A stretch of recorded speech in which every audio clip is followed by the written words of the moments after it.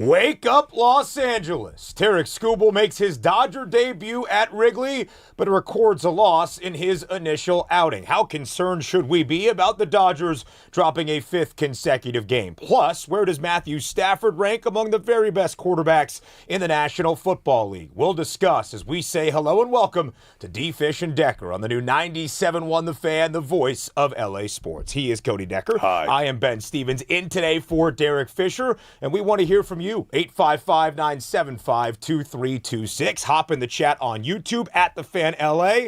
Follow on all the social media channels as well at The Fan LA there too. Cody Decker, what's up? Great to be with you on this Wednesday morning. Great to get going at 6 a.m. here in LA. How was your Tuesday evening taking in Tarek Skubal's debut? Watching Tarek Skubal, great. The rest of the evening, horrible. Thanks for asking. Why was that, Cody? I haven't slept yet. How are you? He has not slept yet, but you see the tea. Piping hot. Oh, yes. Looks like it's Yes, good. yes. How are you feeling overall? Awful. Thank you for asking that, too. You're welcome. A bit of an ear infection, dealing with that. Damn, Everything- Dr. Ben, can everything's this great. man just live? Everything's great. Ear, nose, and throat. Anything I else? sympathize Any with- horrible questions you want to ask me now, Ben? What else you got? You don't have to get a tonsillectomy as I did back in the summer of 2018, do you? We're good, my man. Okay, We're good, baby. Do you have tonsils? I do. I still have tonsils. Oh, I have no tonsils. Oh, yeah. I have two of them. Is it two? Two, I I have believe. two of them. Yeah. Two of them. Mine heavily inflamed from a bout of mononucleosis in college and never quite Oh, recovered. was that the worst thing you dealt with? By far. Oh, dude. Well, have you ever had salmonella?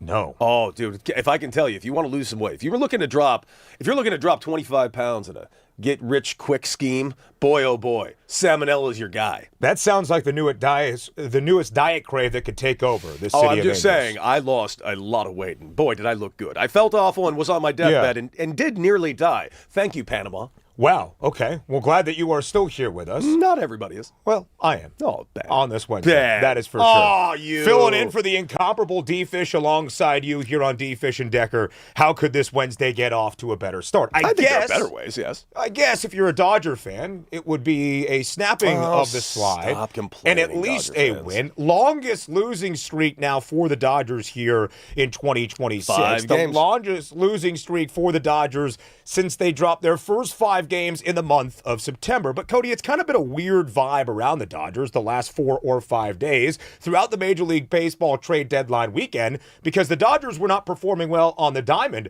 but they were still celebrating with the addition and the blockbuster deal for Tarek Skubal, making his debut in a Dodger uniform yesterday. Looked pretty sharp early. He did. 6 innings, 2 earned, 4 base knocks, and 6 Ks, but did record the L in his Dodger debut. Let's start with Skubal. Yes. What was your main takeaway from his first outing as a Los Angeles Dodger? Solid outing. 6 strikeouts, 6 innings pitched, gave up only 2 earned runs. It should have been 1 earned run.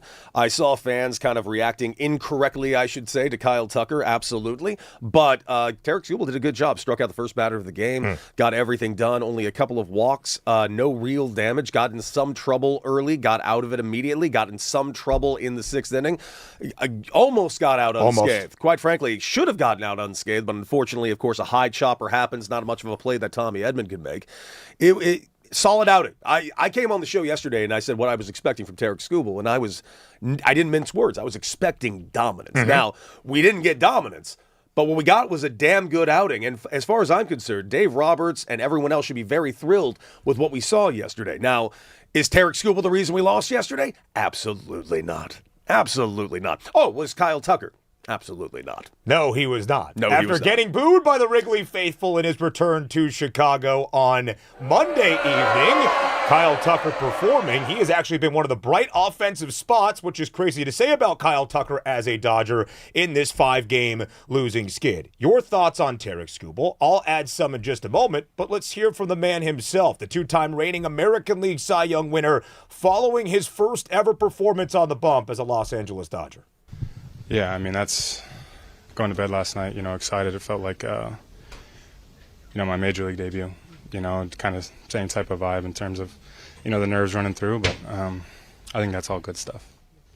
Saying it felt like his Major League Baseball debut once again. You've been in those environments. You have been on those significant stages on the diamond. When you are in a new organization, performing for the first time for a club that has World Series aspirations, which is something, as Tarek Skubal has alluded to, Cody, that he cannot wait to be a part of. How do you think the excitement of last night for Tarik Skubal matched the reality of his Tuesday at Wrigley? I mean, you saw it in the first inning. He gets his first strikeout, and his reaction to Andy Pages' sliding catch. Now, it wasn't like some magnificent catch that he's never seen in his life, but just seeing his reaction to it, he looked like a kid in a candy shop. It seemed like that moment he had this awakening moment in his eyes going, oh, this is what it's like. Not bad. The guy's going to be phenomenal here for the Los Angeles Dodgers, and it's so funny. This team is just a glutton of riches right now because I just saw that Gavin Stone is getting ready to start his rehab assignment. Saw that Bobby Miller's getting ready to start his. We already know about Blake Snell's, and of course this team, who knows when we're going to hear about Bubic, who they just got in a trade as well. Why not adding another all-star there? This team has, in about 2 weeks' time, the Dodgers will have roughly 30 starting pitchers. So it's going to be a really interesting month. They are going to have a plethora of arms on the bump. They are going to need to figure out their best 14 for the month of October. And now with Tarik Skubal, I think that will be a conversation throughout these 4 hours up until 10 p.m. What does the Dodgers staff look like for the remaining part of this regular season for Dave Roberts and company? And of course, what should that pitching rotation look like come the postseason, where the Dodgers will chase being the first National League team in history to win 3 consecutive World Series? Let's talk about that defense for Tarik Skubal early. We saw web gem after web gem. In the opening frame, it was the diving grab from Andy Pages out in center field. It was Mookie Betts making an awesome play at short and a beautiful pick by Freddie Freeman at first. We saw Kyle Tucker getting involved in right field, making an absolute defensive gem as well, which leads us to that 6th inning. It was really where Tarik Skubal started to get in trouble. Dansby Swanson allowed a first pitch home run in the 3rd, a no-doubter that traveled more than 400 feet. But really outside of that, Cody, until the 6th, Skubal on top of the Cubbies, who had very few answers at the plate. In the 6th, he walks Seiya Suzuki. Alex Bregman then takes him to right field. A hard hit ball over the head of Kyle Tucker, racing back near the wall at Wrigley to try to make a play on it, goes over his head. There were some on social media, some Dodger fans, I think, that like to poke fun at Kyle Tucker because of this season, that said Kyle Tucker, as that right fielder, has to make that play. Your reaction? No. That's it. That's Simple. my reaction. Yeah. No. It was a tough-ass play. Now, if he made the play, it would have been a spectacular catch. And keep in mind, this guy, and are we also pretending that Kyle Tucker does not know what the outfield in Wrigley Field is like? Let's be real clear. Nobody on that field knows that outfield quite as good as Kyle Tucker. He'd been playing there the last couple of seasons. On top of that, he's running back directly into the ivy. I don't know if you guys know this, but behind the ivy is solid brick. He is in a full running sprint trying to make a jumping catch against a brick wall. It was a tough play, a well-placed baseball by Mr. Bregman. That being said, yeah, it would have been great to see the catch. How about this? If he made that catch, it would have been more impressive than Andy Pages' catch that he made in the World Series. You know, the one where a bobblehead has been made and it saved the world? True. It's one of the most astonishing catches I've ever seen. I don't need Kyle Tucker, who is now starting to come along offensively, to go headfirst into a brick wall on August 5th. Listen, the Dodgers lost not because of Kyle Tucker, and sure as hell not because of that.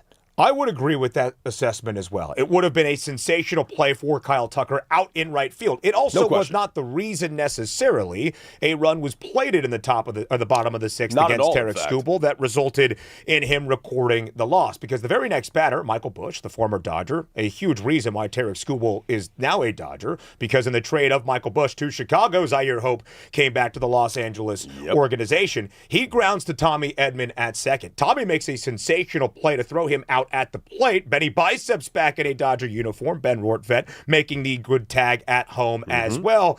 And it was the next batter in Nico Horner who legged out an infield single that ended up scoring Alex Bregman. And keep in mind, that was not like a run-of-the-mill infield single. That was just a ball that bounces off the top of the plate, which gets, it looked like it jumped 30 feet in the air at a very slow rate. There is no play to have. For that to happen for Tommy Edman, it would have had to be the most miraculous quick hands play, and even then, he likely wouldn't have been able to make the play.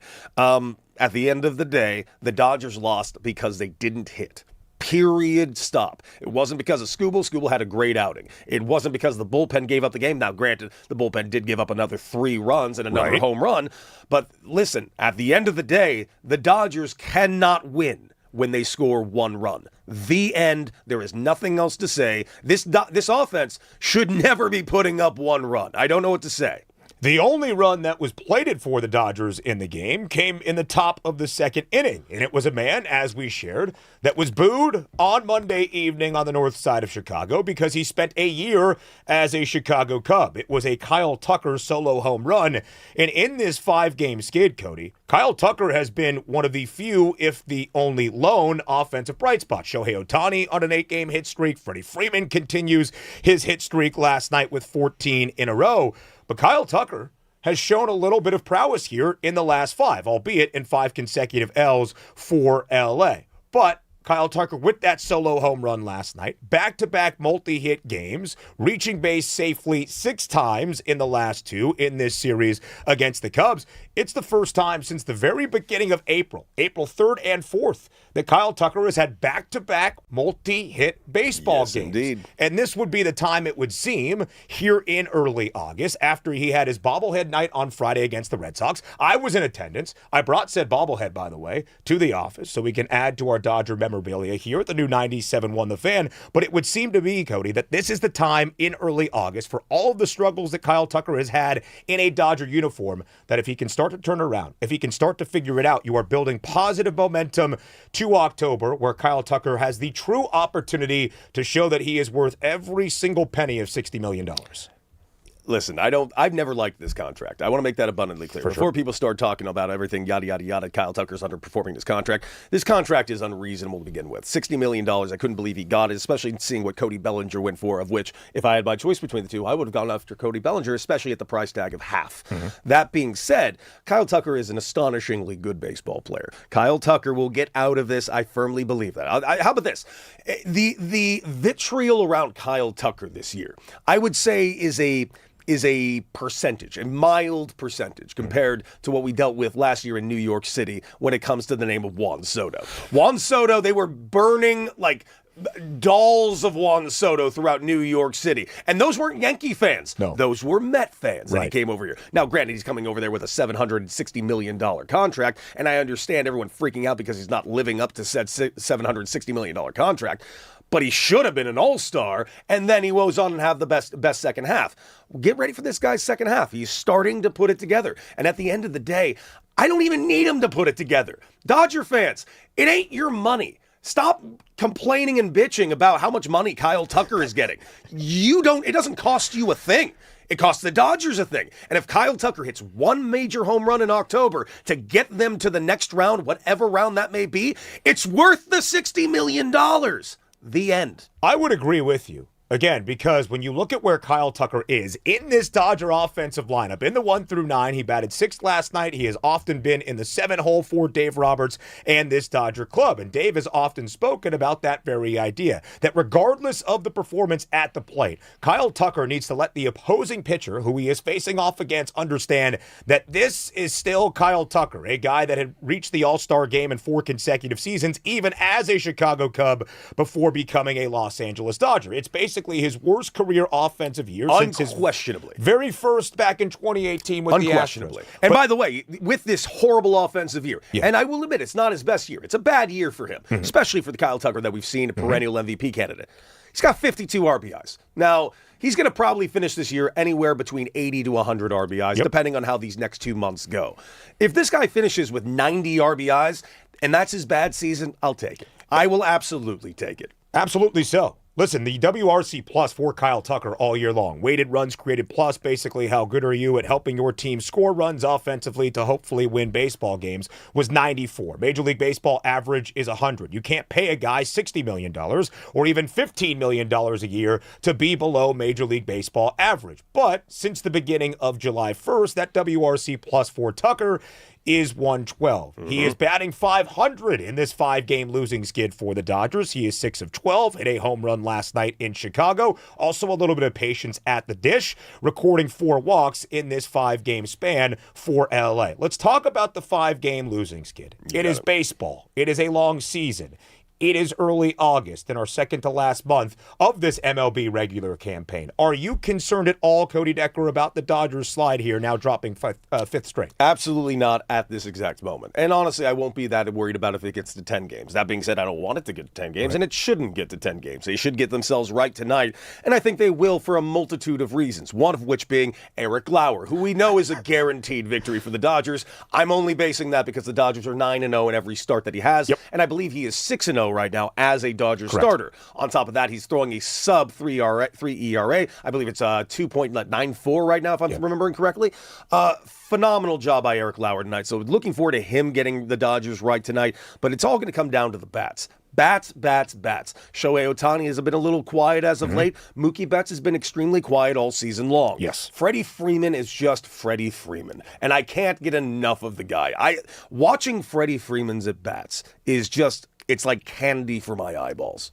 Freddie Freeman on a 14-game hit streak. Freddie Freeman, by the numbers, since the beginning of June, has been one of the best offensive players in baseball. In the 14-game hit streak for Frederick, 26 of 55 at the dish. That is a batting average of .473. He's got multiple ribbies, a couple of extra base hits. And again, Cody, since the start of June, Freddie Freeman's average, .348, the second best in the bigs, only behind the guy that is already running away with the American League MVP hardware in Yordan Alvarez. That is what Freddie Freeman has presented. And we will talk a little bit later in this show between two stars in baseball, Shohei Ohtani versus Pete Crow Armstrong, who did have an RBI yesterday for the Cubbies in the seventh, but was K'd by Tarek Skubal in his very first facing of an opponent in a Dodger uniform about the National League MVP race. Shohei has been on a tear here in late July since the beginning of the series against the Mariners, and now even in early August. 8-game hit streak for Shohei Ohtani, also batting .500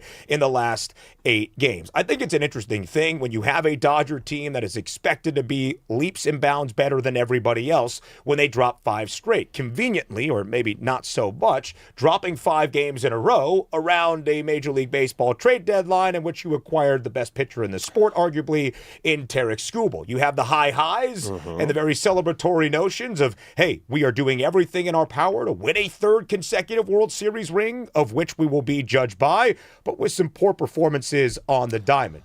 I honestly think we all need to take some real perspective here. Now, the Dodgers lost 5 in a row, and in that time, they've only lost ground to the Brewers a half game. So the Brewers are currently up on the Dodgers, one full game now because they've played 2 more games, and it's 70 and 43, where the Dodgers are 69 and 45.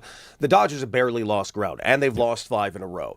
At the end of the day, the Dodgers are decently ahead of the Braves, who are only 1 game behind them, but the Dodgers just need to secure themselves that bye. The end. I don't care about home field advantage even a little. And also with the Tarek Skubal trade, I do think that this 5-game losing streak coinciding all around this trade deadline is very connected. The Dodgers were very distracted through this entire time. Hell, Dave Roberts was even moderately distracted because every question Dave Roberts has had to fill for the last week and a half has not been about his Dodgers, has not been about their performance. It's been entirely about the trade deadline and how the Dodgers are ruining baseball. Right. But Dodger fans panicking right now is the stupidest thing I could possibly think of. They have the best record in baseball all season long. They're 1 game behind the only team in baseball with 70 wins. The Dodgers are going to be just fine. The longest losing skid the Los Angeles Dodgers have seen all year, but it's only 5 games. They also dropped their first 5 games in the month of September a season ago, and they still won a World Series. A half-game advantage is what the Dodgers have on the Atlanta Braves for what would be the 2 spot in the National League playoff picture, maintaining that opening round bye and not having to, like last year, play in the wild card series. We have a poll out there at the Fan LA on YouTube. We want you to weigh in the chat. Were you pleased with Tarek Skubal's performance, his debut in a Dodger uniform? I voted for yes, it was solid. It was I would very assume solid. Cody Decker did the same. I can't imagine anyone saying it wasn't solid. Now, it wasn't a dominant performance, but it was a very good performance. 6 innings, getting through the 3rd time in the lineup. Anytime you see a lineup 3 times, it is a good performance. I don't know what to say. And only giving up 2 runs, 6 strikeouts, 2 walks. Now, is it his greatest strikeout to walk ratio he's ever had? No, but I can't stress this enough. Who cares? They gave up 2 runs. That's enough for the Dodgers to win. That is a quality start in a stadium he's never pitched in and a brand new team where all the expectations are through the roof. The fact that he went out there and had a good game at all, I think is phenomenal. What's up, Raj? Solid game, yes. Solid game. Quality start, yeah. But I'm thinking mofos around here, we wanted dominant start. And with these bad news bear hitting Dodgers the way they've been going, 2 runs might not get it, fam. Y'all gonna have, you're gonna have to give up less than that for these guys to win. Only 1 run last night. It was Kyle Tucker.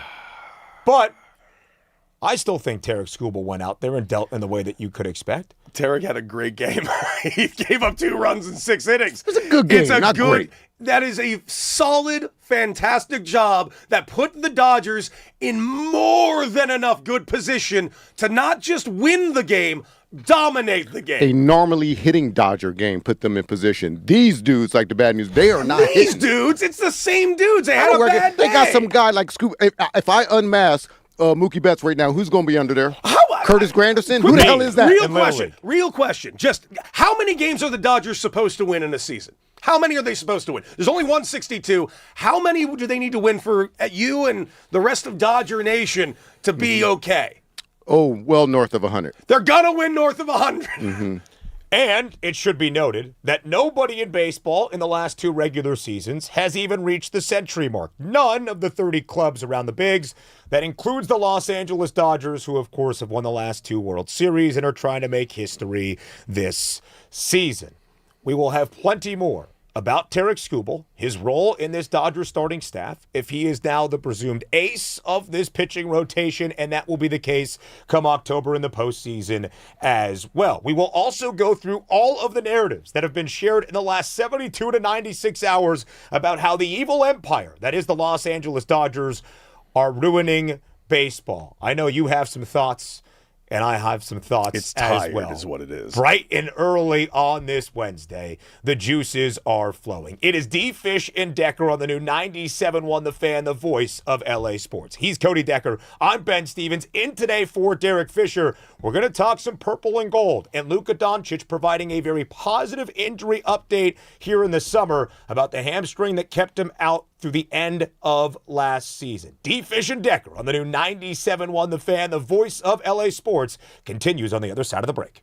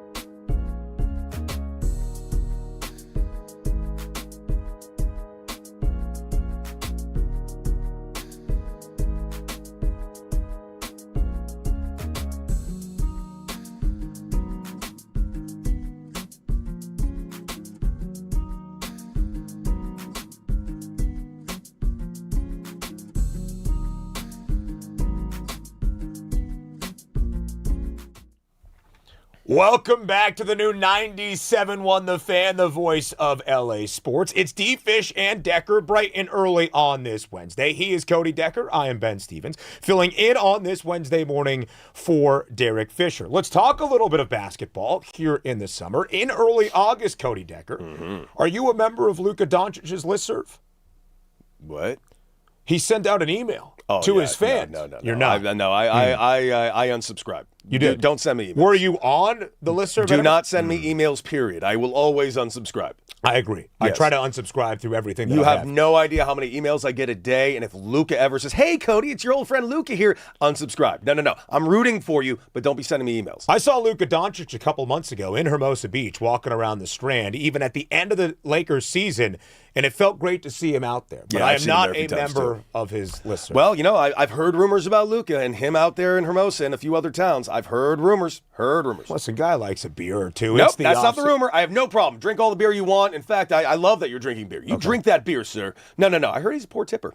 That's the rumor going around town, man. It's the European way. I got that, but you can't know? be the face of the purple and gold and be a bad tipper in L.A., my guy. We'll get it working. Somebody drop a line on him. Here's the thing. Maybe he was too busy rehabbing the hamstring injury as he suffered the grade 2 hamstring We were all strain. upset. Tip more. Right.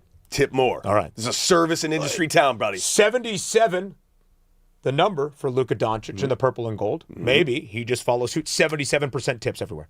Tip $77. $77. $20. That's a pretty good standard rate. Just do it. Yeah. $77. Okay, I like that. Everyone's going to notice that. I'm like, you see that? Luka getting 77. Oh, my God. Do it. The next email on the Luka Doncic listserv to all of his fans will be his tipping policy. That's right. The one he sent out earlier this week was that his hamstring, after suffering that grade 2 strain that ended his season in the very first game of April against the Oklahoma City Thunder, is now 100% healthy, which is a very, very good thing. Doesn't leave a lot of wiggle room then. No, but that's good. You want it to be 100% healthy here on August 5th. Do you believe him? Yes, Okay. I do. Okay. I believe it. Because hamstrings are a very trifling thing. I know. You must let it recover. There is very little that you can do in terms of PT and rehab to get that thing back to full strength. Well, you can fly to Spain and get injections. You can. He did that. He did. Didn't do anything. Yeah, unfortunate. Well, but now, well, he did. with some time off, eating at local establishments. We will see. Tipping, saving as much money as he can while doing it, apparently. Yeah. Allegedly. I want to say allegedly. Allegedly. Just want him to learn. Right. That's all. This is a service town. Service time, man. I think you're bringing up all the right things. It's- Luka listen. Doncic is still a very new Laker. New Laker. Hey, buddy. Just somebody drop him a line. Be like, hey, throw a little bit more in there. But the face of the franchise. Absolutely Who this is. offseason, of course, was priority number 1 to build around Luka Doncic. Summer of 26, baby. Sold it to us for years, baby. They sold it to Luka Doncic as well. did they To ever. get him to be here. In the summer of 26. I think Bryan Adams will write that song. Yeah. Is that how the song went? Summer of 69. Oh, yeah, well, that's the worst song. I don't want to hear that. Okay. Well, No, summer what's of up? 26 was a big summer for the Los Angeles Yes, Lakers. it was. A huge offseason for the Los Angeles Lakers. Sold to Luka Doncic as the time he would be the cornerstone and building block of the purple and gold, and they would build around him. They do so in bringing back Austin Reeves with a Yes. large contract extension. They do so in adding Walker Kessler from the Utah Jazz as well, and some other very fine pieces. Cody- Colin Sexton, Manu, you just Grimes. The names just kept flowing and flowing and flowing for 3 straight days. Yes, they did. Quentin Grimes, Sandro Mamukelashvili. Look, you were so brave for saying the full name. I've watched a lot of Big East basketball in my day. What a man. And what he did what at a, Seton what Hall. a pro. Mamukelashvili. No, I'm talking about you saying that out loud, not him. Well, also a pro, too, and a very good shooter of the basketball as a front court member. Man, I love So that. let me ask you, as it was sold to Luka Doncic and his representation, how critical this summer of 2026 was going to be, entering 2026-27, and the following year of which Luka Doncic is under contract, but beyond that, his future in Los Angeles will be determined, of course, by the success the Lakers have on the court. Were you a fan of the strategy, building around Luka now with a 100% healthy hamstring? Yes, but I have bated breath. At the end of the day, it doesn't really matter. Did they build this team around him that I'm really excited to see? Even D. Fish has said, I gave him the option. I'm like, what would you rather coach? If you were coaching the Lakers right now, you were J.J. Redick, would you like to coach last year's LeBron team or this team? And he kind of paused and he's like, this team. And I think JJ's going to have a better time coaching this team as well. A lot more options, a lot more scheming that he can do. It's going to be a very fun team to watch. And I'm very excited to watch this team. Make no mistake. The problem is, are they better than Oklahoma City? Are they better than San Antonio? Right. The answer is a resounding no. I'm not positive they're better than the Rockets. I'm not positive they're better than the Denver Nuggets. And that, of course, is mainly because of one name, but that is the problem. Yeah. They are in the West, and the West is a juggernaut, which is amazing because now the East seemingly just became more juggernaut-like out of nowhere. Yeah, but it's a really good point as well because everybody is going to talk about the Philadelphia 76ers this offseason. The blockbuster deal for Jaylen Brown, the addition of LeBron James entering year 24, but still for the Lakers, it is staring up at the mountaintop that is the Western Conference and seeing the San Antonio Spurs, who won this conference last season, who were the favorites entering an NBA Finals against the New York Knicks, and the team the Spurs beat in 7 games, the Oklahoma City Thunder, who everybody believed was starting a dynasty, and maybe with a fully healthy J-Dub, Jalen Williams, that would have been the case for OKC, which is a very difficult thing for the Lakers in terms of climbing that mountain to reach the pinnacle. They're not there yet.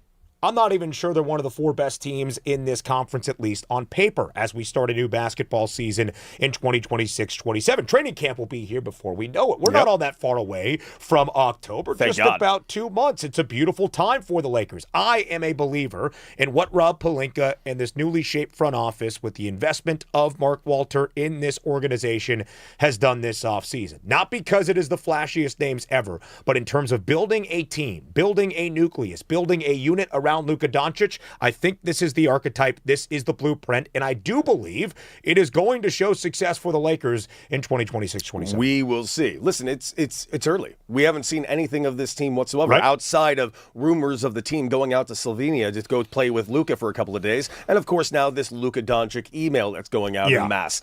At the end of the day, we truly do not know. It is August 5th. I have no idea what this team's going to look like. I have no idea how this team is going to gel. Yeah. Do I expect them to do all of the above? Absolutely, I do.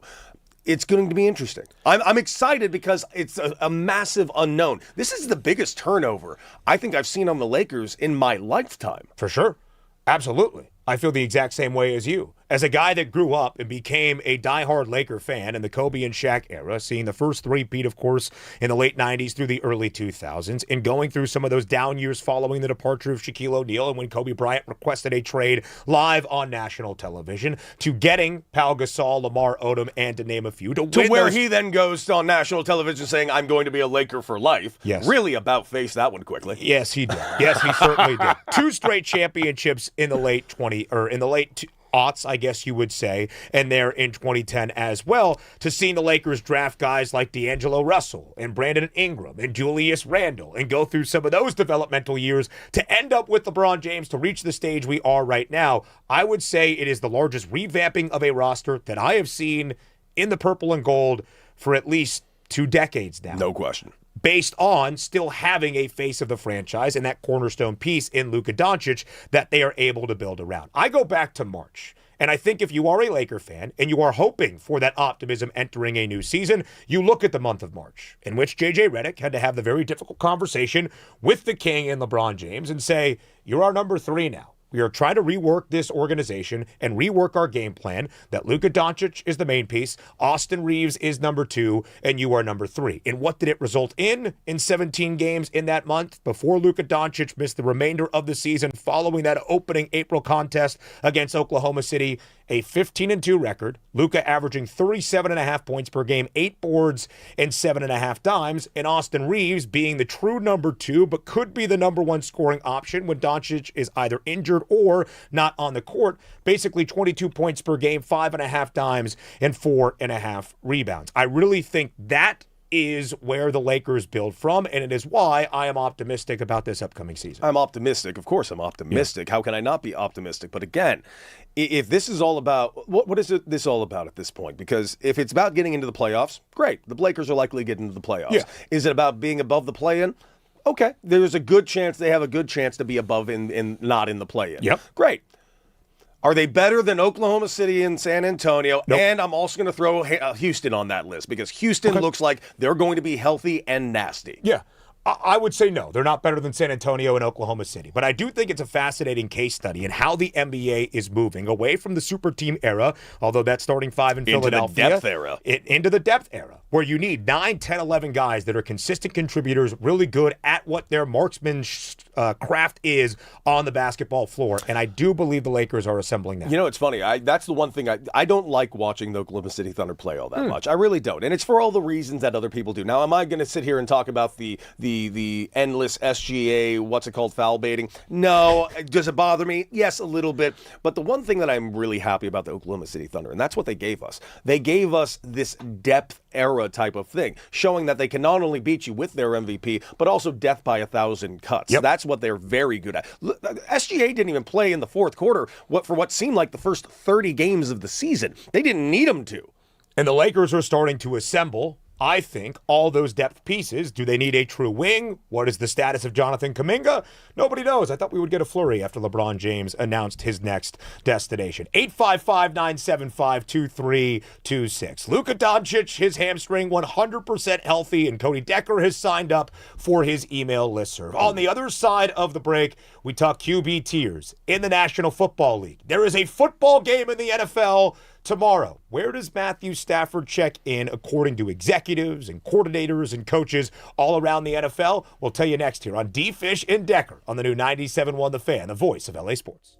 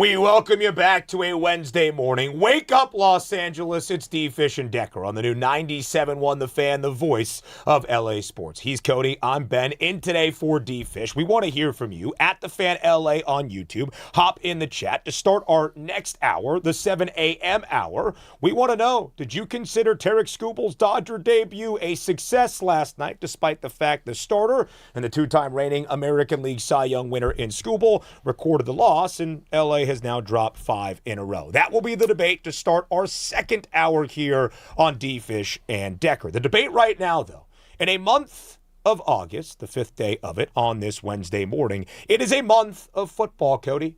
Football games will be contested this month, including the Hall of Fame game in the National Football League tomorrow under the enshrinements in Canton between the Cardinals and the Panthers. Are you going to be watching the Hall of Fame game live from Canton, Ohio? Dude, I'm so glad you asked me that. No, because I could do anything else in the world. Cody. Preseason football is the most useless waste of your time that could possibly exist. And you know that. That's the worst part, Ben. I do know that. You do know this for a fact. This is a worthless exercise in futility, and you know it. But I do not agree with it, because football is football, and football being there is better than no football being there. Slow down. Football is not football, and you definitely know that. We have seen horrible football over the years. Hell, I would even say that the last Super Bowl was barely football.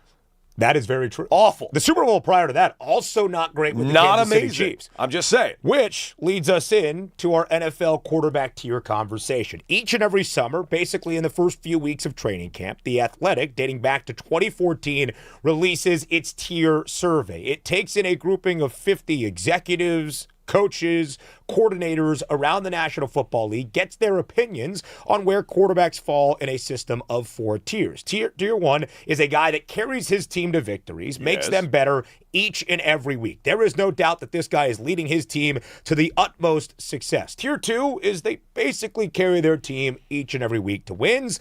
Tier 3 kind of needs a good supporting cast or a good defense to help them be successful.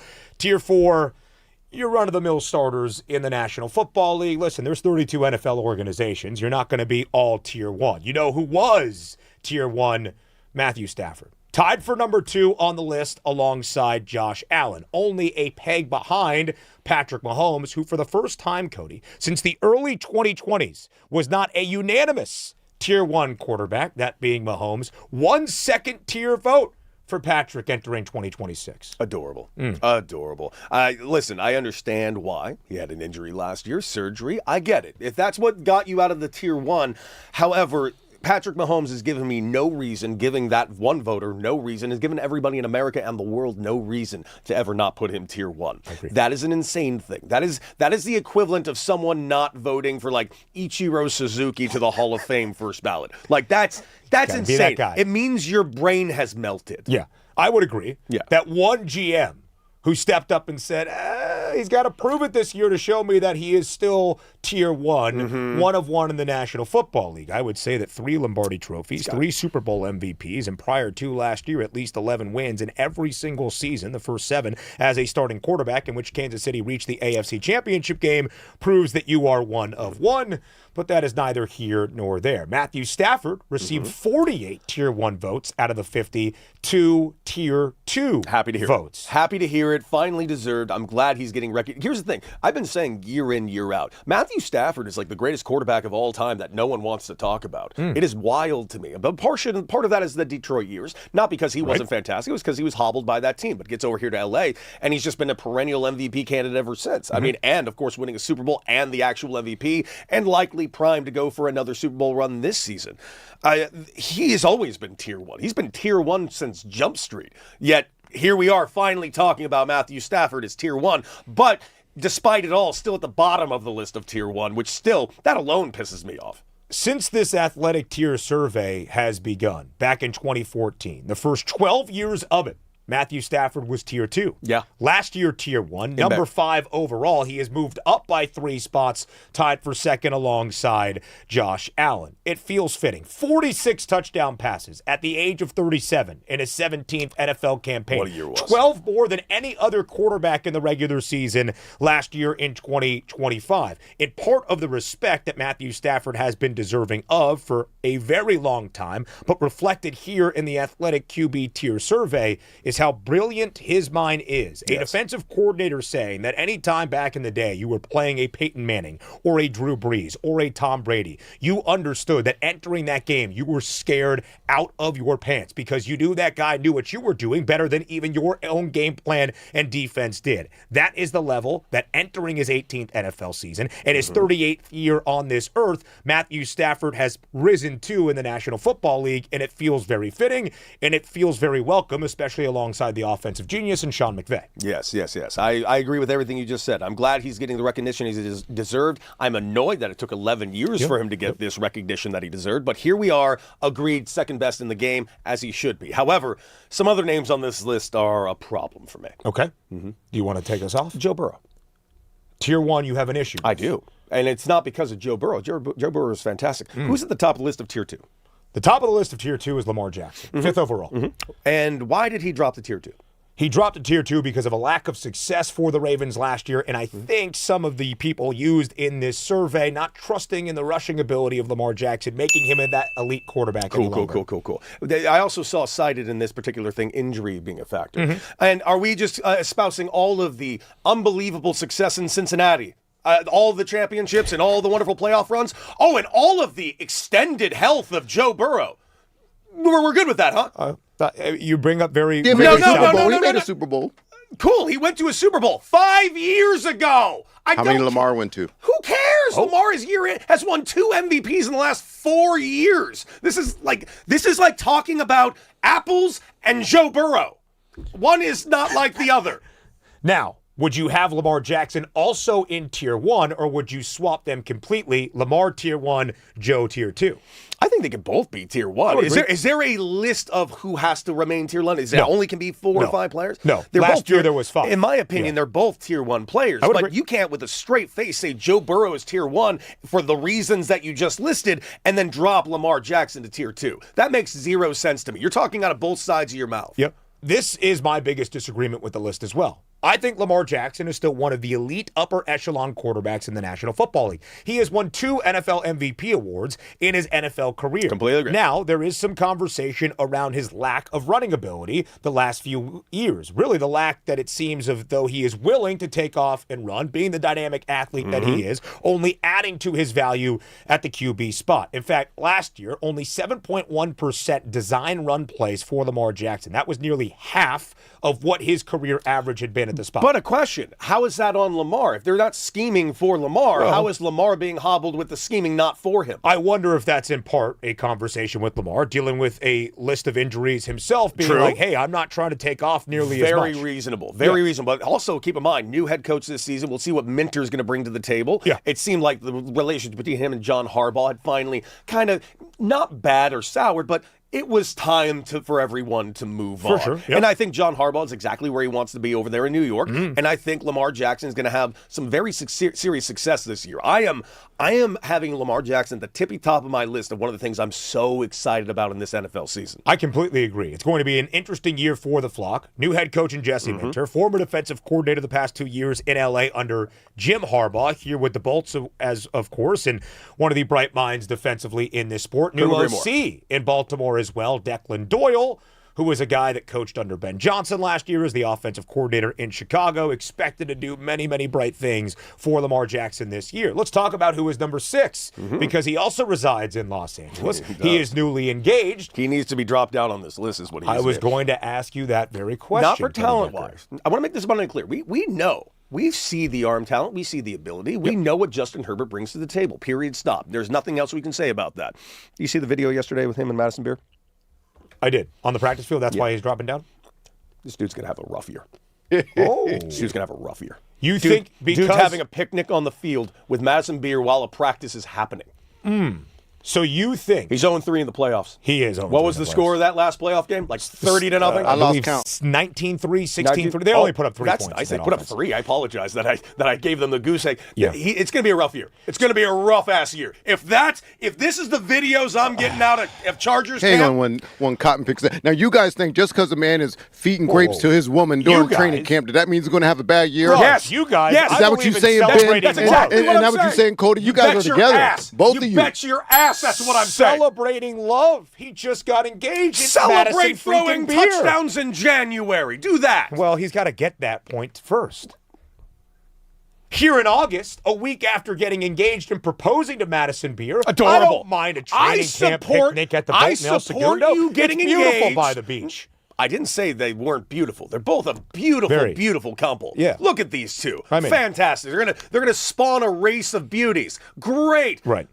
When in January, stop having a picnic on the field while people are practicing. So in Cody Decker's critique of Justin Herbert and why he should not be near the top of Tier 2 in the Athletic Quarterback NFL survey Choose your and why spots. he should be moving down from 6 He's Tier 4. is 1, don't have picnics with your newly engaged fiance on the turf while your team is practicing. Can I get some And grapes 2, so I can feed Ben for the rest of the show? We so we can't can do see that. how professional this looks? No.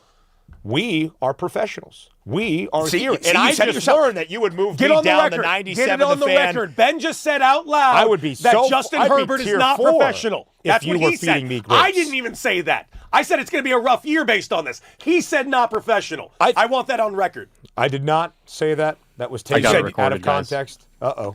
It was recorded. All right, Justin Herbert. Send that to the Chargers. I also don't think, by the way, that Justin Herbert should be number 6 on this list. I don't think so Because either. you cannot be 0-3 in the postseason. And some might argue, come on, guys. Last year they only put up 3 points. He was sacked 6 times because Rashawn Slater wasn't healthy and Joe Alt wasn't out there. I'm not saying there weren't other issues.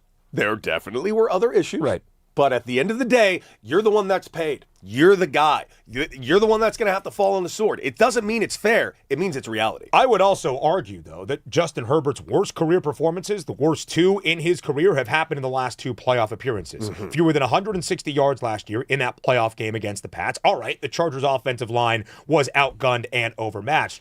But I go back to 2024 when the Chargers were a favorite in Houston against the lowly Texans, and he threw more interceptions in one game, Cody, than in the entirety of the regular And you know season. what's amazing? You just cited 2 playoff games that were absolutely atrocious. That's not even the first playoff game I think about when I think of the Chargers and I think of Justin Herbert. 27-point disaster. I am not going to blame Justin Herbert for Staley not doing anything properly Right. on the defense, but that's the game I think about. Right. If you want to get to tier number 1 of Cody Decker's QB tiers in the National Football League, no picnics at practice, no grapes in the mouth of your significant other, even if you just proposed and are probably very happy. There's a in your time and love life. place, Ben. There's Yeah. a time and place. I agree. Our time and place as we start our second hour. We'll be diving deep into the Dodger debut of Tarek Skubal last night in Chicago. It's up next on D-Fish and Decker.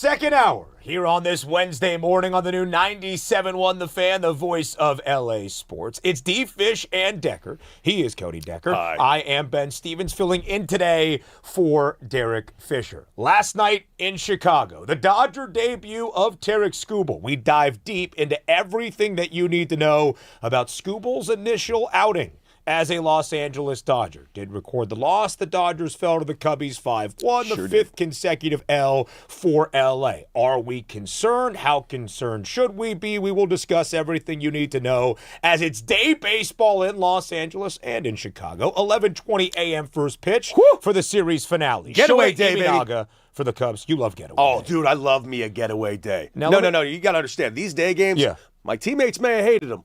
They were wrong. Getaway days like this were the best. You strike me as a morning person. Well, I mean, that's a newer thing. Right. Yeah, no. When you're a pro baseball player, you're a night person. You're a night person No matter always. what. Yeah. Like, I got up every day as a professional human being, and I got to the field usually pretty early, around noon. Right. But I would leave the stadium every night by, at earliest, 11 p.m., maybe midnight. And then, of course, after the game, I would go get dinner somewhere. So I wasn't home till like 1 or 2 a.m., almost after every baseball game. What would you do following a day baseball game? Would you go out? Would you get lunch? Would you get an early dinner? Or are you guys hitting the buses to the planes and right away? It depends. It also depends. It depends on where we're at. Are we on the road? Do we have a travel day? Are we planning to have a travel day on our off day? Yeah. Are we just trying to get back to the city? Fair. Like every once in a while, we'd have a quote-unquote getaway day where we didn't need to get away. It was another team that needed to get away. Ooh. So when another team needed to get away and we had another home game coming our way, I had a whole afternoon. And when you're a professional baseball player and you have a whole afternoon, we play every single day. In the minor leagues, especially in the minor leagues, you're getting like 1 day off a month. Dude, I loved it. Was at the movies. I would see like 3 movies at a time. I would go get a dinner at a great restaurant at a reasonable hour. Oh, dude, it was the best. The Dodgers do have a scheduled travel day tomorrow. On Thursday, they will fly to downtown Phoenix, where they will see the Diamondbacks this weekend, their divisional foe. Arizona, the first team to sweep the Dodgers this year. The Dodgers have already lost this series against the Cubs. They can avoid their second consecutive sweep against the Cubbies today on this series finale Wednesday. It's just their 8th series defeat of the entirety of the 2026 campaign. Astonishing. And by the way, that's the other reason why I want Dodger fans to kind of mitigate their expectations a little bit. I heard Raj at the beginning of the show, listen, there are concerns, make no mistake, but on paper, this is arguably not just the greatest pitching staff ever assembled in the history of Major League Baseball, it's the greatest team ever assembled in the history of Major League Baseball. And I firmly believe they're going to be just fine. Now, 5 games in a row is a problem, but there's been distractions, man. I'm sorry. If you guys did not notice the outrageous distractions around this trade deadline and the narratives all around it. Everyone has painted the Dodgers with the most ridiculous narratives ever, which we will get to a little bit later. But I can't stress this enough. The Dodgers have had all eyeballs on them for all the wrong reasons, and it has pissed me off. In our next segment, we will discuss all of those narratives around the evil empire, the behemoth that is the Los Angeles Dodgers. We'll talk about the validity of some of those statements and maybe the debunk, lack thereof. Yes, and debunk a few of those statements for where they have flaws. But you mentioned maybe the greatest pitching staff the sport of baseball, 1 through 4, 1 through 5, 1 through 6 has ever seen. 1 through 10. 1 through 14 even by the time we get to October. Blake Snell, rehabbing. Bobby Miller, rehabbing. Gavin Stone, rehabbing. 2 of those guys are going to end up in Oklahoma City. That is rough. It was not the greatest day for the Dodger pitching staff yesterday, especially in the back end of that bullpen. We'll discuss as we break down Tarik Skubal's Dodger debut, the new ace of the staff here in Los Angeles. And Cody, as Dodger fans were waiting with anticipation to see Skubal take the bump in Dodger blue, they got a beautiful picture of Skubal's ability right away, as he did strike out the very first batter he faced as a Dodger in Pete Crow Armstrong. 2-2. And a strikeout. Sinker at 99 to get Crow Armstrong.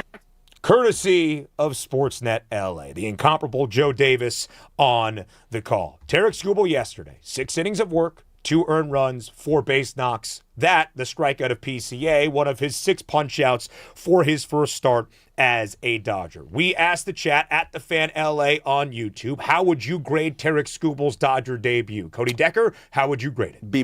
Very good, solid outing, especially with all the noise around it, all the eyeballs on it, and all the fake-ass controversy around it. I can't stress this enough. I thought he did a phenomenal job. 6 innings pitched, 2 earned runs, one of which was barely an earned run.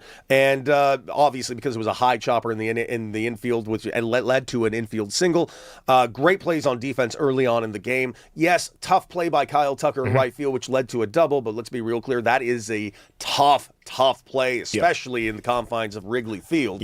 And Kyle Tucker actually starting to put it together a little bit offensively, which is putting a smile on my face.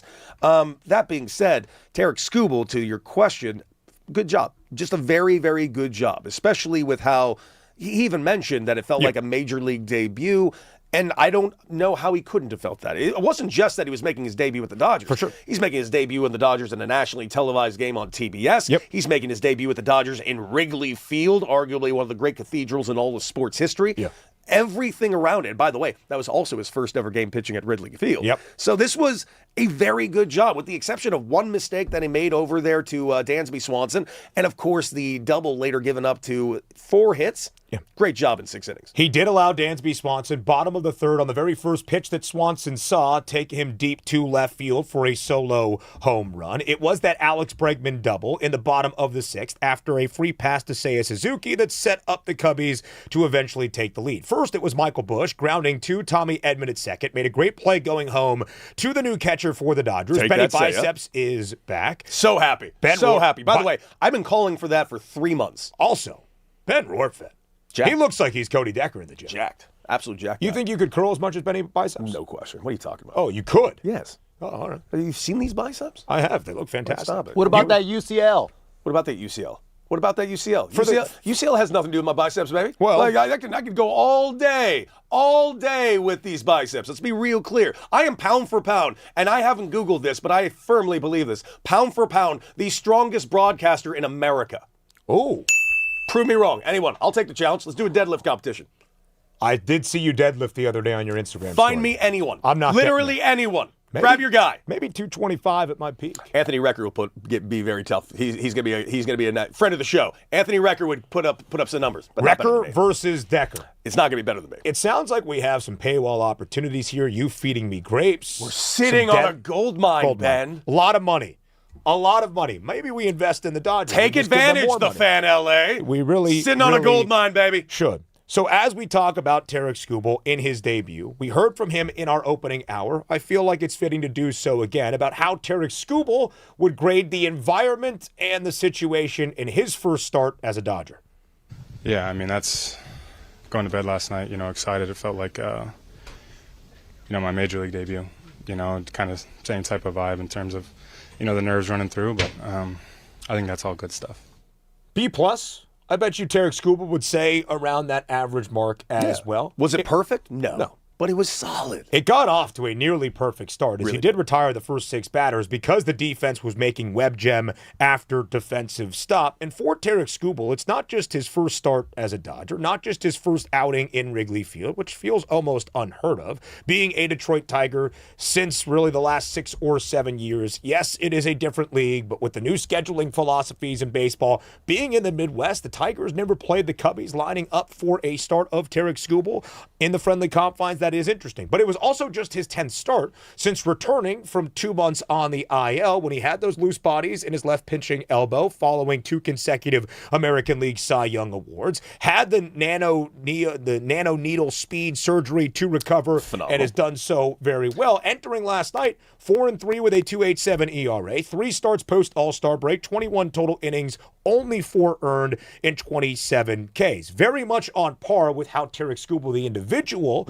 had been performing prior to becoming a Dodger with what we saw last night. The issue being the Dodgers only scored 1 run. Only scored 1 run. If we're going to go deeper into Skubal's stats, let's just look at it very simply this way. His StatCast summary is very, very impressive. He only gave up 2 hard contacts in the game. 6 innings pitched, 30% whiff rate, 13 swings and misses on 43 swings. Not to mention, the average exit velo off of him yesterday was a putrid 78.8 miles per hour. Yeah. He had them kind of tied into circles. He did a great job. I think you could really argue the only 2 hard-hit balls was the home run for Dansby Swanson to lead off Which the was third. a hard-hit ball. 401 feet ball was out crushed. to left at Wrigley, and the double from Alex Bregman over the head of Kyle Tucker in the bottom of the 6th. Again, a lot of people on social media, because of the season that Kyle Tucker has had, I think pointed at that play and said, if you are a professional right fielder, you need to go out there and make a play. It would have been very difficult. They are called the friendly confines, that being Wrigley Field.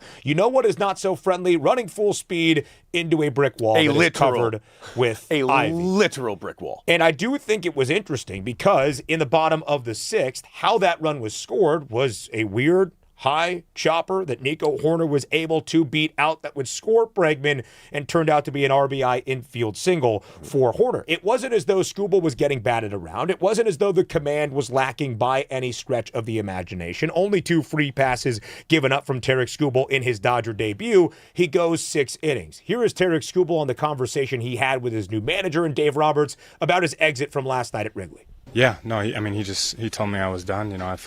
I felt good though, just kind of expressed that to him, but I'm going to trust him in those decisions and where he wants to go. He's the manager for a reason, so I'm always going to, support whatever he thinks is best. But, I think he was, just words of encouragement about the outing, obviously, but, I'm always going to trust where he goes.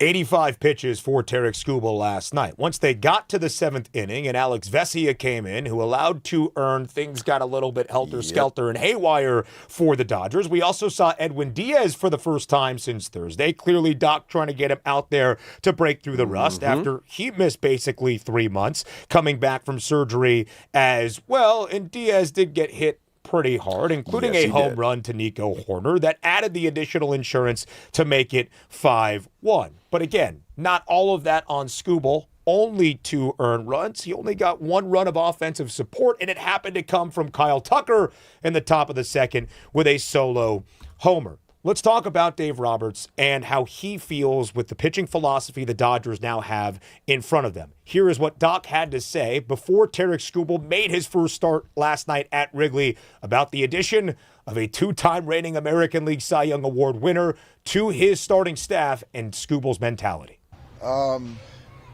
Intensity, compete, just kind of seeing how our guys sort of respond behind him. This is his first time pitching here at Wrigley Field. The energy here is incredible. Last night was great. Tonight's going to be even better. So I think for me, it's just, and I think, speaking for Tarik, he just wants to get this first one out of the way. And that he absolutely did. Yes. Again, 2 earned last night. The ERA all year long for Skubal is now just 2.81. Great comment over here in the chat by Dom. He wants to know how much of a difference did the brand new catcher make? And of course, that brand new catcher is a brand new old catcher that the Dodgers have had at 3 different locations. This was the 3rd time the Dodgers have traded for Ben Rortvedt in the calendar year.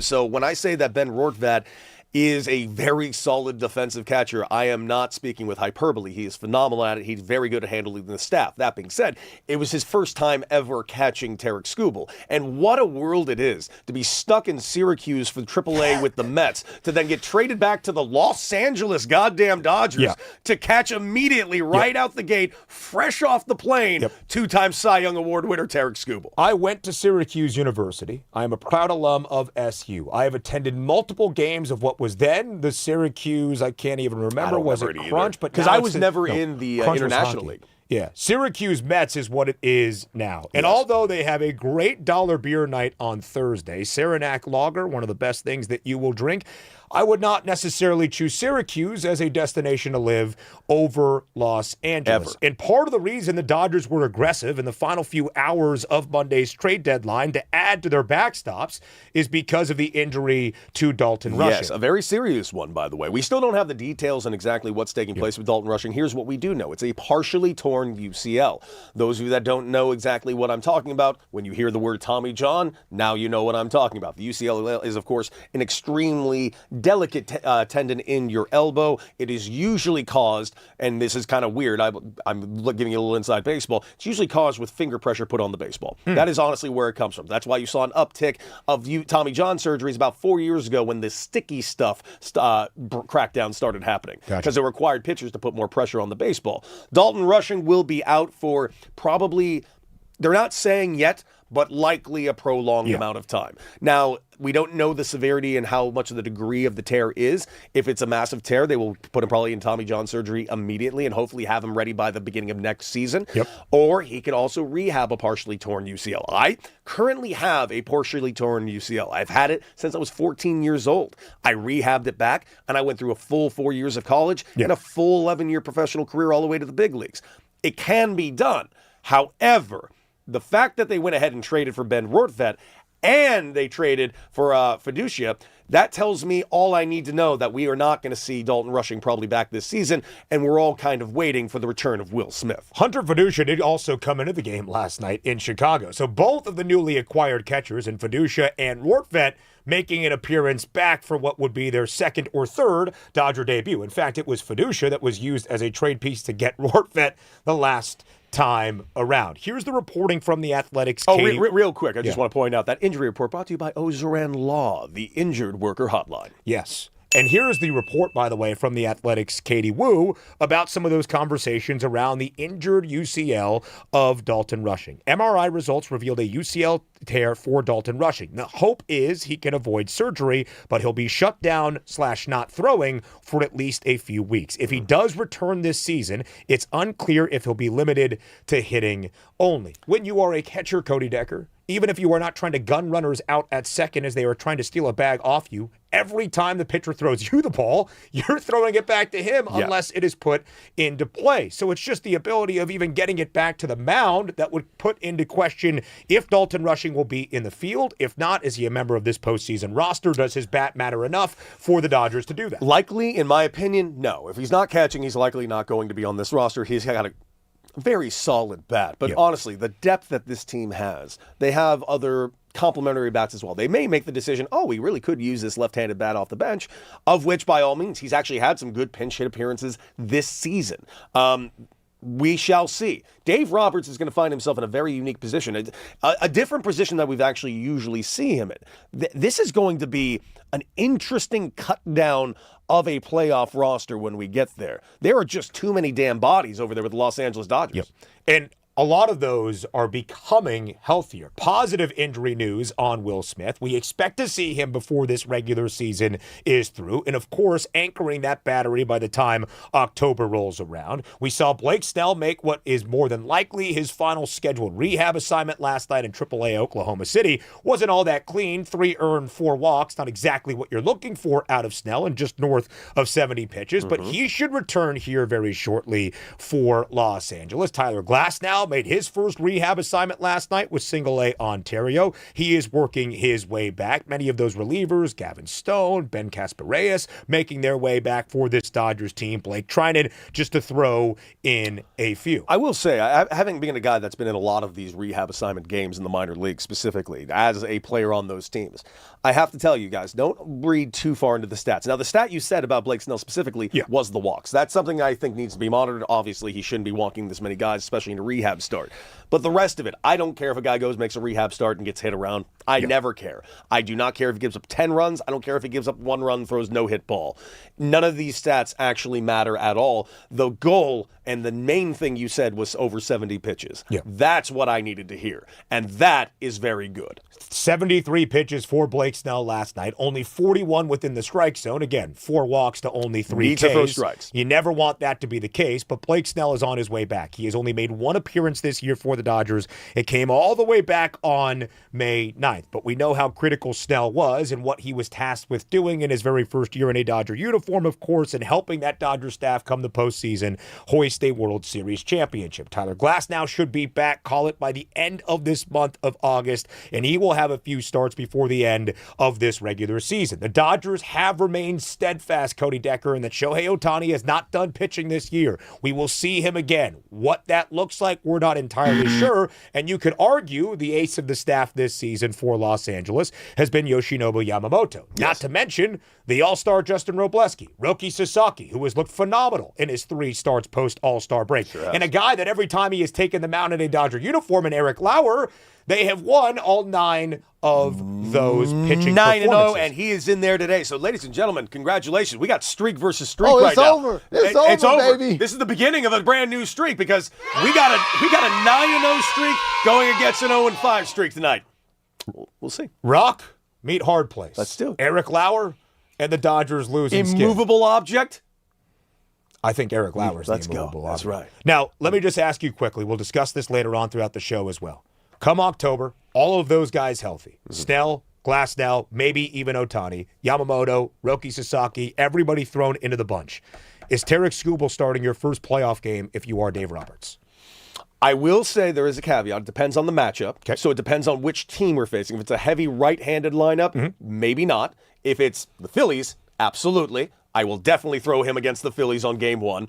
But if it's another team like the Atlanta Braves, maybe I would consider Yamamoto. If it's the San Diego Padres, I might also consider Yamamoto. By the way, there is no wrong answer to this. I would agree. I also don't think Roki Sasaki will be starting in the playoffs. Roki Sasaki will be relegated back to the bullpen the way he was last season when he threw a 0.89 ERA with 3 saves in October. Yeah. We've already seen that he can do it, and way he's pitching right now, I'm really excited to see him do it at some point. It's just unfortunate that he plays for the Los Angeles Dodgers for him because he should be starting in the playoffs at this point. And you have a guy in Yamamoto who has been the ace of the staff all season long. You have Blake Snell in those high leverage spots. Tyler Glasnow last year getting that taste of postseason experience for Los Angeles. And even if they work Shohei back and give him an inning or 2 here and there and he can go out and shove for 18 pitches, that's better than not. Well, let's also be real clear. We've also seen Shohei Ohtani pitch out of the pen himself in the WBC. Right. He closed out that final game against Mike Trout. One of the most electric at-bats I've ever seen in my life. It is this plethora of talent. It is this embarrassment of riches that has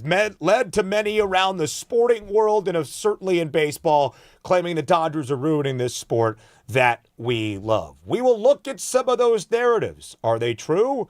Are they false? We'll find those spots to debunk some of these myths around MLB on the other side of the break. Here on the new 97.1 The Fan, the voice of LA Sports.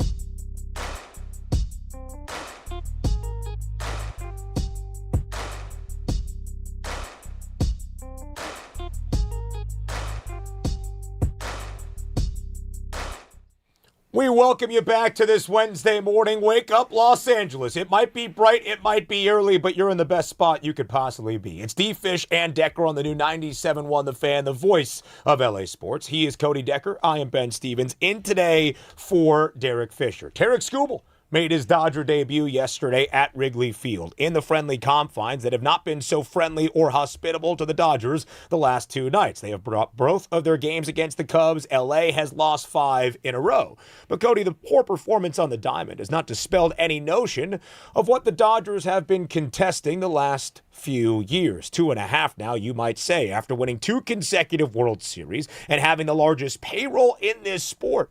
Many are looking at the Dodgers and saying, especially after the addition of Tarek Skubal late on Saturday night, this team is breaking baseball. This team is ruining the sport that we love, that we call America's pastime. The Dodgers are the worst thing that could happen to Major League Baseball. It's because of the Dodgers there is going to be a lockout this winter, and we might not play 2027 in the sport. So now it is time for us to put some of those narratives, to put some of those statements to test. Do we agree? Do we disagree? Where can we poke fault in some of these arguments? Let's start with one of the narratives that has been floating, and I think it's one of those that when you dive deep into the weeds around Major League Baseball, many are latching on to. Quote, the Dodgers are the only team that can do this because of ownership wealth, revenue, and a TV deal in the $66 million tax break per year that they get on their television rights because of their former agreement from the bankruptcy settlement for the Dodgers now nearly a decade and a half ago. Oh, and by the way, yeah, they're paying Shohei Ohtani $700 million, but that's all deferred for many years down the line, which is the case for many of the salaries on that payroll. Do you think there is validity in the fact that because the Dodgers have a sweet TV deal and a tax break, that's why they can go out and get Tarek Skubal? So those of you that think because the Dodgers get a quote-unquote an extra $66 million out of a TV deal, what else can I sell you? If you guys think that the Dodgers, who are currently worth $7.8 billion, and by the way, that is a very conservative estimate, considering the fact that this very ownership group with Mark Walters just bought the Lakers for $10 billion, I would assume that the Dodgers' actual valuation is slightly higher than $7.8 billion. You would say. That being said, does anyone know what $7.8 billion is? I can't stress this enough. $66 million would be the equivalent of me finding a $3 in my pocket. Yes. I can't stress enough to you that $66 million has nothing to do with it. In fact, I'll bring you a quick little breakdown on exactly how this actually is shaken out. To put it as simple as possible, in the case of the MLB versus McCourt, the league did include that the expected, and it was expected that their TV deal was going to be worth $3 billion at the time.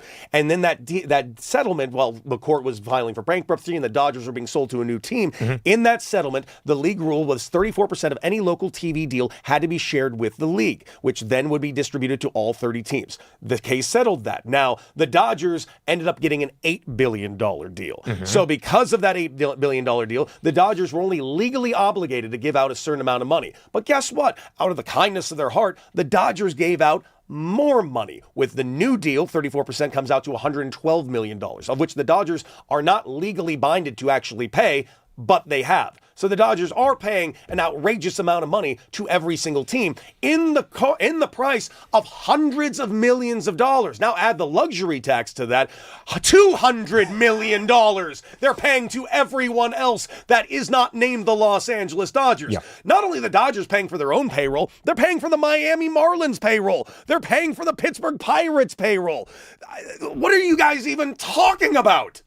Also, $66 million per year barely covers Kyle Tucker's annual salary. I know. It had nothing to do with the blockbuster deal for Tarek Skubal. And it should, of course, be noted, as many have pointed out, this was not a signing. This was not a free agency offering where the Dodgers outbid the next biggest spender by $10 to $15 million per year. This was a deal, a trade made at the deadline. But there are some, Cody, that have pushed back against that very idea. Basically saying that other teams around the sport, even with better farm systems than that of these Los Angeles Dodgers, like the Brewers or the Rays, who are the best team in the American League, who have a very top 5 good Major League Baseball minor league system, cannot go and invest in a rental of Tarek Skubal, giving up some of their best prospects in the sport, because that is the lifeblood of those organizations. The Dodgers can go get Tarek Skubal for a rental, even if it's only a guaranteed 2 months, and he walks to some other MLB organization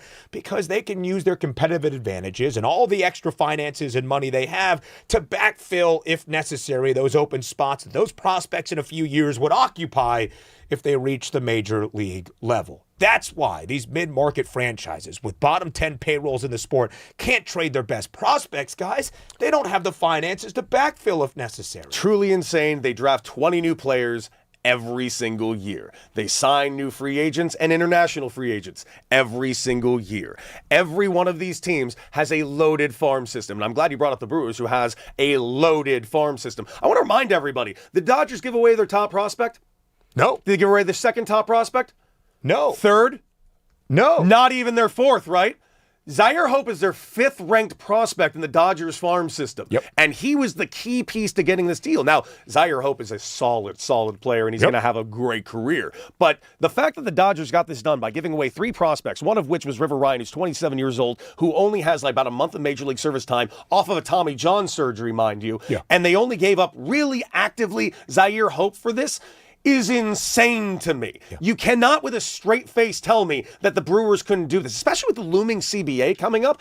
There is almost no excuse to not go all in right now. Right. The Brewers were swept by the Los Angeles Dodgers last year in the playoffs. Like you let, if anything else, and I mean this, if anything else, you should have gotten Tarek Skubal to just keep him from the Dodgers. Or you should have put in an actual legitimate offer to drive the Dodgers price up. This is insane to me that this is even a conversation. It is a really good point, Cody Decker, because the Dodgers did not trade away any of their 3 best prospects. They did not need to use what the Milwaukee Brewers have, the best prospect in baseball right now, in Jesus Madej. They did not need to offer up a guy like Logan Henderson, but they could have, who was under club control and has that pitching experience in the bigs that the Tigers clearly desired in either an Emmett Sheehan or ultimately River Ryan.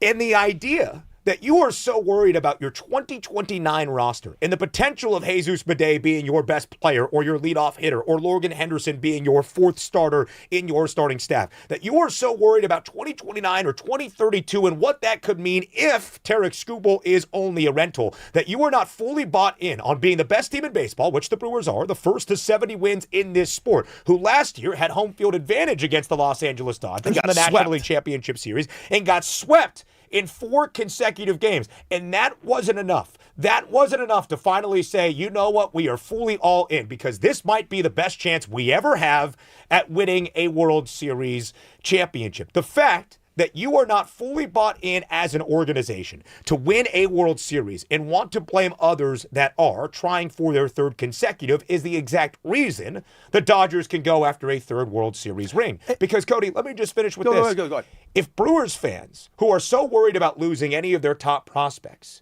had a World Series in 2026 to celebrate, they would not give a damn about the next 10 to 15 years, because everybody would have that one memorable moment that might last their lifetime, that they could share with their family and best friends in the state of Wisconsin, that the Milwaukee Brewers, for the first time in franchise history, were a World Series champion. First time in franchise history. That's the key to this whole thing.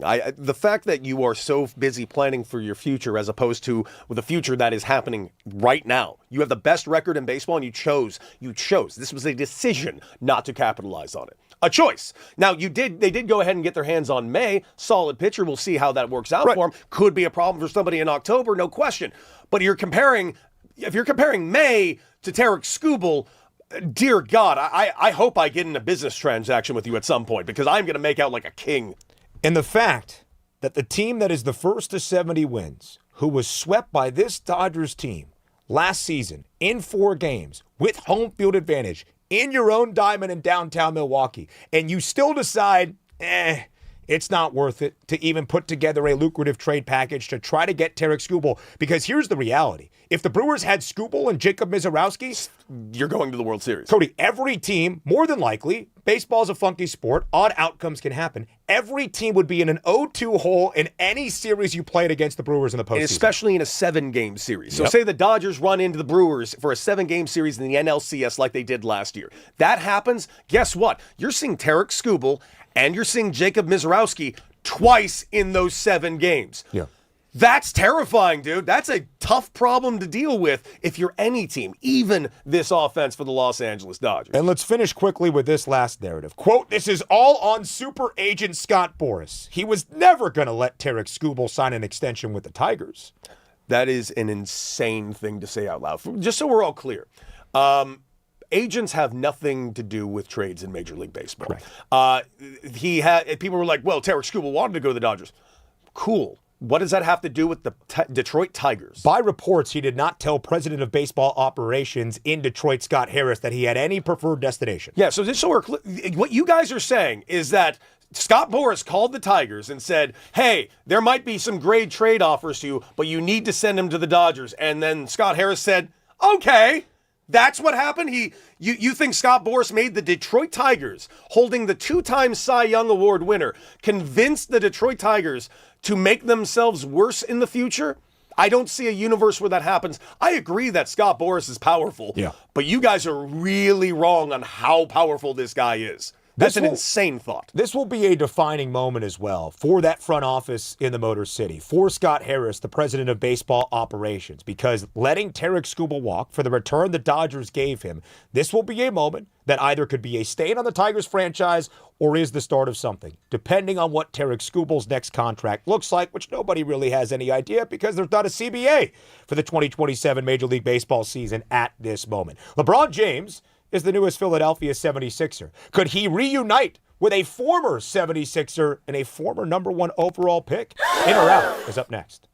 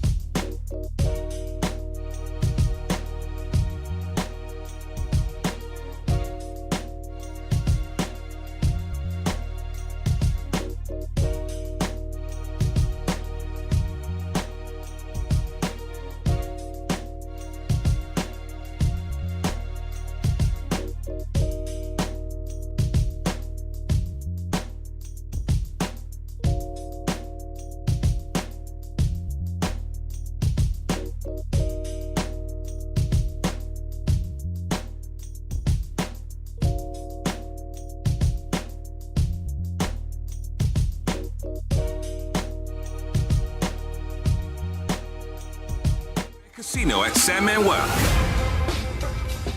We welcome you back to this Wednesday morning here in Los Angeles. You're up and you're at 'em. He is Cody Decker. I am Ben Stevens. In today for Derek Fisher. It's D. Fish and Decker on the new 97.1 The Fan, the voice of LA sports. Yeah, buddy, you know what time it is now. It is time for In and Out, as they said. But you teased it, Ben. And guys, I need to know, Cody, I'm going to ask you first.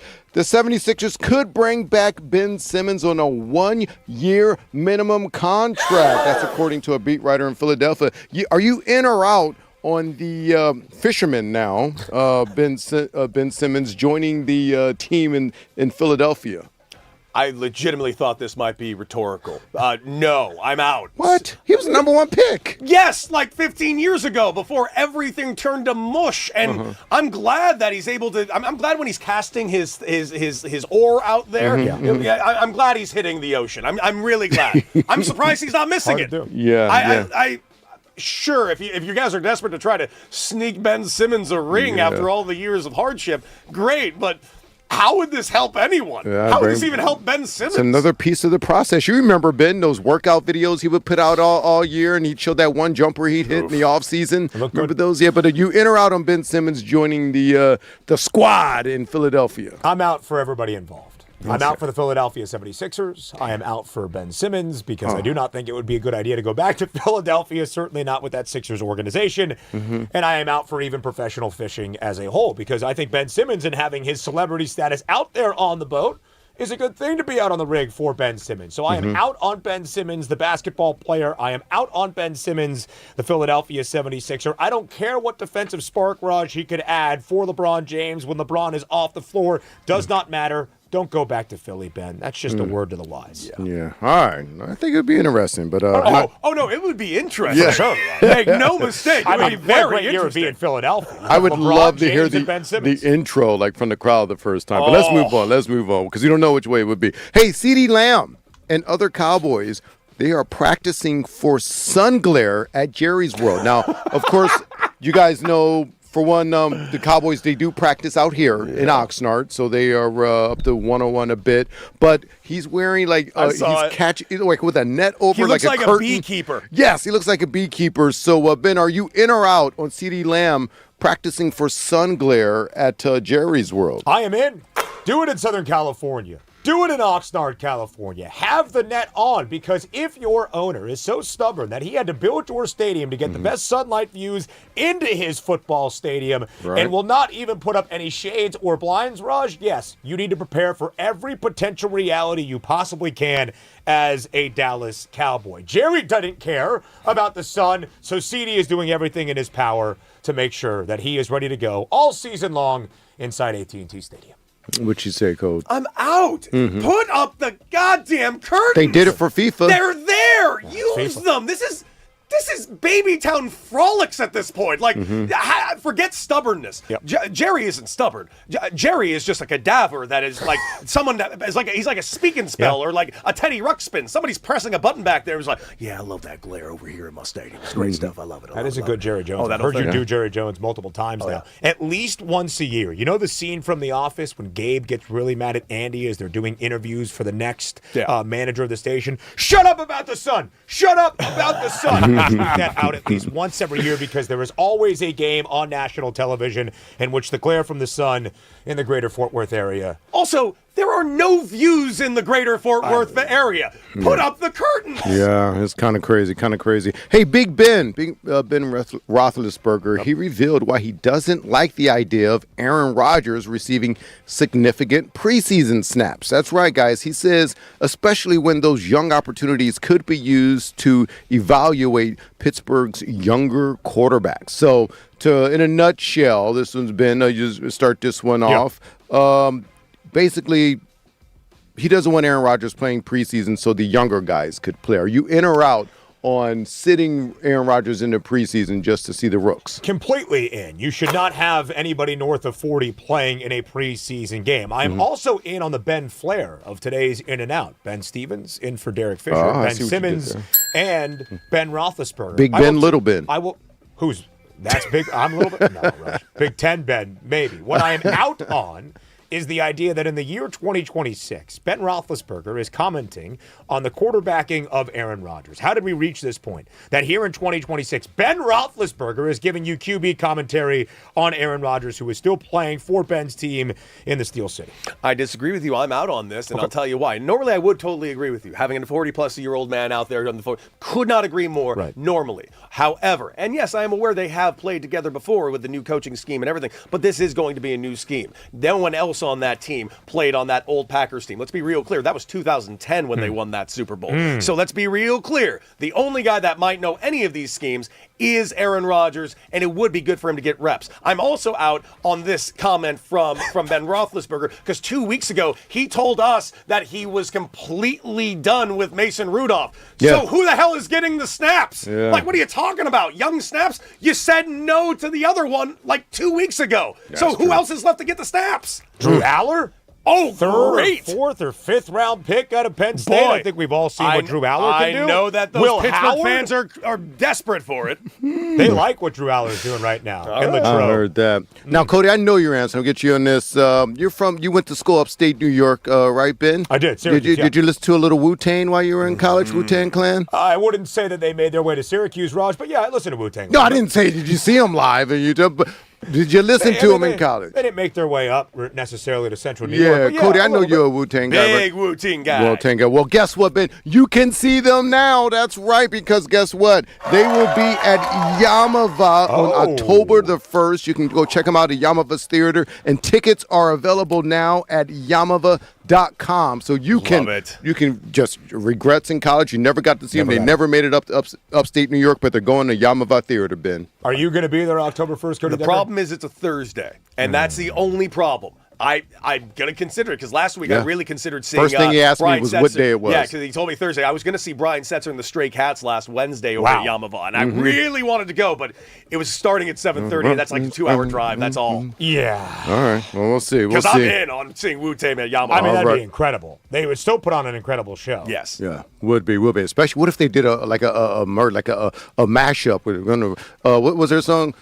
With the Stray Cats. What if it was Wu-Tang and the Stray Cats? Oh, and like they rock this town? You're gonna rock this down, and then all of a sudden RZA comes. Listen, I love me some Wu-Tang. I don't think they need to get into rockabilly. I don't put anything past RZA. But hey, moving on. The 49er players are considering to protest the practice field. I don't know if you know about this, man, but they're near an electrical site, and they think it's causing injuries. And this went back into last year. Cody, you in or out on protesting the practice field near an electrical site? I'm in, and I say go a step further. Everyone in the NFL, start protesting your teams, because clearly these owners do not care about you, because it can all be grass. It can all be grass, and it can all be safer for you, and they are choosing not to make it safer for you. If they're doing that, and they're doing it right in front of our faces, there's no question in my mind that this practice facility is flat out unsafe. You talked about the franchise valuation of the Dodgers. Any NFL franchise valuation is up there with what LA has as well. So the money is there for practice fields. The money is there to build a practice field somewhere in the greater San Francisco area that is not near an electrical substation, Raj. Nobody has had a better offseason than the substation. It is taking people left and right during training camp. It is like in Stranger Things, Vecna, who would literally hoard all of the power in the underworld and pull people to him. It is what the electrical substation is doing. Mike Evans has missed time. Ricky Pearsall is out for the remainder of this year. The San Francisco 49ers have had a bottom 3 adjusted games lost, meaning how many times their key starters or key players are not at 100% healthy or are missing games in each of the last 2 years. So I am in on the protest. However, if you are a football fan here in Los Angeles of those Rams, you might be out, because you could be playing a JV squad come the opener in Melbourne, Australia.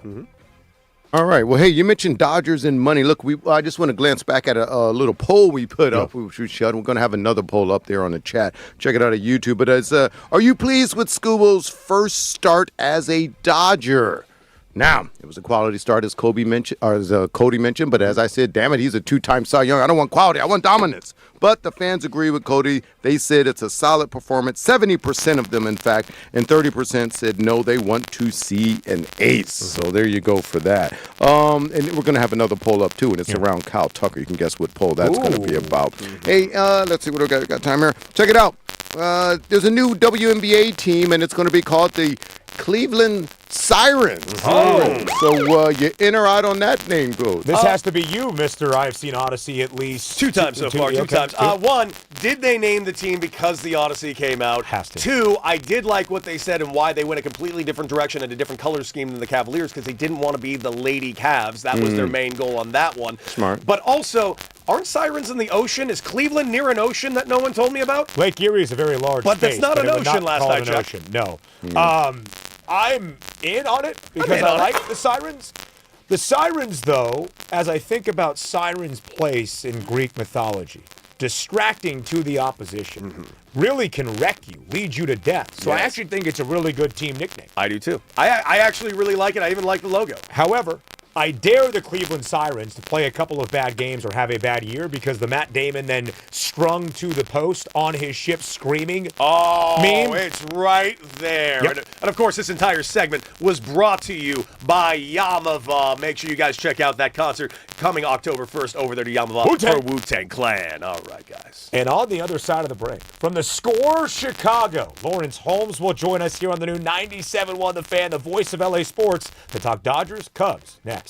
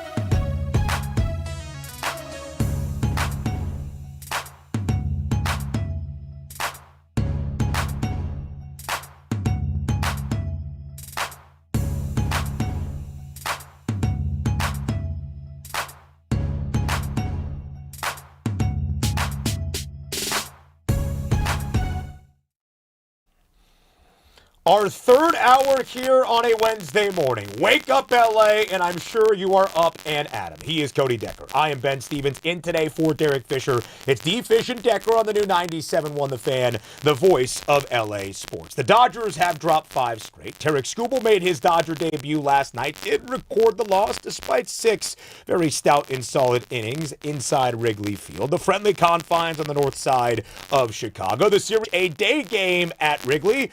So let's go to Chicago. Our partner Odyssey station, The Score Chicago. Lawrence Holmes joins us here on the new 97.1 The Fan, the voice of LA sports. Lawrence, we appreciate the time on this Wednesday. How are you feeling that the Cubbies have already taken the series against the Dodgers in the midweek?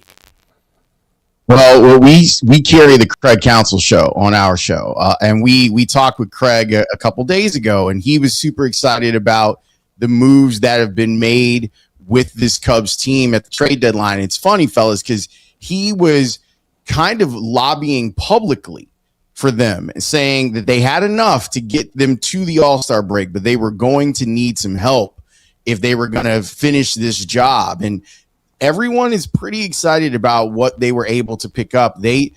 Considering all the injuries that they've had, it's kind of amazing that the Cubs are even in a playoff chase right now. But now it feels like they've got some reinforcements. Unquestionably. Lawrence, how you doing, my guy? Listen, looking at the moves you guys made, I love the Kevin Gossman move. But I got to say, over here in L.A., everybody was googly-eyed over the Tarek Skubal of all. I'm actually kind of surprised the Dodgers ended up getting him.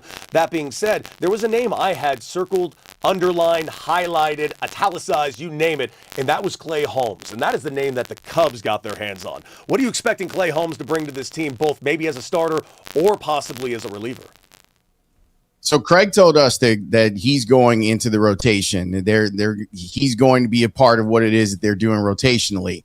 My partner Speaks is super high on this. And granted, Clay's probably my cousin, but I am a little concerned about all of the injuries that he's had to get through. He's a big man with a big arm, and there is some connection with this Cubs roster.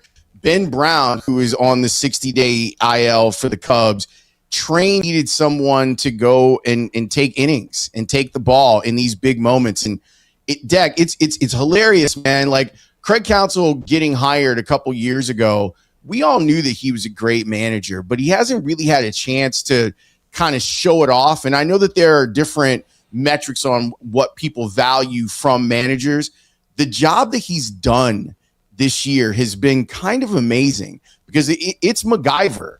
It's duct tape and chewing gum that they've had to kind of put this whole thing together. Now they're helped by the fact that the PCA is in contention to be an MVP of this league. He's been incredible. He has already doubled his walk total from last year. The way that he's seeing the ball at the plate, having a guy like that has been great, but they didn't really get a big contribution from Alex Bregman or Nico Horner until 3 weeks ago. Like those are important parts of their lineup. So the fact that they're here now and they're able to bring in Gossman and bring in Clay Holmes to help solidify a rotation that's been filled with a bunch of pleasant surprises, like Shota Imanaga, you could argue that there was some sort of accounting error, which is why he ended up getting signed last year after declining an option, then them giving him a 50% raise after him having a season that wasn't great and them not feeling comfortable pitching him in the playoffs. He's been great. Colin Ray has been great. Now that Matthew Boyd has been back in the rotation, he's been great. This team is in competition now. Like they can contend, and the Clay Holmes thing, if he is even 3/4 of himself, will do well for them. The Dodgers will see Shota Imanaga in the series finale at Wrigley today. Imanaga in 5 outings in July, a 1.53 ERA. Sensational stuff. Lawrence Holmes joining us here on the new 97.1 The Fan, the voice of LA Sports. 104.3 The Score in Chicago. Lawrence, of course, the conversation here in Los Angeles the last 48 hours and certainly entering Tuesday at Wrigley was Tarek Skubal in his Dodger debut. He does record the loss, only to earn, gave up the long ball to Dansby Swanson. Swanson in the third, and a little bit of trouble there in the bottom of the sixth. From the outside, looking at Skubal in a Dodger uniform, what did you make of his first outing as a Dodger yesterday at Wrigley? He's so good, man. I know that they lost, but he's so good. And look, I've had to deal with this for a long time. Deck knows I work for the Cubs flagship. I am a White Sox fan. So I have had to deal with Tarik Skubal for a really long time. And when you watch him, you talk about a master of craft. You talk about a guy that understands how to use everything in his arsenal, how to pull back on the four-seamer when he wants to, how to get everything out of it when he wants to. It was just that game last night was so enjoyable. Here's how enjoyable it was. And you guys know how addicted we all are to our phones while we're watching games. I put mine down yesterday, and I was like, I am just going to enjoy this. Like, I just want to see these matchups because the Dodgers are such an amazing group, and you look and you go, man, they got this guy, and they're doing all of this stuff, and you want to see how other teams try to attack them and try to match up. I think the Cubs have probably caught them at a really good time right now. It's going to help build confidence for the Cubs, but we all know that the Dodgers are going to be there in the end. That's just how it works. They're too talented to not be there. But man, watching Skubal, and then you start thinking about, if you're the Dodgers, what a rotation looks like in a playoff series. And the fact that you might not even have to use Skubal twice in a playoff series because they're so loaded with starting pitching.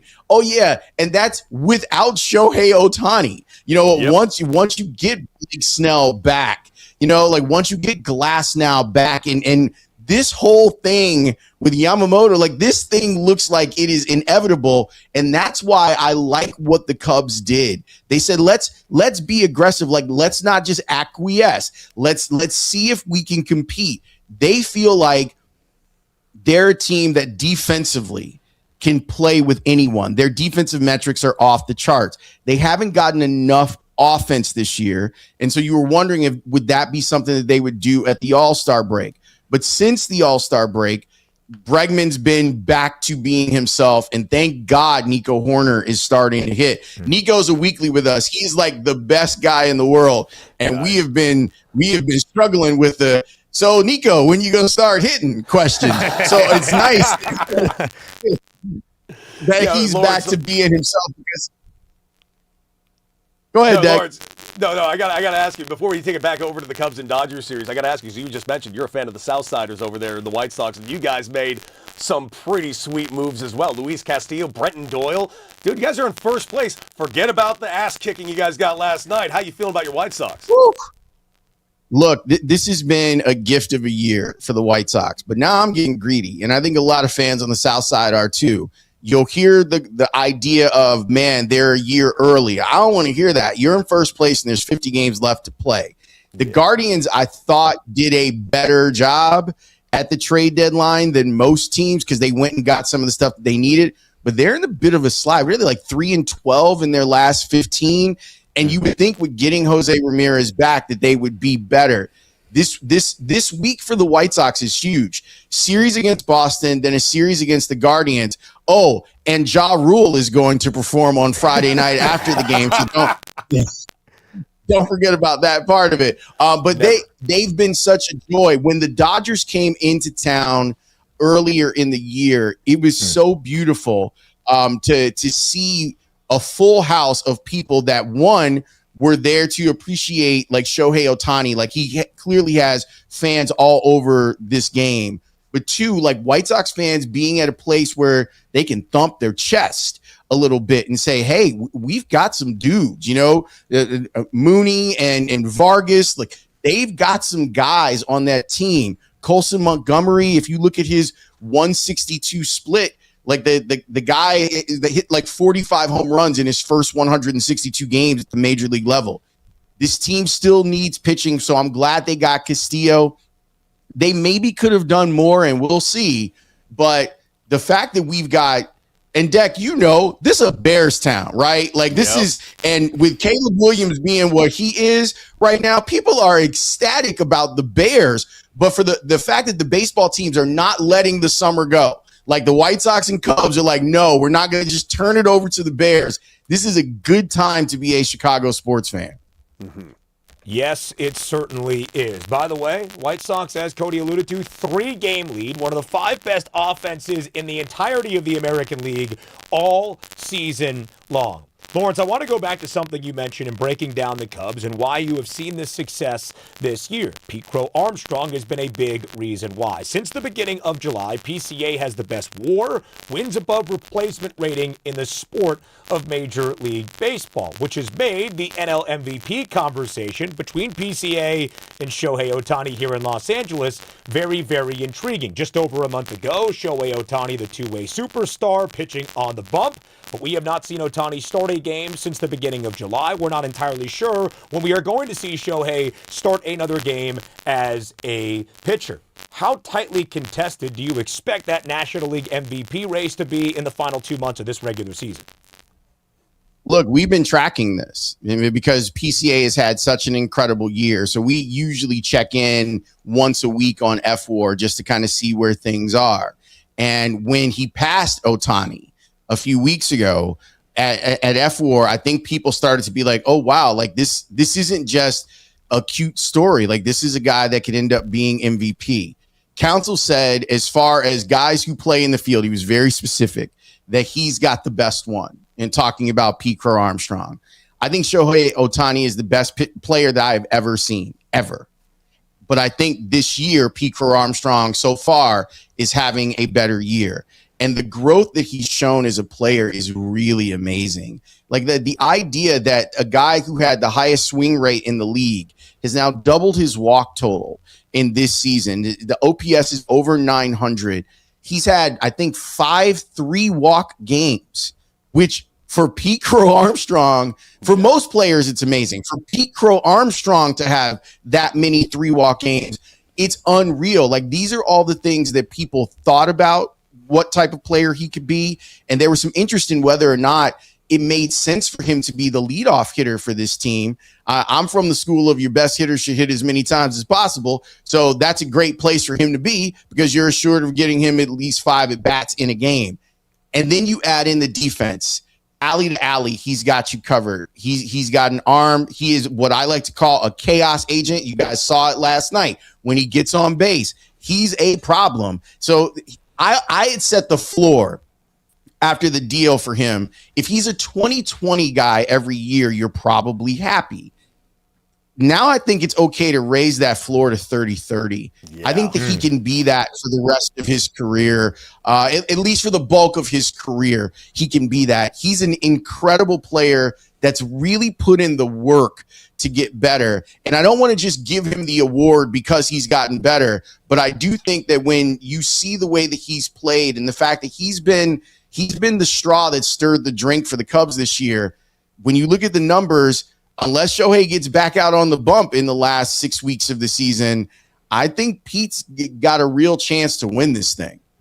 Absolutely. And by the way, homegrown LA guy, graduated of Harvard Westlake High School out here in LA. And yeah, he's having a hell of a year and giving himself a hell of an argument for that MVP. Of course, Lawrence Holmes joining us from 104 The Score in Chicago. And Lawrence, I got to know, man, you mentioned it earlier, Caleb Williams, so everything he's doing right now. Earlier on the show, we broke down the Athletics' brand new list of their tiered quarterbacks. And here I'm looking at Caleb Williams tied in the second tier for 8th. What do you think of that, and how wrong is the Athletic? Look, if he's in the top 10, I think that I'm happy with it. There's still, and Ben Johnson will talk about this, like the idea of him making sure that he hits his layups, because we know that he can come up with the spectacular plays. He's had a really incredible run, and it's scary that you put these two guys together and it didn't start clicking until about midway point of last season, and then it really started clicking. I think the Bears offense is one of the scariest things in the NFL this season. And I think that the Bears have a head coach that he's got a bag of chips on his shoulder. Like, you look at the guys on the McVay tree. Ben's not on the McVay tree. He's not on the LaFleur tree. He's not on anyone's tree except for maybe Dan Campbell's, right? And he carries that around. He knows that he's also one of the innovators in this game. And seeing these two guys that both have that thing, that edge to them where they don't like being disrespected. I promise you that Caleb will have that list that like up in his locker as he's trying to like get to the top of the mountain. But overall, I think that's probably fair. But you know that when the lights are really bright, that dude makes plays. And folks out in LA saw it. You know, they saw it when he was at USC. He's really changed the fortune. He and Ben Johnson have completely changed the fortunes of the Bears as a franchise. And I talked about White Sox fans puffing out their chest. Bears fans are out here wanting all the smoke from any Packer fan they can find right now about whose quarterback is best. If you need to see the reinvigoration of this Bears franchise because of Ben Johnson and Caleb Williams, it is talking smack to Packers fans. And Lawrence, not just knowing his play at USC, Rams fans saw it in the divisional round last year when the Iceman almost did it to LA before squeaking by in OT. I still say Ben should have gone for 2. I said it in the moment. Everyone was shook in that moment. Sean McVay was like, what the hell just happened? How did he run back 40 yards, then throw it 50 yards, and Cole Kmet is somehow open in the end zone? Yeah. I felt like and Ben's been a go for it dude like all the time, but I was like, go for 2. You're a legend either way. Either way, if you miss it, you're still a legend for trying to put the dagger in those guys. So watching those two teams, because I love McVay, I love Stafford.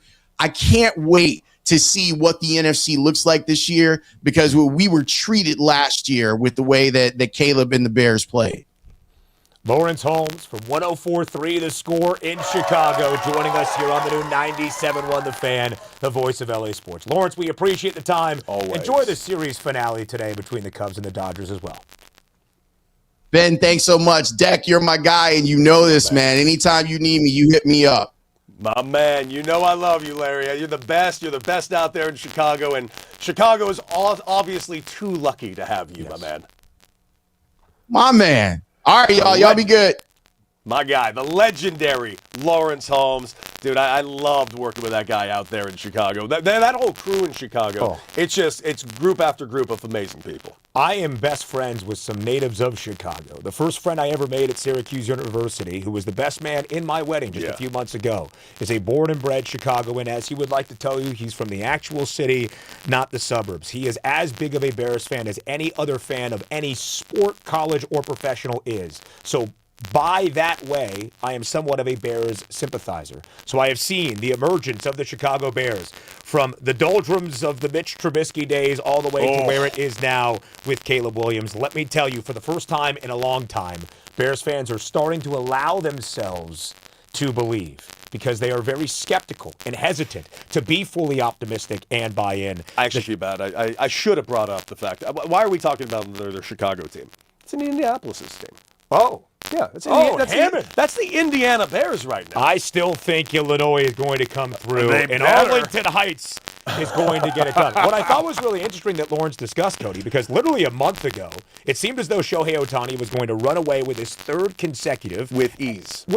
Like, was a minus 3,000 favorite from the betting odds, which even if you're not a sports wagerer, that just basically means the guy has already had his name etched in on the hardware for a third straight season. Shohei Ohtani has not pitched. Shohei Ohtani in the month of July, before the series against the Mariners, was having one of the worst of his career in recent memory. In fact, entering the set against the M's, entering the second game against Seattle, he had a 711 OPS in the month of July. That was the worst for Shohei Ohtani in a single month of his baseball career since August 2020. Now, Shohei, in the last 8 days or so, has gone on an absolute tear. He's on an 8-game hitting streak, but we saw PCA and all that he can do last night. Yep, he was K'd twice by Tarek Skubal, but he did have an RBI that really added some insurance in the 7th, and then stole a base and got home on a Seiya Suzuki single that added decided to be the fourth run for Chicago. It is going to be incredibly competitive, the National League MVP award race, the final 2 months of this regular season. Really will. It also depends very much whether or not we're going to see Shohei Ohtani back on the mound. Very much so. And frankly, if we're not going to see him back on the mound, are we getting a return to form of the DH-only Shohei Ohtani? That's a 50-50 player. For sure. There's only one of those ever.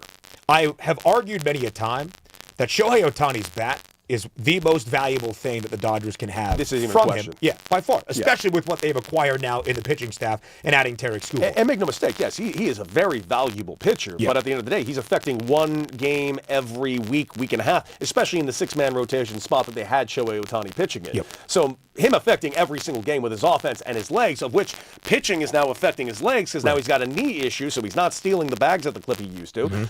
Yes, offensively, Shohei Ohtani is everything to the Dodgers. And everybody with the Dodgers has been adamant that Shohei Ohtani is going to pitch again. He is going to start a game this year or at least be on the mound at some juncture. If that's the regular season, if that's the postseason, that remains to be seen. But when you add Tarek Skubal, heck, even when you add Chris Bubich and you have guys like Eric Lauer and Justin Robleski who's had a couple of bad back-to-back starts doing what they're doing, it just allows some patience for Shohei to fully be healthy. Right here on the new 97.1 The Fan, the voice of LA sports. We talk football here in Los Angeles. And the contract negotiations, are they ongoing? With Puka Nacua. We'll discuss up next here on D. Fish and Decker.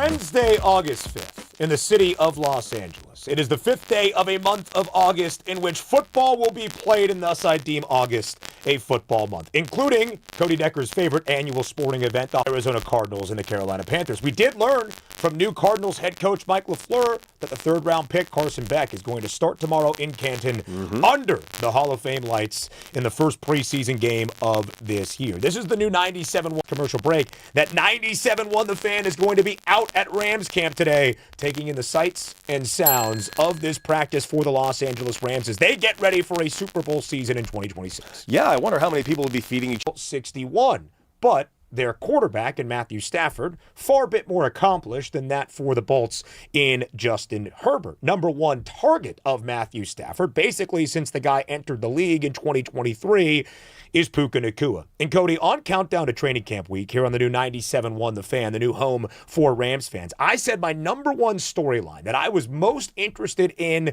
to watch during Rams camp wasn't what was happening on the field with Puka Nacua, but off the field. His maturity, his mentality, but also the status of any contract talks between the Rams front office and Nacua. Last week, NFL Network insider Ian Rappaport saying it is unlikely the Rams give Nacua a new deal before the start of the 2026 regular season. And earlier this week at Rams camp at LMU, when Les Snead, the general manager, was asked about the Puka Nacua contract conversations, he declined to answer a question about those negotiations on the contract extension for Nacua, saying, quote, "We'll keep that between us." He did further by saying Nacua is in a great spot, saying all of the things you would expect for Puka Nacua to show in terms of that building maturity for the Los Angeles Rams. Yeah, he's very excited, and we'll see where they go. I'm very excited for him to get franchise tagged twice. So that was going to be my question to you next, because this is a very dangerous game the Rams are playing if they are being slightly tongue-in-cheek and reserved, and if we are to believe the NFL Network's Ian Rappaport and his reporting that the Rams are not going to offer Nacua a new contract to sign before the start of this regular season, because as Cody Decker laid out beautifully right there, this is the fourth and final year of Nacua's rookie deal. This is his final season under contract, and if they do not agree to a new contract, and oftentimes players set that before the season starts, you don't see a ton of extensions done during the regular season. Puka Nacua will enter next offseason, even after the Rams potentially win a Super Bowl, Cody, as an unrestricted free agent, able to test the waters, unless the Rams slap on the franchise tag. Of which they will do. I quite frankly, I'll ask you this, man. Yeah. If you were the Rams, what would you do? Because based on the offseason this man just had, I could never in good conscience give him a massive contract, especially after seeing Zay Flowers go ahead and reset the market and the money that he just did. So you're telling me we have a guy who is currently under investigation for an alleged event that took place on New Year's Eve. He had to go to rehab, but whether or not there was validity behind that, we do not know. This is Hollywood, and yes, everyone has a PR team. So yes, I am not a big believer that rehab stint was real, even by the slightest. You don't think holistic treatment facilities are a big thing in the greater Los Angeles area? I don't. I feel like there are so many holistic... There's a lot of them. Okay. No, I'm with you. Oh, you believe there are many, but did Puka Nacua go there, or is it just a PR? I think he went there. I think it's a PR stunt to kind of get the rails back on the track. That's all. Then we'll see. I want to believe that everything, he's taking the right steps. He's doing everything right. He's saying the right quotes. He brings up his mother and how she has given him a talking to. Got to play the mom card. Brought up his brothers holding him accountable. I hope everything he said is absolutely true. But I'm sorry, in the next calendar year, I in good conscience would not give Puka Nacua a new contract until I see that actual change off the field has happened. Because on the field, he deserves the biggest contract humanly possible. Stats-wise, he's one of, if not the very best wide receiver in the NFL. He's currently ranked 4th in the NFL, but that, I think, is entirely due to what he did in the offseason. So right now, as of now, if I'm Les Snead, I have Puka Nacua penciled in right now for the year 2027 to get that franchise tag. So if you were the Rams, that's what you would do. Yes. What do you think is most likely for the Rams? Do you think Puka Nacua will sign a contract extension before this year begins? This year, no. I could see it happening after the offseason next year. I could see that taking place.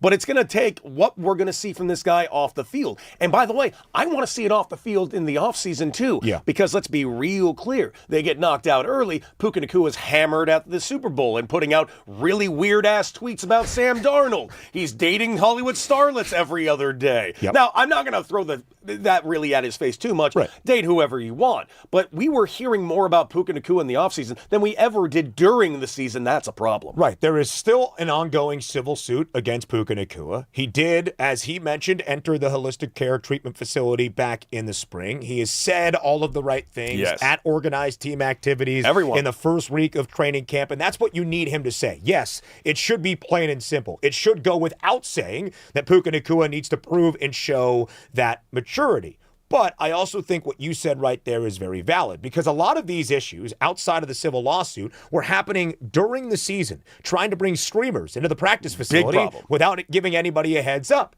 He complained about NFL referees twice and was fined financially accordingly. So everything can be optimistic in his first few weeks back with the boys in the practice facility at training camp, and this should be a time of hope and optimism. It will be throughout the season, on those nights off, on those days off, during bye weeks when Puka Nacua is focused strictly on football. Now, I think it would be most prudent for the Los Angeles Rams to offer Puka Nacua a contract extension before this year gets started, because I do believe he is going to show that maturity. But, Cody, it is part of the conversation. Puka Nacua has the opportunity to be a future face of the franchise for the Los Angeles Rams. However much longer Matthew Stafford is going to play, Myles Garrett is now here, but Puka Nacua is beloved by what he does on the football field, and if he is going to be invested in a 4-year, 5-year, long-term contract extension, he has the opportunity and thus will have the great burden of responsibility of being a cornerstone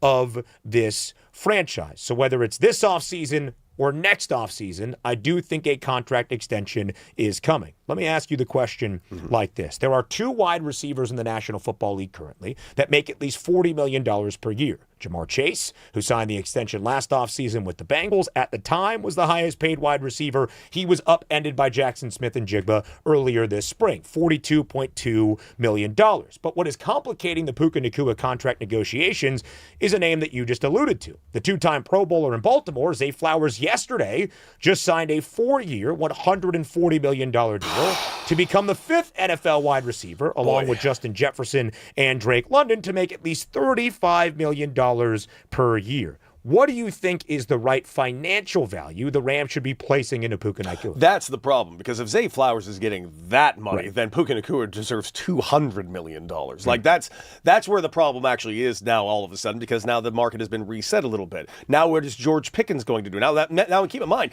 if these guys also sign new contracts, they're going to reset the market. So we're talking about George Pickens, we're talking about Malik Neighbors, we're talking about Marvin Harrison Jr., and then we get to Puka Nacua. Who knows what this contract's going to be? I'm willing to bet at the time it gets to Puka Nacua, because I firmly don't believe they're going to get a contract done in this particular year. We're talking upwards of $150 to $160 million.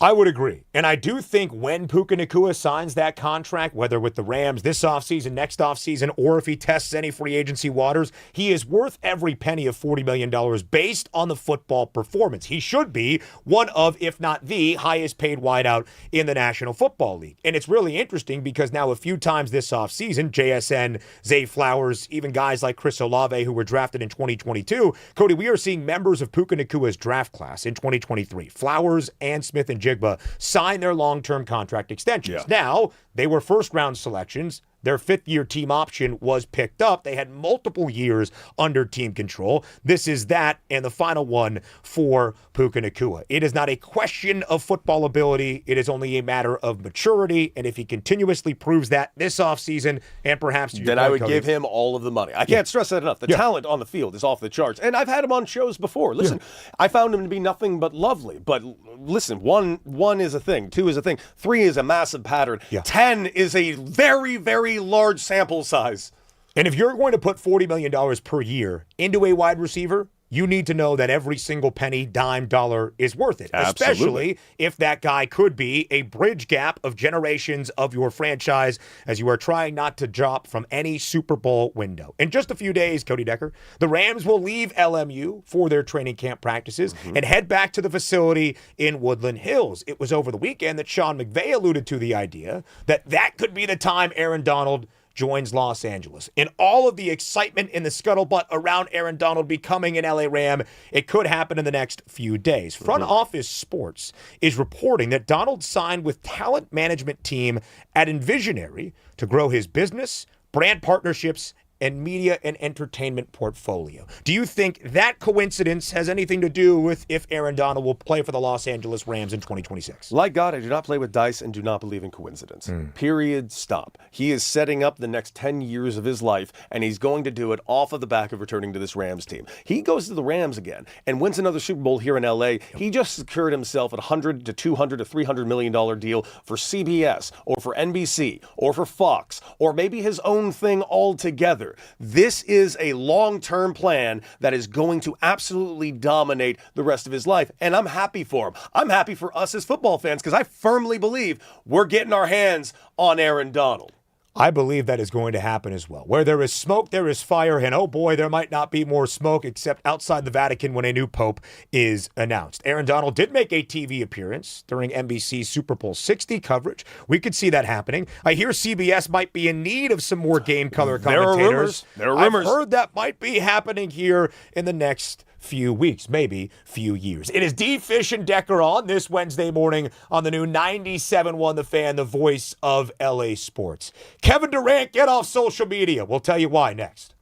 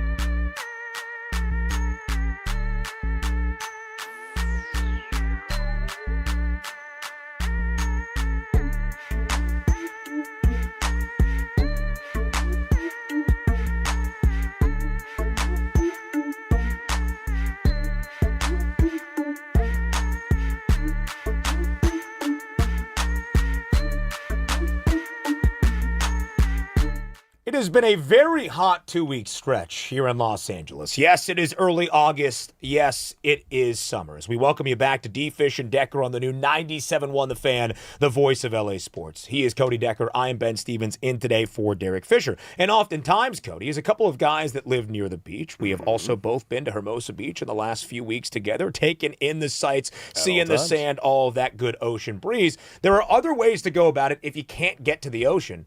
How do you feel about water parks? Oh, water parks are definitely a place that people like to go. Yeah. Now, I'm more of a beach guy myself, but Right. that does not mean I begrudge anybody that likes themselves a water park, especially if you're in an inland type of area, such as, say, Irvine, which is why we got a giveaway right now. Go ahead and give us a call right now, 855-975-2326. We are giving away tickets to Wild Rivers Water Park, affordable summer fun at Wild Rivers Water Park in Irvine. Summer's best savings, lowest ticket prices available at wildrivers.com. 25 plus attractions for all ages, including multiple kiddie zones and young for younger guests. Thrill rides and relaxing escapes. Experience Aquaconda, Boomerango, the Lazy River, Wave Pool, cabanas, and more. Make it a day. Expanded food and beverage options for the whole family fuel for fun, ladies and gentlemen. So get you over there to wildrivers.com. And right now we're giving away tickets to Wild Rivers. Give us a call, and it's going to be caller number 5, ladies and gentlemen. Give us caller number 5 right now, 855-975-2326, and you can win yourself a pair of tickets over there to Wild Rivers Water Park in Irvine. Aquaconda sounds like one of the craziest it's a water slides sweet or movie. rides you could ever be on. Oh, dude, it's one of those rides where like the snake tries to get Ice Cube. Is it inspired by the movie? I don't Anaconda? know, but I'd like to believe that it is. Wow. They tried to get J-Lo and Ice Cube, man. I watched Anaconda growing up and was very scared. And I believed in the premise of it. Have you watched it recently? No. You will not be very scared. It doesn't track anymore? It's a comedy. I didn't know that when I was 7. But that could be kind of fun. It is kind of fun. You just get to laugh at it a little bit. It sounds very fun. Enjoy John Voight's really unintelligible What a accent cast. in that movie. What a cast, by the way. You and I both were discussing Lazy Rivers. One of the great simplistic pleasures of this life. I do love me a good lazy river. Yeah. There's a baseball stadium in AA Texas, in Frisco, Texas, the AA Texas League. They have a lazy river all throughout the outfield. Now that's doing it right. Except- That's minor league baseball too. I agree. Problem, you have to be in Frisco, Texas. Yeah, that is tough. That I'm place going to be in sucks. Austin, Texas tomorrow on Lake Travis for a Fun bachelor place. party. Ooh, it's gonna and be I humid. hope we do some dude. It's going to be humid. So we talked about the heat wave that's taken LA by it's storm been the last 2.5 brutal, weeks. dude. It's been tough. A lot of those beach residences do not have air conditioning, did not believe that was a thing in Southern California. I have found out the hard way. My trusty fan has been doing a great job keeping me cool at night. But my friends posted the weather report for this upcoming weekend for the bachelor party in Lake Travis. And? 96 every day, but that's not taking into account true feel, humidity. We're probably talking 107, 108, 110. Dude, I remember playing in the Texas League. I used to all the time just beads of sweat. What do you got, Raj?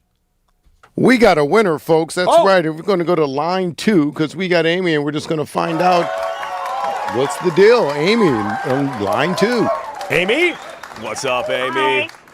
Welcome to D. Hey, Fish good and morning, Decker. guys. Good morning. Hey, who are you taking over there to the water park? My 2 sons. They're going to be so excited. Nice. So what teams are they big fans of? We're Rams fan, Ramley. That a baby. Oh, a Ramley. That's what I'm talking about.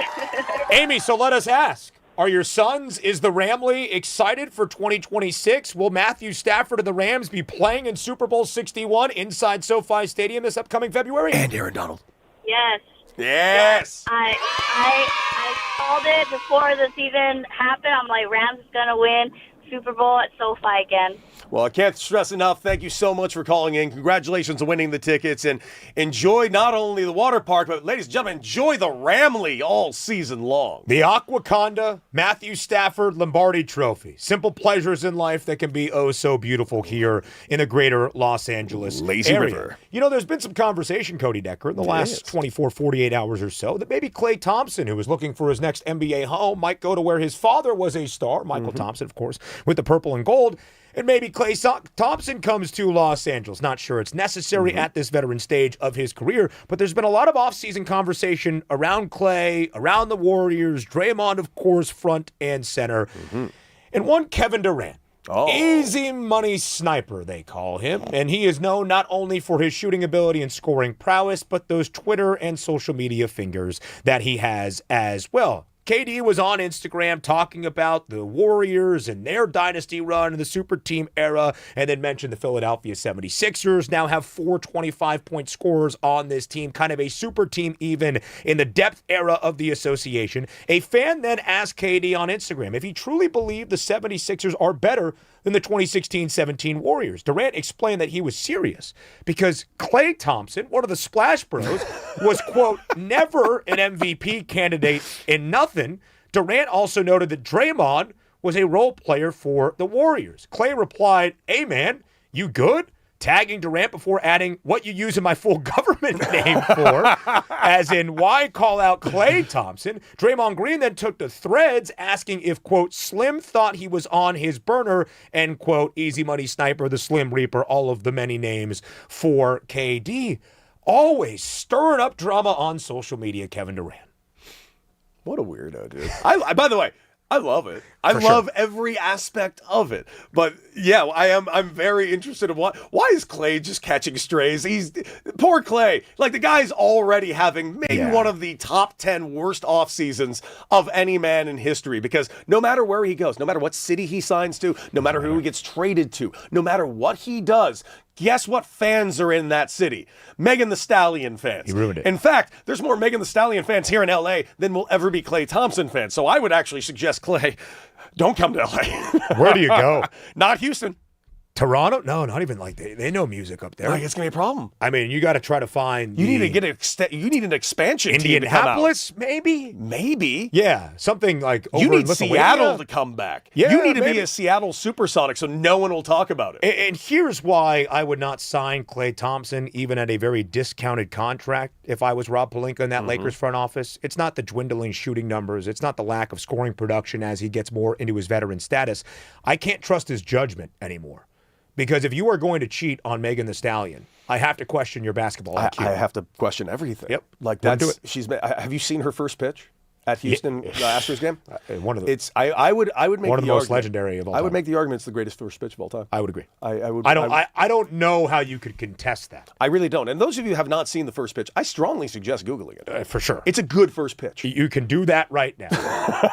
I wish we could play it for you at the Fan LA on YouTube and then hop over in the chat and give us your thoughts on if Klay Thompson deserves to be a Los Angeles Laker. And we would say no, because, again, you cannot trust his analysis, insight, or basketball intellect anymore if you peer into his personal relationships. As for Kevin Durant, one of the greatest scorers the sport of basketball has ever seen. I think there are two worlds of thought in terms of his propensity to start beef on social media. KD, you have made multiple hundreds of $1 million in your career. You are the best thing at your craft that maybe anybody has seen in the last 15 to 20 years. Why do you care what some random Joe Schmo says on Twitter or Instagram about you or your prowess or your career legacy? Go spend your money and shoot basketballs or find another hobby. Dude, I'm telling you, it's not even that. I have no problem with him going back about his own legacy. Yeah. By all means, if you feel the need, I don't think you should feel the need, but if you truly feel the need to defend yourself,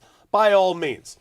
This isn't that, though. Why do you also feel the need to crap on anyone you deem under you? Which, by the way, based on your talent and your history and your scoring prowess and everything that is around KD, is almost everybody that's ever played. But he, like, adamantly, just no holds bars, craps all over some dudes. Really good. One's a Splash Brother that he won a championship with. Like, it's supposed to be his brethren. The Cavs just did the 2016 reunion in Europe. Does not look like there will be a 2017 reunion for the Golden State Warriors. I do kind of love, though, and to your point, no need to badmouth your former teammates, even if you're just poking a little fun on social media. I do kind of love, though, when he goes back and forth on a great Twitter rampage, because it's also the school of thought then, in the same idea that you have multiple hundreds, millions of dollars. So what does it really matter? Also, you've got more time than you necessarily need if you're not in the gym. So yeah, go have some fun with people. They can't really do much to you. I completely agree.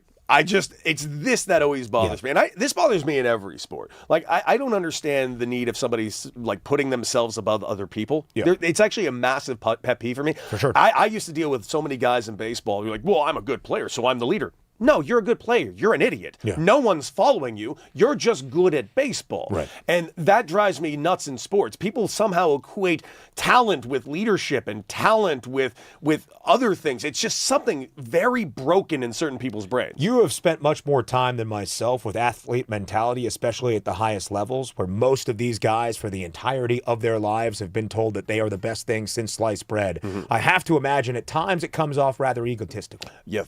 At times? Yeah. Yeah, it's pretty egotistical. Just try to be a good guy. Go to your nearest lazy river, Give it a crack shot. open a beer, and have some fun. Give it a Why don't shot. you just do that? You'll be fine. It's the new 97.1 The Fan, the voice of LA sports. It's Steve Fish and Decker. We're back for our final hour on the other side of the break.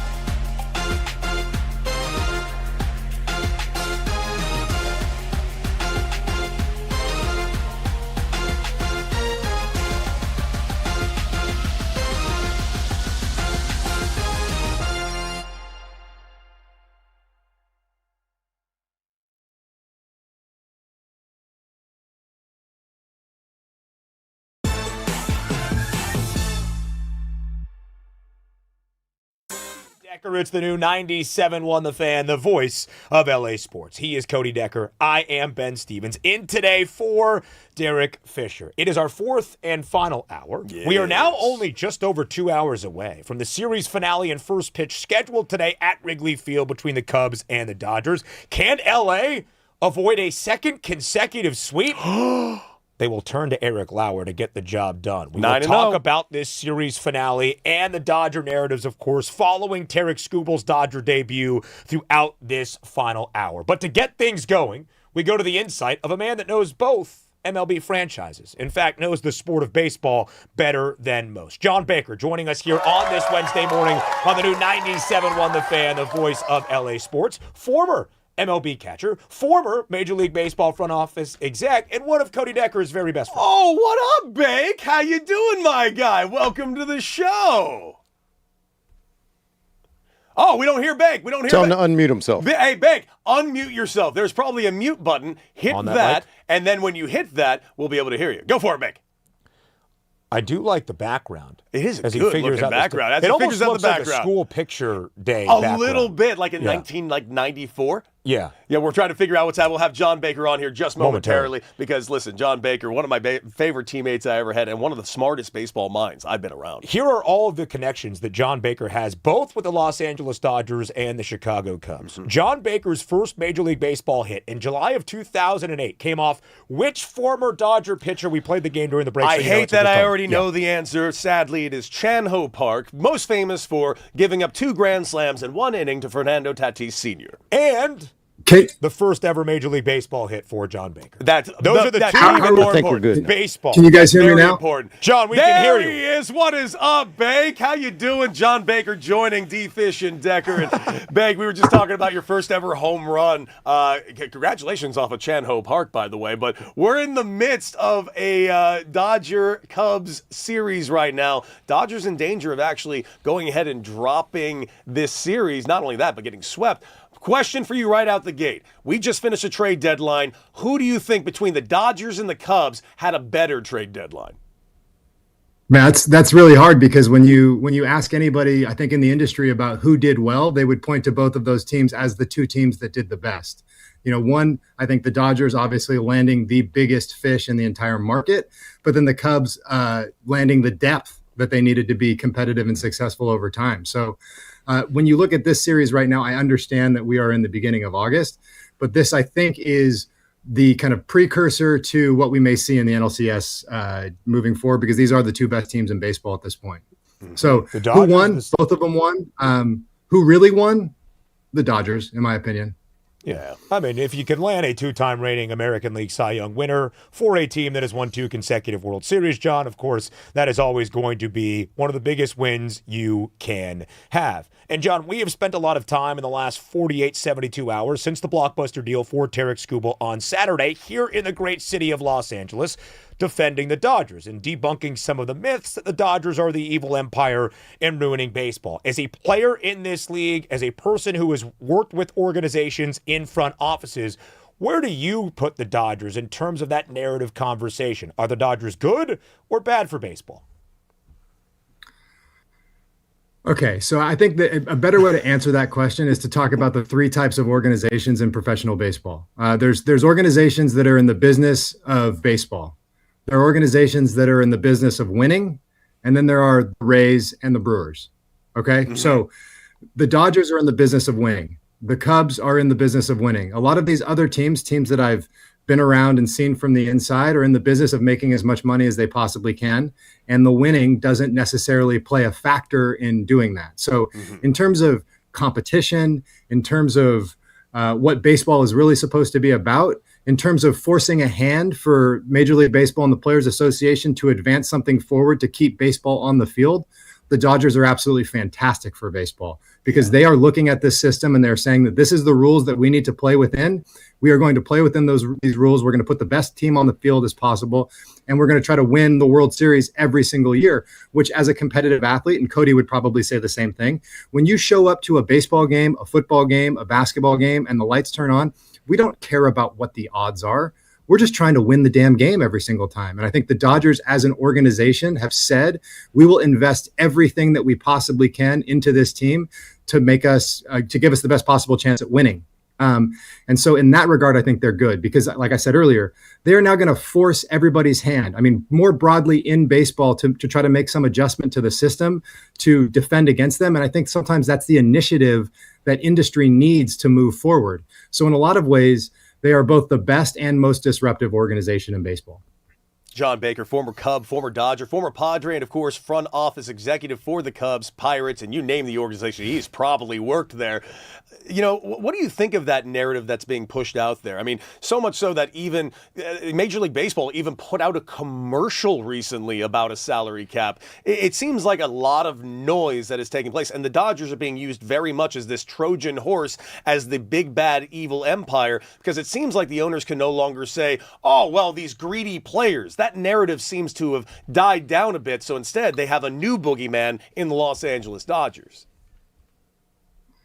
Yeah, I mean, and a boogeyman is exactly what a boogeyman is. It's fake. You know, it's just a reason, I think, in a lot of ways for people in baseball to try to keep as much of the profit as they can throughout their organizations. Even small market teams do really well. I worked for the Pirates for 5 years, one of the most profitable teams in baseball. We'd win 72 games and still have a really nice bottom line at the end of the year. And I think that that's a shame. Spending the time that I did in Pittsburgh, for example, you've got a fan base there that they have higher than any other team in Major League Baseball, a direct correlation to winning percentage and attendance. If the Pirates win, the fans show up. Those Yinzer fans are some of the most hardcore fans in all of sports. You see them at Steelers games. You see them at Pirates games. You see them at Penguins games.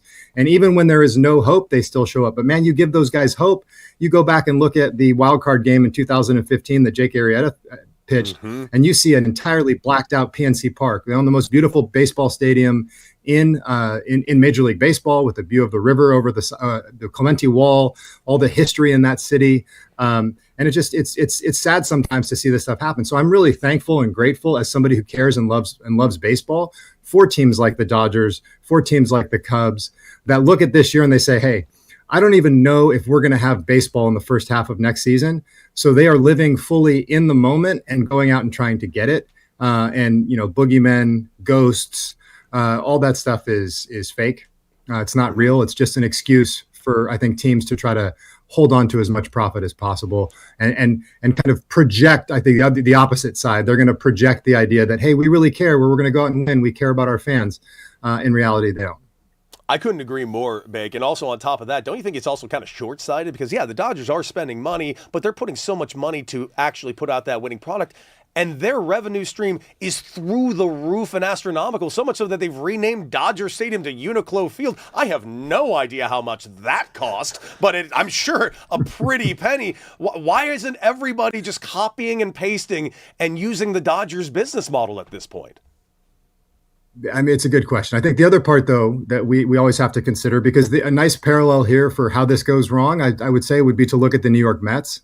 Yes. Another team that's put a ton of investment into players, but you need a combination of factors to be good in this game. Not only do you have to be willing to spend the resources on the players, but you have to put the people in place to find the right players to spend the resources on. And the Dodgers have been really good at doing that. One of the other things I think that not a lot of people talk about when they talk about the Dodgers is that, the Dodgers are a team that is full of superstars. However, you have a manager in Los Angeles that doesn't treat anybody, or I'll say it in a different way, that treats everybody he interacts with like a superstar. Yeah. I remember if you go back to 2020, I was visiting San Diego during COVID illegally. Nobody tell anybody, please. But I was in San Diego at my friend's house who happens to live over by Dave Roberts, and I was walking the dog. And this was back kind of early in COVID when we were wearing masks while we were walking outside. And this car pulls up behind me and the window rolls down and I hear, hey, Bake. And I turn around, I look, and it's Dave Roberts in the car. I was a catcher when Dave was the first base coach for the Padres for a couple of years. I hadn't seen him in like 5 or 6 years. This guy recognized me from behind, a guy that his last major league season hit 192 that nobody tends to remember. Remembered me from behind and pulled over enough to say hi. That's the kind of person that's leading the culture inside of that environment. And that's a huge part of the reason why they're successful, because when you go out and get other players, what they've put together is the kind of psychological situation where if Freddie Freeman doesn't get the job done, that's okay. He can pass the at bat to Shohei Ohtani. If he doesn't get the job done, we can pass it. If somebody gets hurt, the team knows that they have the resources in the minor leagues to go out and get a Skubal because other pitchers are on the IL. So there's a whole bunch of factors that make this organization very good. Part of it is talent acquisition, and a big part of that is scouting, and they do just the best job of that. And then once you get all of those pieces together, and I actually heard you guys talking about leadership and players and stuff before I hopped on this segment, I was listening. And Cody is exactly right. Just because you're the best player on the team doesn't mean that you have to step into this leadership role. And the culture that's been created inside of that locker room is such that nobody has to be that person. They're all doing it together. They all pass the ball. It's a very kind of communal group of players that goes out and plays well. And man, it's going to be very tough to beat. Things have to go right. Pitchers have to execute. And again, that's why I think, kind of circling back to the beginning of this conversation, the one team in the National League, I think, that has a chance to really put it to them, especially when the pressure is on, is the Cubs because of the depth of that pitching staff at this point. Yeah.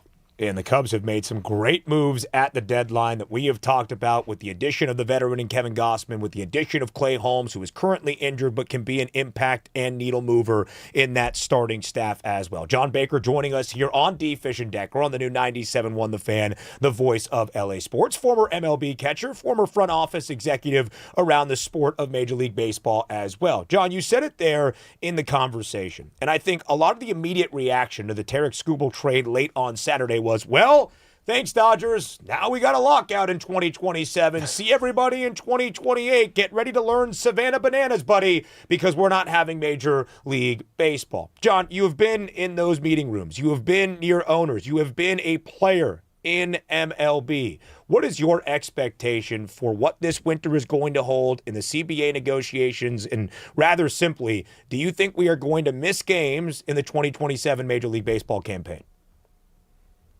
I mean, if you're asking me to put money on this right now, the bet that I would be making is that we would see some sort of a shortened season, because nobody wants to not have a baseball season. That is the one common interest that both sides have, is putting a product on the field so that they can play baseball and make money. That's the one common interest that we have on both sides. So I think that a lot of the hyperbole, a lot of the public speculation, a lot of the stuff that they're throwing out kind of into the public, I think it's a lot different probably behind closed doors when they're sitting down and negotiating. You look back kind of over the course of the last year and you see the chaos that the Players Association was thrown into with the stuff that was happening with Tony Clark on the side. And we don't need to get into the details of that story. But the Players Association has put themselves in, I think, a much better position than they were in the past. Now, when I was coming up as a player and we would have these meetings, Michael Weiner was the guy who ran the Players Association. And this is a, like Ivy League level trained labor litigator who is taking over for the team. And it seemed like after that early strike in the 90s, we never thought about, as players, we would sit in these really long Players Association meetings and he would kind of lay out what ownership is talking about. And not one of us ever thought we would be locked out or that there would be a strike. We knew that baseball was coming. And I think that the Players Association took kind of like a wrong turn. And I've got a lot of respect for Tony Clark as a player. But, like if you're going to try to win a really challenging legal case, you don't hire a DH, you go hire an attorney. And MLBPA is kind of course corrected in that regard. And so that gives me some hope that we are going to see baseball next year. But until these two sides can decide on how to split up a gigantic Scrooge McDuck style pool of gold, you're going to have some arguing back and forth, and we may not have baseball at the beginning of the season, but I do think that 2027 will have a baseball season. Again, my bet is that it just probably doesn't start on time. I would agree with that. John Baker joining D Fish and Decker here on the new 97.1 The Fan, the voice of LA sports. And Bake, one other team I do want to mention, because I've heard a few people mention it as well. I agree with you on the Cubs. I think the Cubs and the Dodgers absolutely nailed this trade deadline. I'll even throw the Red Sox in there. But there's another team that really did catch my eye, and it was very last second. And I should have known that A.J. Preller wasn't just going to sit there and do nothing with his hands in like his fingers in his ears. What was I thinking? The Padres go and make two really nice sneaky moves. Casey Mize and Robbie Ray. Is that another team that the Dodgers should be watching out for along with those Chicago Cubs? Yeah, I think so. But Preller's gonna Preller. Like I've often thought about like what would it be like to play poker against somebody like that who's just pushing all in at every possible opportunity to push all in, and I love it. I think there's different opinions on AJ Preller in the industry, but when you hear about the kind of work that he does himself, I mean, this is a guy who, running an entire organization, will hop on a plane at a moment's notice to fly to Japan to go scout a pitcher himself. He cares. He wants to win. It's so clear when you see the way that they've handled things, the trades that they've made, that they get a really hard time for. Oh, these guys are all now on the Nationals and they're so good. That's because Preller looked at it in the present moment and said, if we bring Juan Soto in, it's going to give us a better chance to play in the postseason and potentially win the World Series. So yes, I think so. I do not think that they are as deep, even with the additions of Mize and Ray, as these other two teams. But hey, this is why we play a baseball season. This is the exciting part about this sport, is that the names on the back of the jerseys change in August, and it reinvigorates our interest in the stuff that's going on. And, like I said, Preller's going to Preller. He's always going to be looking for that one opportunity to completely leverage the future for the opportunity to win now. And man, I have, as a competitor, as a former athlete, as somebody that's worked in baseball, I have a ton of respect for his willingness to do that. More than anything, I would say it's just it's a great example of like baseball courage. He is not scared, and when people are not scared, they become dangerous. And the Padres are a well coached, good baseball club with I think about go back 12, 15 years to when I was playing there and how dead and quiet that stadium was at Petco Park, and what it looks like now when you walk around there. They've just done such a fantastic job of creating a foil for their opponents down the road in LA.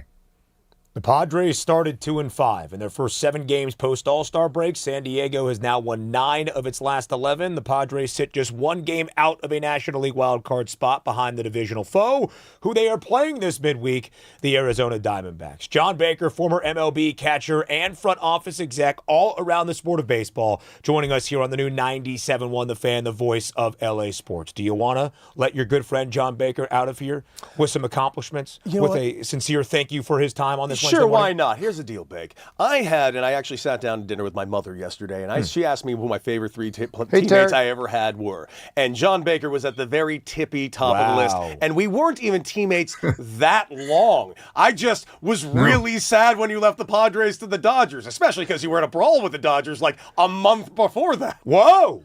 John, that's not on the Wikipedia page. I got here. I'll leave you guys with a very fun story about that. So if you guys remember back in 2013, Zach Greinke hit Carlos Quentin. He charged the mound. Zach broke his collarbone. I had a little kerfuffle with Matt Kemp on the field, going back and forth, yelling at each other. And to what Cody's referencing, Yasmani Grandal came off of his steroid suspension at 32. I was optioned to the minor leagues. In Tucson, this is where Cody and I were teammates. And I imagine that part of the reason that drew us so close was the fact that the manager of that team was Pat Murphy, who may be the best besides Dave Roberts, social guy in baseball. What an incredible person. And you see the Milwaukee Brewers continue to outperform expectations over time with him around. And I think that's a big part of that. A big reason of that is Pat. But then I got run over at home plate, designated for assignment, and claimed off of waivers by the Dodgers.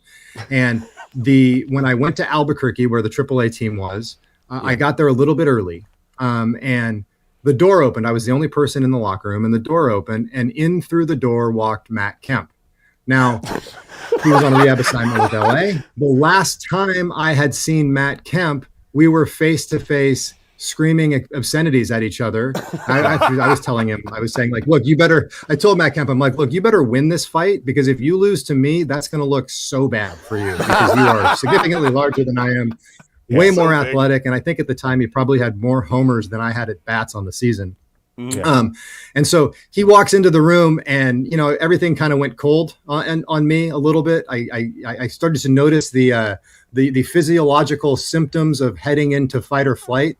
And Matt Kemp walked over to me, and I stood up because I wasn't going to be sitting down to get punched. I stood up, and he stuck his hand out and he shook, and he said, "Hey man, I know we were at odds before, but I got respect with how you stood up for your teammates. And I let out probably the biggest exhale of my life in that moment. So, yeah, that's my Dodgers story. Classic John Baker, man. Well, dude, this has been phenomenal having you on here. We got to have you again soon, man. And I cannot thank you enough for joining D. Fish and Decker on the new 97.1 The Fan, the voice of LA sports. Bank, cannot wait to see what's next for you, my man. Thanks, guys. Keep up the good work. The one and only John Baker with some absolute gold right there. Dude, I'm telling you, I remember when it happened, he texted me right after, like, you won't believe who's here on a rehab assignment. That's crazy. To walk into Albuquerque and be like, all right, let me get my bearings. I'm an isotope now. And there comes Matt Kemp into the clubhouse and that locker room as well. That would be something. Growing up, Matt Kemp was my favorite Dodger. He was a monster. I thought that guy was like the epitome of what a baseball player could be. Oh, man, and he was dating so Rihanna, talented. too. He was so talented. I played with him. He was my teammate in San Diego. And I will admit, at the time, he wasn't the best teammate, but I give him a lot of grace for this, because I think this was a really weird time in his life. He got traded down to San Diego from the Los Angeles Dodgers. Yeah. You know, they traded him in division to your most close possible rival. You guys took on most of his salary, and so he's being paid only like $3 million to play 27 games against the Dodgers that season. Yeah. And then the season just didn't go well. So I think it was just a bad year for everyone involved. So I kind of look back at that going like, you know, I don't know if anyone would have handled that well, to be fair. Yeah, I would agree with that, because that would be a little bit tough. It was tough. Listen, that's a very seismic change, especially when you go even not all that far to San Diego, but of course just down the 405 or the 5 or do whatever you need to do it. And by the way, baseball talk and coverage right here on the new 97.1 The Fan, the voice of LA sports, is presented by Xfinity. Score the most reliable Wi-Fi, one price, 5 years, guaranteed. Xfinity. Imagine that. And we just got a great Matt Kemp story that I will be imagining, because that guy still could get it. He is very big. We will talk about this version of the Dodgers as they get ready for their series finale today at Wrigley, a day game in Chicago against the Cubbies, hoping to avoid the sweep. Up next here on D. Fish and Decker on the new 97.1 The Fan, the voice of LA sports.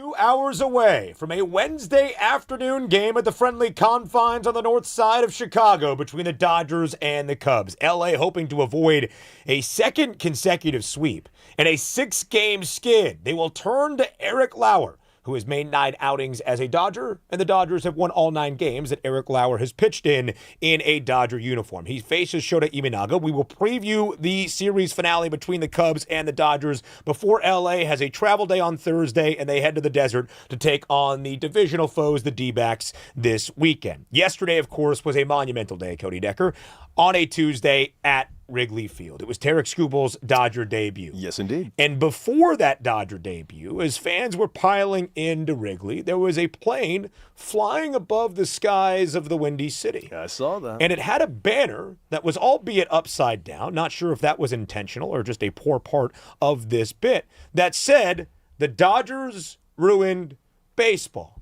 Now, the caveat should be out there. It was sponsored by Underdog. Oh, interesting. You mean that company that just sold for like $2.7 billion? Right. The Just fantasy and prediction market company that oftentimes you see a lot of those operators and prediction market companies or whatever that might be just trying to hop in on the narrative. Yes. An engagement farm, if you will. Yes. And it seemed as though Underdog was doing that, but that has been a common refrain in baseball the last 3 days since Tarik Skubal was acquired late on Saturday night and became the newest Los Angeles Dodger.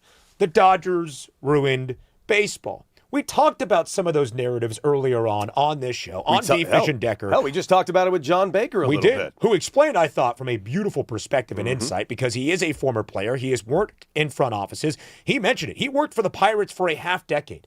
When you go to PNC Park, it is one of the most beautiful ballparks in this country. The Pirates have not seen the postseason since 2015. They have not reached the division series in the National League in longer than that since 2013. And yet they have a plethora of young talent on their roster currently and in years past, and they have not found a way to capitalize on it. John made the point, and I think it's very sound, and one that goes overlooked.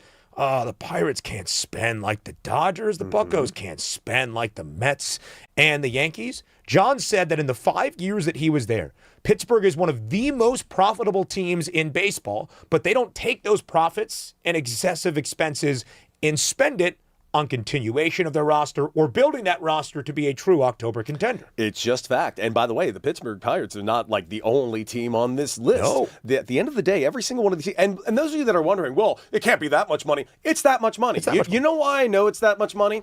Because we don't know how much money it is. Major League Baseball is not subject to antitrust laws. They are not required by any government body or human body at all to open their books. So to say that we don't know is an understatement. We have no idea what every single team is making at all. I do know this. Their owner, Mr. Nutting, is worth $3 billion. Oh, he is.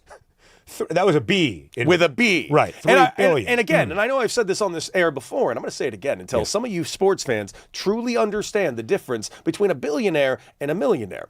What is a million seconds? It's very simple, 11.7 days. Yeah. How long is a billion seconds? 31.7 years. Now, do me a favor and equate that to money and understand that every team can afford the Dodgers' payroll 5 times over and not even notice it. You know what John Baker said as well when we asked about an impending lockout that many have pointed to post Tarik Skubal becoming a Dodger and said, thanks, baseball. We're not going to have any baseball in 2027. This trade had nothing to do with an impending lockout. If there is going to be a work stoppage or perhaps even those CBA negotiations, unless the owners use it as some sort of leverage that is really more fantastical than grounded in reality. But I thought what John said, that as of this moment, because of how far apart the PA and the owners are, there is going to be a lockout. It is only a matter of how many games, if any, we miss in 2027. I think we will have a shortened season as well. Probably something around 120 to 140. That would be my hope and my optimism. But Cody, the main thing that will be negotiated between those two parties for this upcoming CBA is going to be what the owners have often craved, a salary cap. and people point to a salary cap. It is one of the narratives used post-Dodgers trading for Tarek Skubal. Haven't salary caps in other major sports made it so that teams are more competitive, that you can compare bankrolls a little bit easier when you have a certain salary cap? But that drives me nuts. Right? But that drives me insane because why are you legislating parity? Shouldn't you be trying to win already? The fact that we don't even have a salary floor, I think, is a joke. So even getting into a salary cap, I don't know how you can even start the conversation. And by the way, the owners that have put forward a couple of these floors and caps that have been proposed make absolutely no sense, which means to me these are not serious negotiations. They're just trying to convince fans to think, oh, that seems reasonable. How much of the salary floor does every team in the NFL and NBA have to spend of the cap? The answer is 90% in both those respective leagues. The Major League Baseball owners actually put out a salary cap and floor situation where it was 70% of the cap. So how does that even make sense? I'm sorry, it was actually 68.7% of the cap. So how does that even make sense? You're not even spending 90% of the cap, and the two other leagues where we have tanking issues, where we're dealing with literally Adam Silver trying to come up with brand new ways to convince teams to even compete? Do you want that in a 162 game season?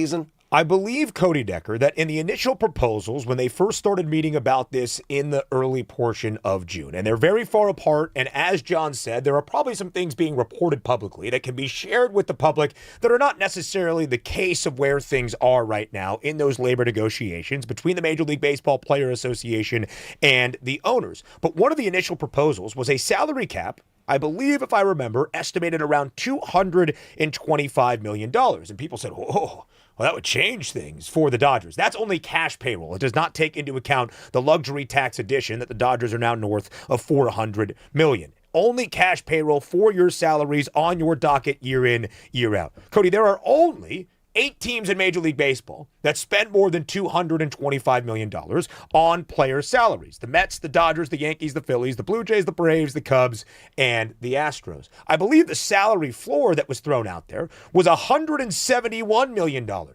15 of 30 Major League Baseball teams spend fewer than $171 million on their rosters in terms of player salary. So I don't necessarily think we say, damn you Dodgers, you have ruined baseball. We need a salary cap to get rid of this. You need a salary floor to bring those owners and organizations that are not investing into their product despite making money, despite being profitable, to bring up the rear and bring that parity to baseball. And now think about the actual things that this also affects. I mentioned earlier how the Dodgers are making so much money in their revenue. They're making so much money because they're able to not only sell things about the Dodgers, but think about just how much money Shohei Ohtani brings into this team.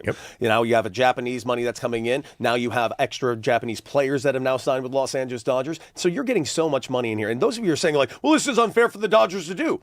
He was on the Angels for 5 goddamn years. They didn't do anything with this. And I said this yesterday, and this is what also drives me nuts. Those of you that are saying the Dodgers are ruining everything because of the money, they spend, with everything all encompassed, 15% higher than the next guy. In 2005, it was 70% from the Yankees to the second highest paying team. By the way, that Yankee team in 2005, if you adjust for inflation, would be $25 million more than what the Dodgers spend right now. And earlier, we were talking about that weird TV deal that everyone's saying, oh, the Dodgers get a break.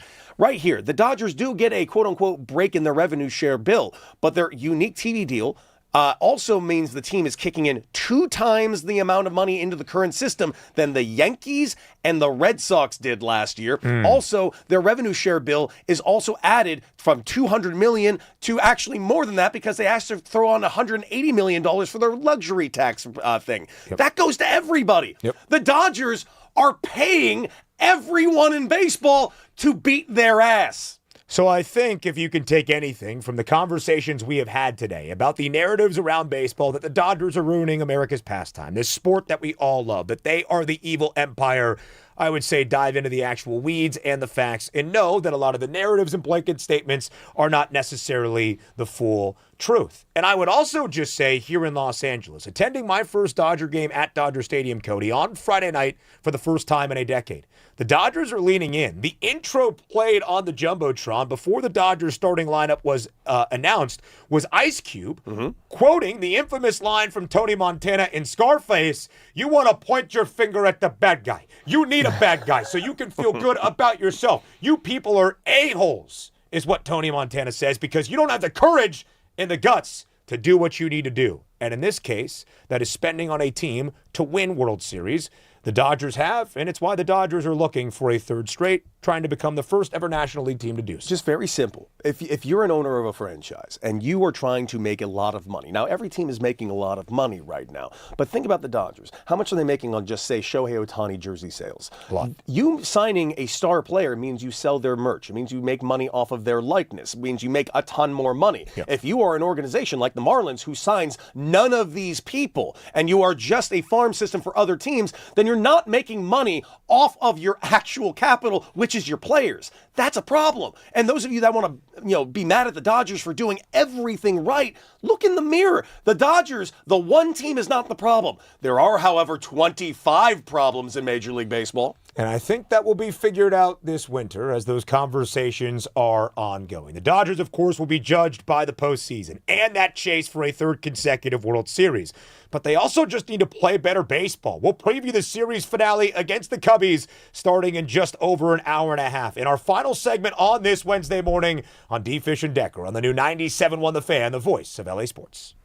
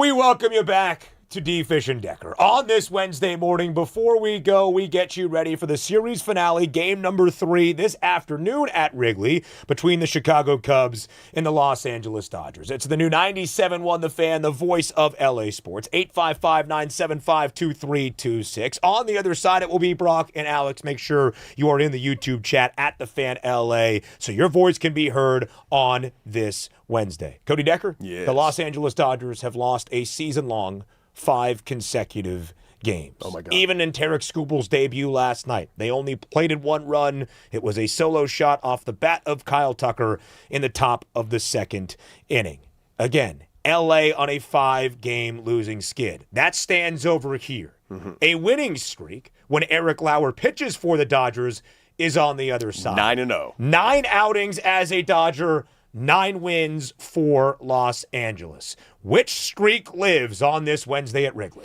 I'm going to venture a guess that it will be the Eric Lauer streak will actually win out on this. Now, that being said, Eric Lauer, who has played many games over there with the Chicago Cubs, and of course we also know that Shota Imanaga is having himself one hell of a resurgence season. So this is not going to be, by any stretch of the imagination, an easy win, because let's be real clear. Eric Lauer is the type of pitcher that is either dominant or will give up 20 runs in an inning. And that is not a knock on him. It's just kind of the style of pitcher he is. A quote-unquote soft lefty that really works on hammering the zone in certain spots, really pitching a little bit off his changeup and his cut.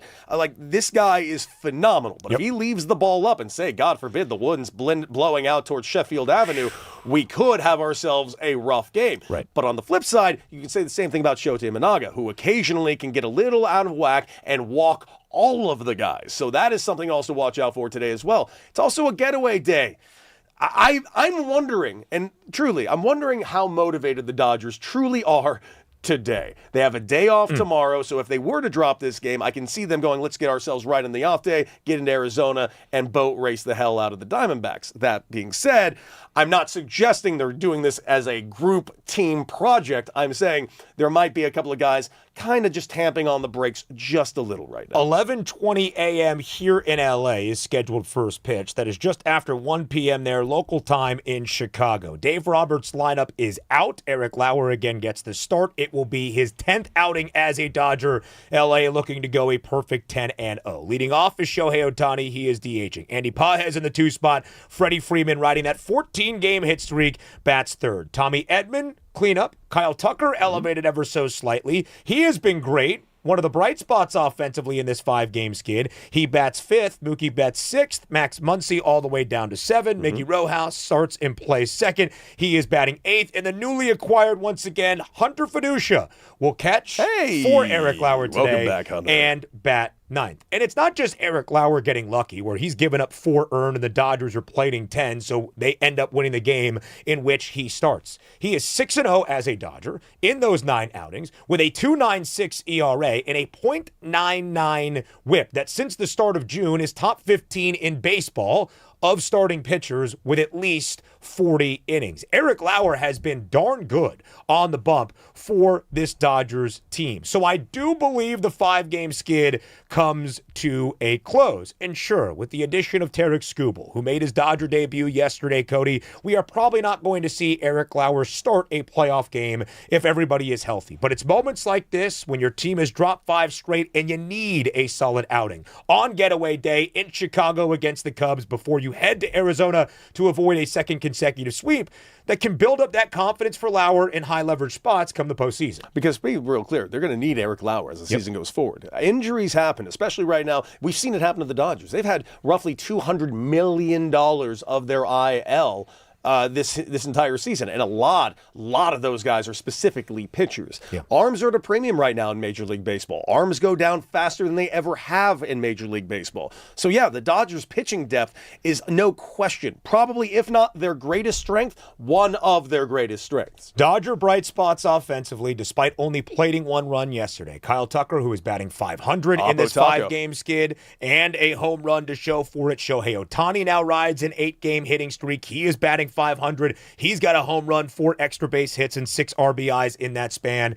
And Freddie Freeman is batting north of 470 in a 14-game hit streak. The veteran in Frederick still getting the job done. And Cody, that offense is going to have to be good. And on the uptick today against Shota Imanaga, who in 5 starts, the starter today for Craig Counsell and the Cubs, 5 starts in July, 5 earned in total, a 1.53 ERA. You know, I have some friends that are Braves fans, and I tell them this all the time, but I don't tell them to be mean to them. I just tell them that it's true.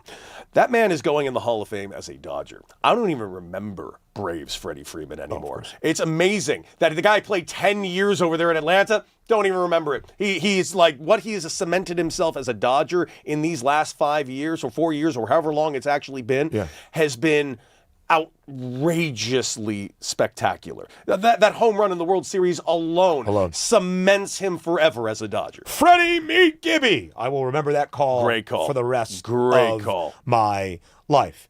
Now, I'm going to say a compilation of words that I cannot believe I'm uttering on air. Well, can you do it slowly and sexily? Yes, because we have talked about sexy eating today, like grapes in my mouth. Again, that's behind a paywall. Could Deck and I handle the big fat fatty? It's time now for the final out. D-Fish and Deck know their stuff when it comes to trivia. Well, kinda. Let's see who'll make the final out. All right, guys, and what you'll be playing for today is a chance to eat this. If you're on YouTube, you can take a look at this. Could you guys describe this to our listeners that are in the car? How do I put it? This is the Big Fat Fatty. That's the Big Fat Fatty. It is an amazing sandwich out of a wonderful restaurant here in Southern California known as Fat Sal's. Yep. I have frequented many drunken nights at Fat Sal's, specifically in Westwood. I lived on Roebling when I was at UCLA. It opened in 2010, 1 year after I was done at UCLA. And yes, I commuted back to UCLA to drunkenly eat at Fat Sal's. All right, well, let's give the people some details just in case they can't see it. Like how long, how much does it weigh? You got that for us, Mitch? You got chicken strips, you got Moz sticks, mozzarella sticks, It's on the fries, screen. cheesesteak, or even Euro meat. Yeah. Now, I did not live in Westwood. I am not a UCLA Bruin legend like one Cody Decker, but I have eaten at Fat Sal's many a time. You could have a great night of eating in Westwood, a Fat Sal's sandwich and a Diddy Reese ice cream cookie sandwich. I'm sorry, but okay.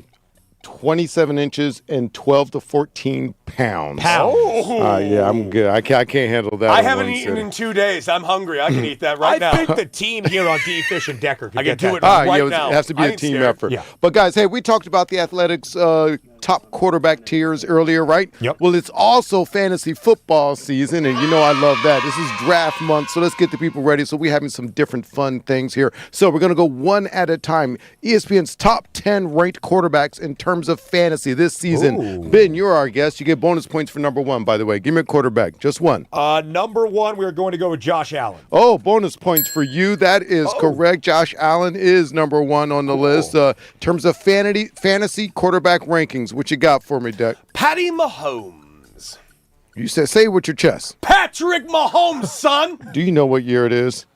No, that is not the case. Wait, our he's not in the host, top 10? our guest is the champion. Our guest is the champ. Yes. It's not easy, Bro, doing what I do. But Would you Would you have taken Patrick in your top 10 there, Ben? I thought Patrick Mahomes would at least be in the top 10. No. Listen, he has not been three. in a minute. It's been a minute in fantasy. No. In fantasy football, he's just not putting up those kind of numbers. Here, I'll give you this. All right, so give another one. Give another try, Cody. Lamar Jackson. Now you get that ticket. Okay. Ben, anybody you want to guess? I think the rushing ability is going to be key here. All right, fine. I'm going to go with Justin Herbert.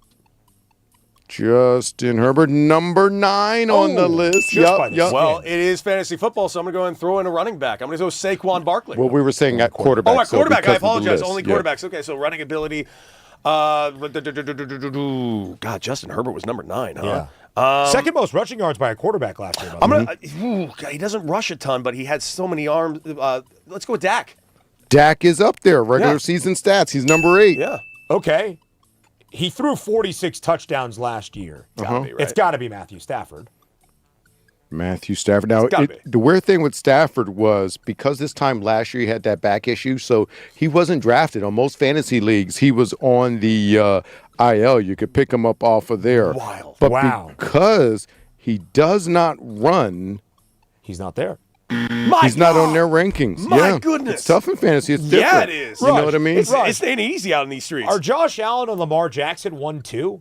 Josh Allen, here, I'll just give you the rest of the list here as we're running down This the is show. perplexing. Lamar Jackson, number 2. Yeah. And this is, they have all the Yates, Moody, Carbaugh. They have all the Clay, all the experts. So he's number 2. 3 is Jaden Daniels. Remember him? Bouncing back. I'm surprised he's that high right now. Drake May. I knew Drake was Drake in May, there. number 4. Yeah, he's a that runner, should got and he that. has a new weapon. Number 5. Pats are gonna stink this year. The Jalen Hurts still is a running. Cody's favorite, Joe Burrow. He's got his weapons when he's healthy. I like Joe Burrow. He's going to Burrow's air it great. out. Number 7 is a bit of surprise to me, but again, rushing and touchdowns. Jackson Dart, number 7 in terms of their rankings. I know this is theirs. Invalidated. 8 was Dak. 9 Herbert. is Herbert, and number 10. He really stuffed it up last year rushing, but I don't think a repeat of this. Trevor Lawrence, number 10. By the way, so go ahead. no, Caleb Williams, 11 didn't make it. Brock Purdy up there, and then Patrick Mahomes, number 13. You know somebody should take his flyer out on when it comes to this year in fantasy. Kyler Murray, man, that's going to be interesting. A rebound With there Kevin for sure. O'Connell, Yeah. mobility. Yeah. Does he beat out J.J. McCarthy? Yeah. You say yes. Okay. I say yeah. All right. Interesting. Dude, I'd take a flyer out on that. Listen, I've got my fantasy draft coming up in 3 weeks. Yeah. So now I am locked and loaded because of that. Cody Decker, Oh, what a my great time God. on this Ben, Wednesday morning. So great having you here all show long here on Defish and Decker. Thank you for having me, my man. Of course. And It of course, be back in here live bright and early tomorrow morning. Follow everything Ben's doing because he will be back right here on this show at some point, no question, and all throughout the channel. And Brock and Alex are next. And of course, don't go anywhere. You want to watch that. Enjoy yourself some sports. We'll see you.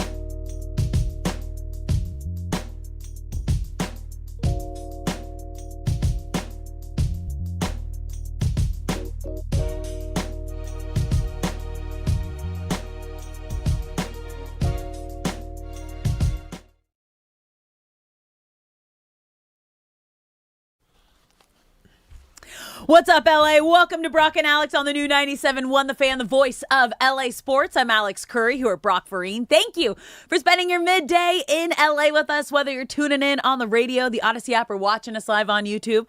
We appreciate you being here. We love when you're a part of the conversation and a part of the show. So if you're watching the live stream, get in the chat at The Fan LA. You can also call us at any time at 855-97-LA-FAN, you guys. And we have a Dodgers matinee this afternoon. So we're going to have some baseball in about an hour with Eric Lauer on the mound. We're going to get to all the Dodgers action, the unfortunate losing streak that they're on right now. Skubal's outing in just a moment.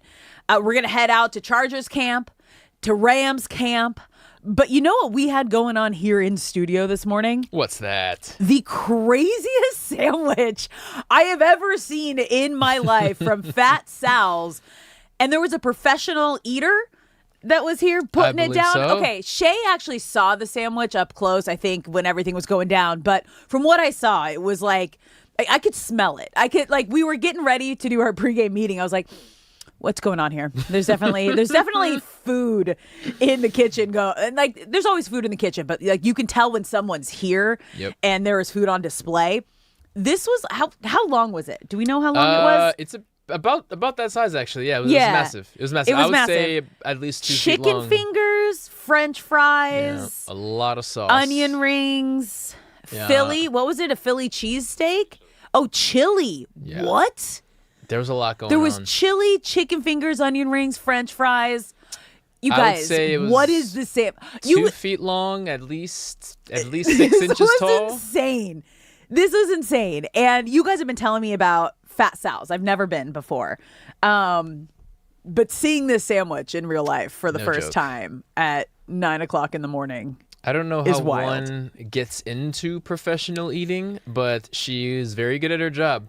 She was not playing games. It's what you've watched, like the hot dog eating contests. Yes. On 4th of July. Mm-hmm. I've seen corn on the cob eating contests too, which is hilarious because it's just like that sounds down, painful. Down.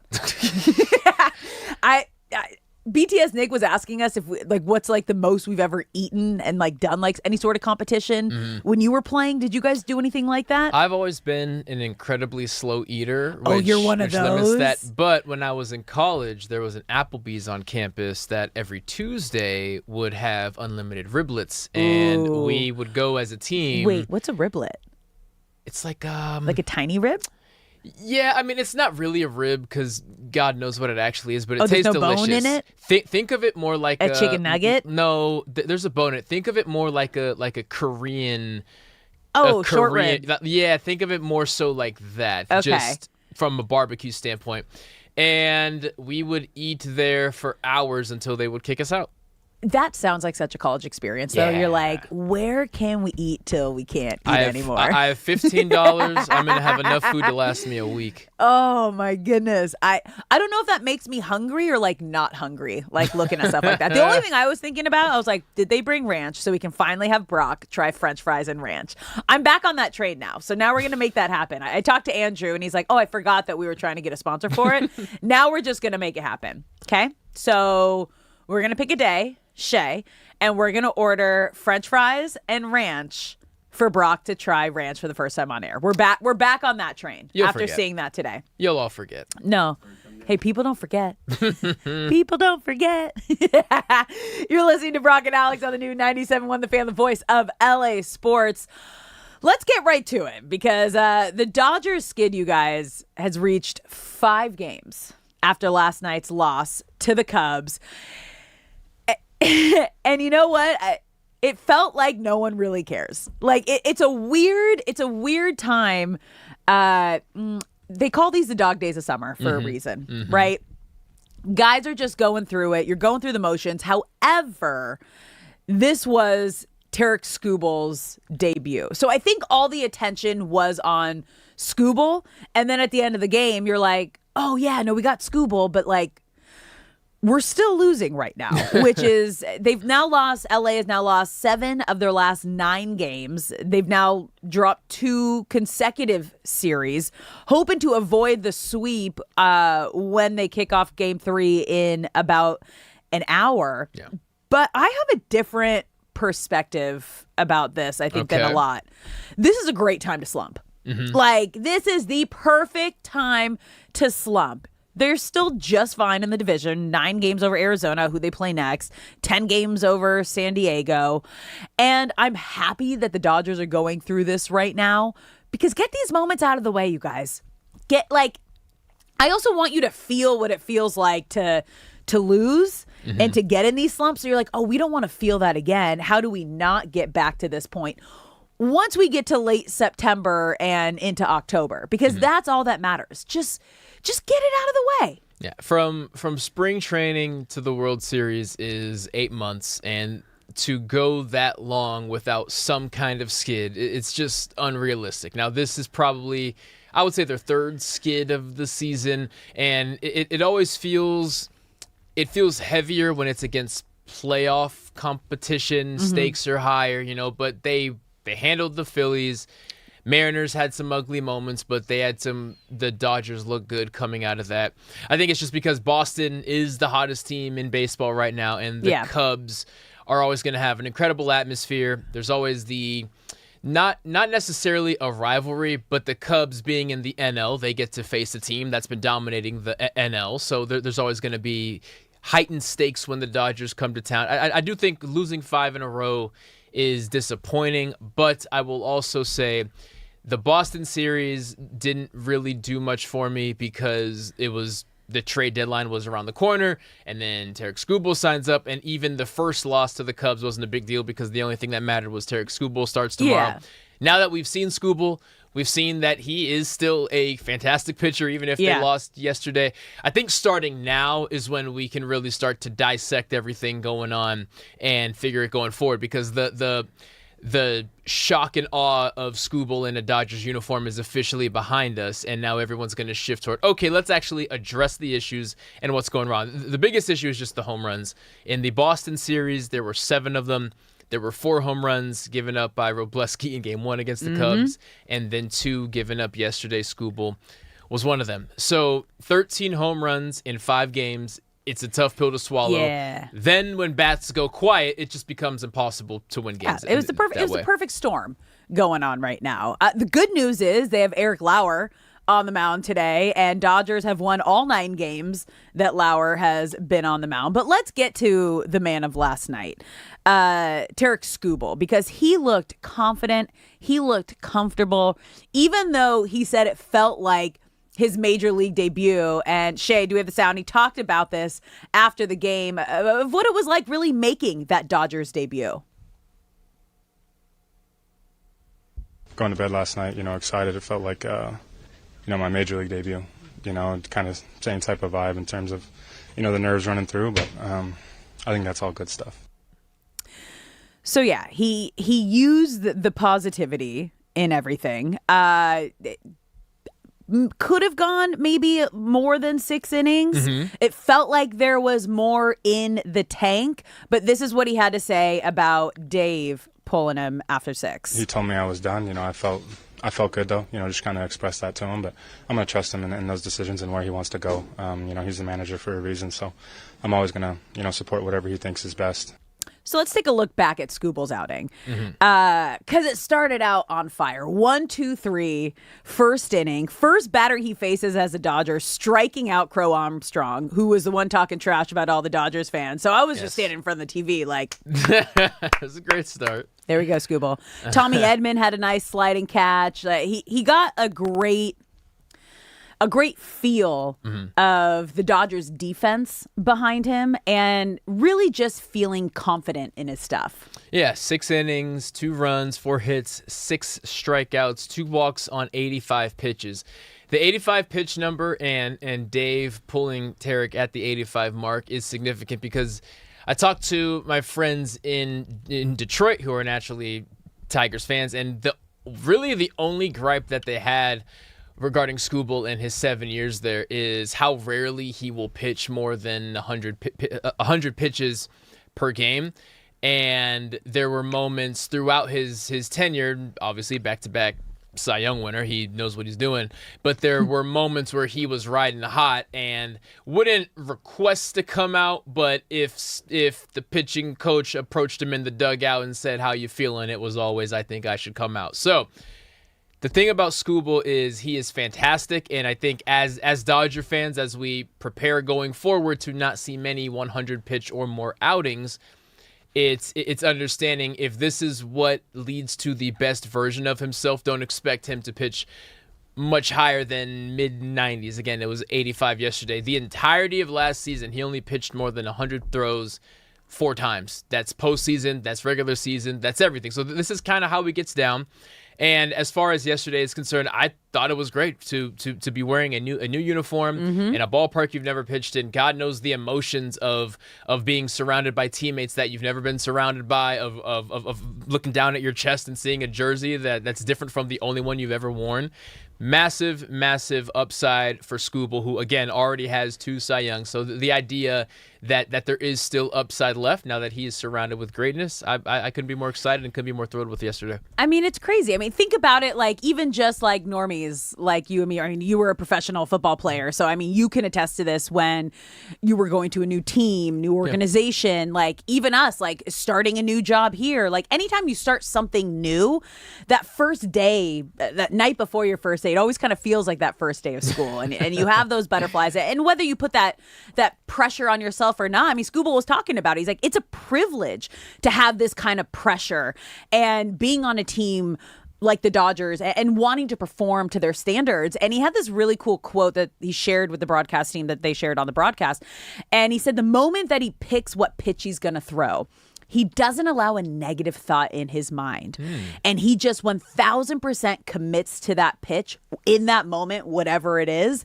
And obviously it works because I've talked to a lot of different pitchers, and the biggest thing is just getting out of your head. Right. Like a lot of them just need to do whatever I can do to like get out of my head. Stop overthinking it. Stop thinking about certain things. So the fact that he can just like block out any negative thought and it's just like, this is what I'm going with.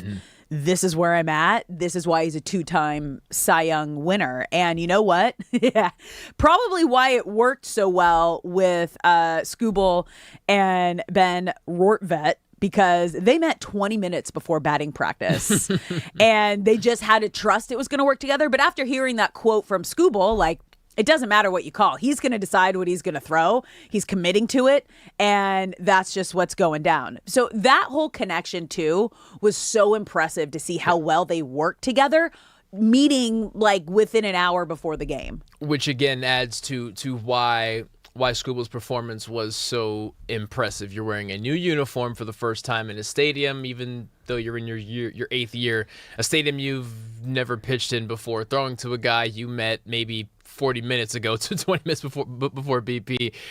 It's incredible. And just watching any athlete do something great, whether they're wearing your team's uniform or not, is incredible. But there is a special feeling knowing that hopefully he's wearing a Dodger jersey for a couple years from now. But even if it's just for the remainder of this season, just the feeling of this is going to be special. He gave up 2 runs.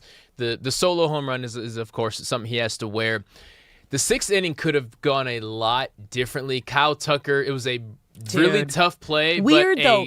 A Gold Glove caliber outfielder makes that play. Who's familiar with that outfield? Familiar with the outfield. That was the weirdest part. It's like if anybody should be able to catch that, it's you. Yeah, for those who didn't see it, it was a shot over Tucker's head in right field, and he's kind of feeling for the wall and expecting the wall, and he's slowed down even though he wasn't on the dirt track yet, and it was just mistiming his jump and anticipating that wall, which again, to Alex's point, you spent some time in Chicago, you should know where that wall is. You've stood in that right field tons of times. So a tough play, definitely not an error or anything like that, but a play that if Tucker makes, who knows how the remainder of that inning ends up going.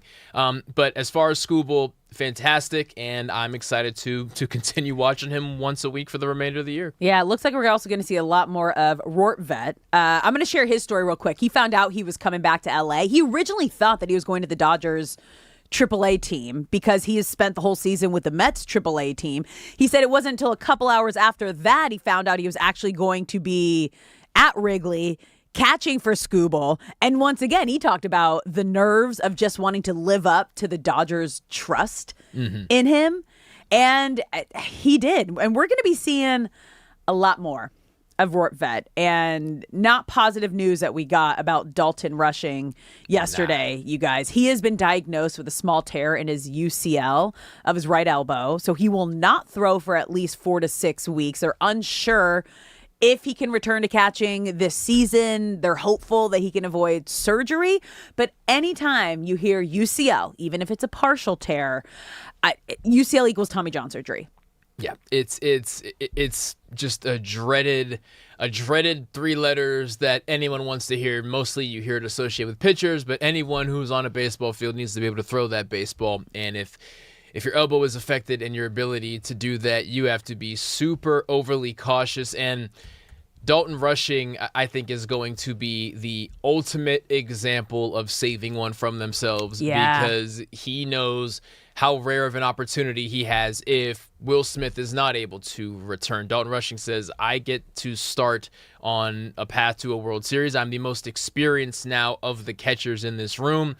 I need to be out there and handle this. And if it is a threat of a Tommy John, that's when the training staff and Dave Roberts have to make the very difficult call of, hey, we're not just talking about this year, we're talking about the rest of your career that can be affected. So hopefully a conversation that doesn't have to happen, but Dave Roberts, along with the pitching rotation and the injuries there, you have to plan for every single scenario. And right now, a new scenario that he has to plan for is if Dalton Rushing is not able to return at any point this season. Which makes sense now, because when we heard from Dave Roberts, I think on Monday, when we shared the audio of him getting scratching Dalton Rushing just before the game, he's like, we have no idea when this actually happened, which means this has probably been a lingering situation, as you said, protecting the player from themselves. You've been preaching that about Ohtani since the start of the season. I was on the other side of this, but we also saw it with Kike Hernandez. Yep. Same thing. Like, he felt it in batting practice before even he got back into game 1, played through it through 2 games, and then had a major oblique strain and had to miss a chunk of the season, even more so than he already did. So I'm curious as to when Dalton Rushing actually first felt this in his elbow.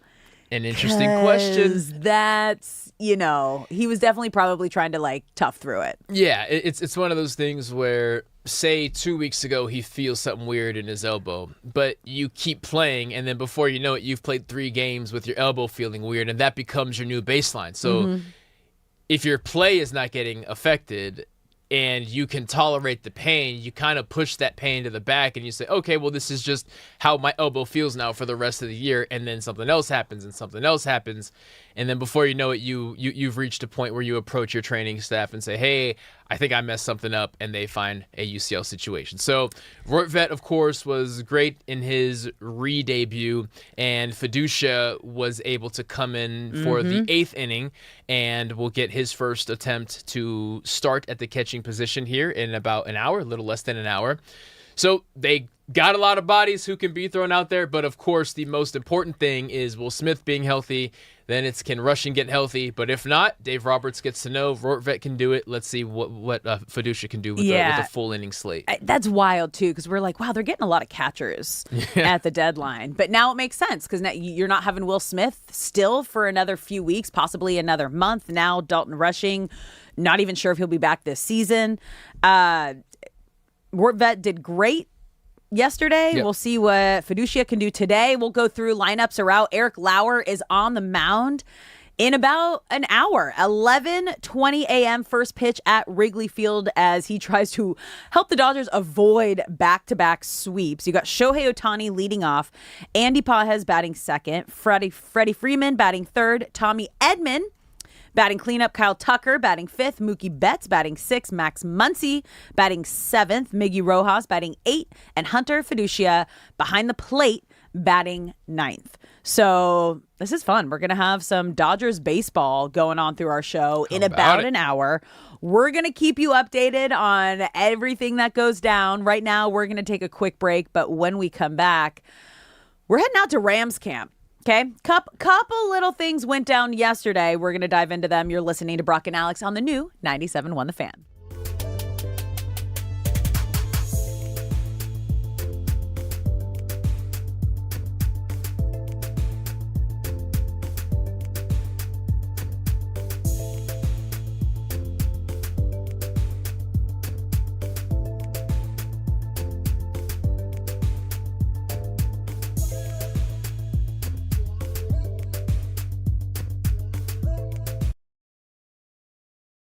The amount of games they've played and they're all still competing at the highest level. It's incredible. As far as I could tell, that was really cool. That reminds me of Brad Pitt from Snatch. You ever seen that where like they just can't understand a thing he's saying? Yeah, it's a good. I haven't seen it in a while, but yeah, I see it. Left foot. Magical Wayne Rooney. Ronaldo sucks. Oh, no. Sue. Don't do it. It's not a Ronaldo moment. What are you doing? This is like the Dodgers having a championship parade and a bunch of people showing up in Giants. You go away. Go to the loser bar. Oh, Ronaldo, I'm back. All right, it's Messi's birthday. We're celebrating Messi. I think it's funny when it is funny because I never push your buttons before, but it's an interesting have you do it to me. Yeah, I mean, I feel that like was sarcasm. I see the sarcasm. It's a second language to me for sure. But look, there is no doubt about it. Messi is the GOAT. Ronaldo, not the GOAT, but still, he is back. There's a new home for LA sports. The new 97.1 The Fan. Oh my goodness! Live, local, We back, baby. and in your feed. Yeah. Bring your opinions. Shohei Ohtani! Bring your love for the game. Join five-time Lakers champion Derek Fisher and the voices connecting LA sports fans every day. The new 97.1 The Fan, the voice of LA sports. Just, a coach or whoever's evaluating just sees too many areas of growth and they just move on. But like you said, spending some time working on your body, your mobility, your core strength, like some of these things that are going to actually make you a better baseball player or a better athlete, sometimes that's the better investment for most. Completely. And, it's hard, though, because there's so much out there about showcases and opportunity and being seen, and the scouts are going to be there. And it's getting younger and younger and younger. You got like 12-year-olds, 10-year-olds, like parents being told, oh, you need to get in this program or else your kid's not going D1. I'm like, that's not how any of this works. There are so many snake oil salesmen out there that are just getting so many families to put so much money into things that just simply will not help their kid. But those parents they don't know any better. And I feel like it's important, and honestly, I just want to help so many of these parents. Yeah. Raj, you remember when that sound you made when we were talking about the NFL last week and the NBA and Major League Baseball, and what is it always about? Money! By the way, that's to get even darker into it. Like, private equity is so into youth sports now. It is a multi-billion-dollar endeavor. Everything with youth sports. You got the travel teams, you got the equipment, you got the showcase culture that exists right now.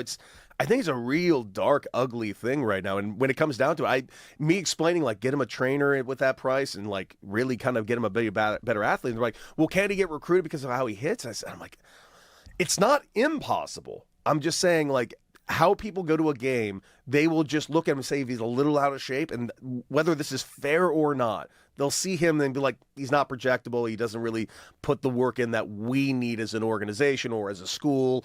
It's just for better or for worse. So I was explaining this all to them, and I hope I steered them in the right direction. And what are the now in basketball? There's you don't necessarily have to physically be somewhere to be seen always. Some events are live viewing events where college coaches can be there and see the players in person, and then some events are not, but they're all on some type of platform where coaches that want to see them or hear about them can go pull up the film, they can go pull up the video, and that's what's also changed a lot about recruiting and being seen, is that the video is, 2 seconds a coach can have a video of you playing in a game without actually having to be there. So there's pros to that and cons to that, because guess what? That means he can see thousands and thousands of more players than he used to when he had to physically go from city to city to see a kid in person. Now, some kids will still get the opportunity to be seen in person, and that may make a difference, but it always comes back to like you just focusing on you and getting better and improving, as an athlete, and eventually, your game in a lot of ways will kind of do the talking and do the messaging more so than you trying to get onto a particular stage to say, look at me, when in reality you're not ready to be seen yet. Just focus on getting better. And then that opportunity. Did Nick Van Exel ever have an issue with you coming in? It's like, oh, this guy's coming for my gig. Because at the end of the day, when you draft a guy, kind of coming for your gig a little bit, at least a little bit. No, for sure. I'm sure he felt that way. The best story I have, which still pisses me off to this day, is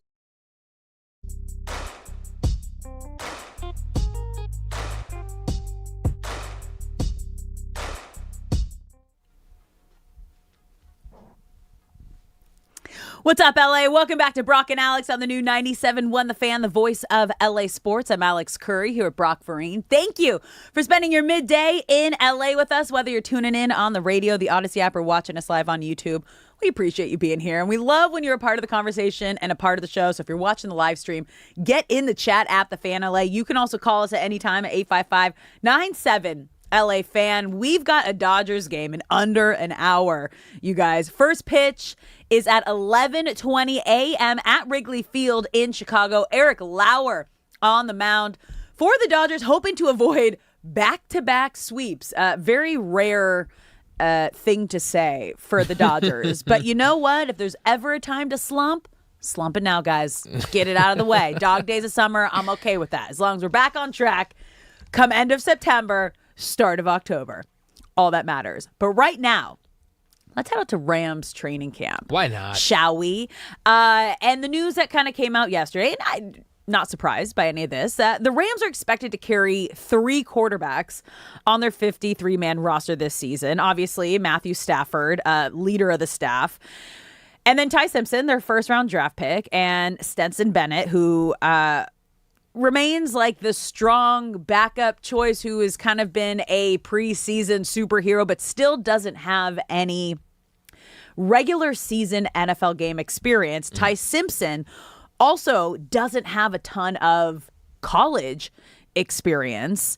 This feels like the easy way to say we have no idea what we would do if Matthew Stafford went down. So funny enough, Rams fans will hate this, but you get to thank the San Francisco 49ers, which led to a rule change after the 2023 season. So you can now keep an emergency quarterback on your roster, whereas before most teams would enter any regular season game with just 2 on their roster.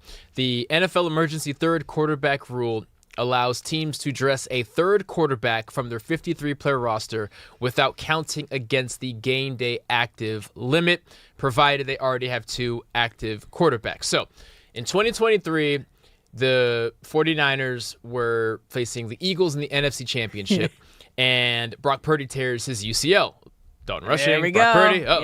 Yep. Josh Johnson, the backup quarterback, then enters the game and gets a concussion. The 49ers are then just without a quarterback for the remainder of the game. They got blown out 31-7. Brutal. It was a nightmare. Starting the next year, they made a new rule saying that on game days where you're allowed to have up to 48 active players that are dressed and can enter the game, you can have an extra guy who is a quarterback who can enter as long as the first 2 quarterbacks are hurt. So, years ago, they would have had to essentially pick one or the other. But now, thank you, 49ers. I know it's painful to say that. Now you can carry 3 since the Niners had their issues. So, that does bring a little bit of relief regarding Sean McVay and the plan ahead. Again, if Matthew Stafford gets hurt, I don't know what the season's going to look like anyway. But at least you get 2 young guys who can learn the ropes of handling themselves on game day, can stand right next to Sean on game day, can give Stafford any insight from what they're seeing on from the sidelines.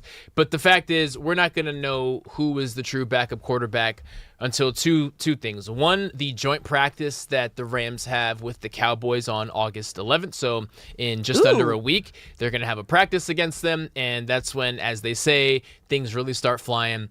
Also, once the preseason games actually come around, they don't have a practice. I'm sorry, they don't have a game against Dallas, just practice. So next Tuesday. Yes. I don't know if the Rams are going to Oxnard or the Cowboys are coming down, but that day they're going to have a practice against Dallas. And that plus when the preseason games start on August 15th against Kansas City. So that's that week. That is when the backup role will officially be in competition. But we know if anything actually went down with Stafford, they're going out and they're getting an established vet, Jimmy G, most likely, if he's still available, to come back and help. I don't want to put that out there because the Rams' success this season and being Super Bowl favorites, lies on the shoulders of Matthew Stafford being out there and being healthy. Yes, 1,000%. If God forbid something happened to Matthew Stafford during training camp, they're going to go get Jimmy G, who knows the system and tested the waters this offseason to see if there was a starting role out there for him.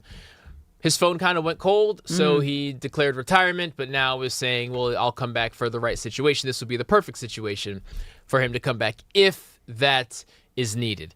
However, it is still necessary for McVay to develop these guys just in case someone else calls Jimmy G first. So you have to keep developing these guys. But yes, it's important to note they would not hand over the reins to Stetson Bennett or Ty Simpson if they had an option like Jimmy G still out there and available. Okay, so let's head to next week, right? And that joint practice with the Cowboys, because that's when things like really start to get kind of like the closest to game feel heated, and then the preseason game next weekend. What specifically are you looking for? I mean, let's start with Ty Simpson, right? Because he doesn't have the college experience that most quarterbacks do coming into the NFL. What are you looking from Ty to feel comfortable to possibly name him backup one? How quickly he can process things. I always say with a young quarterback, let alone one who only had 15 starts as a starter in college, it's not about making the right throw every single time. It's about being confident and being able to explain after why you made that throw. If Ty Simpson can go out against the Cowboys and have some good plays, but let's say he throws 4 picks.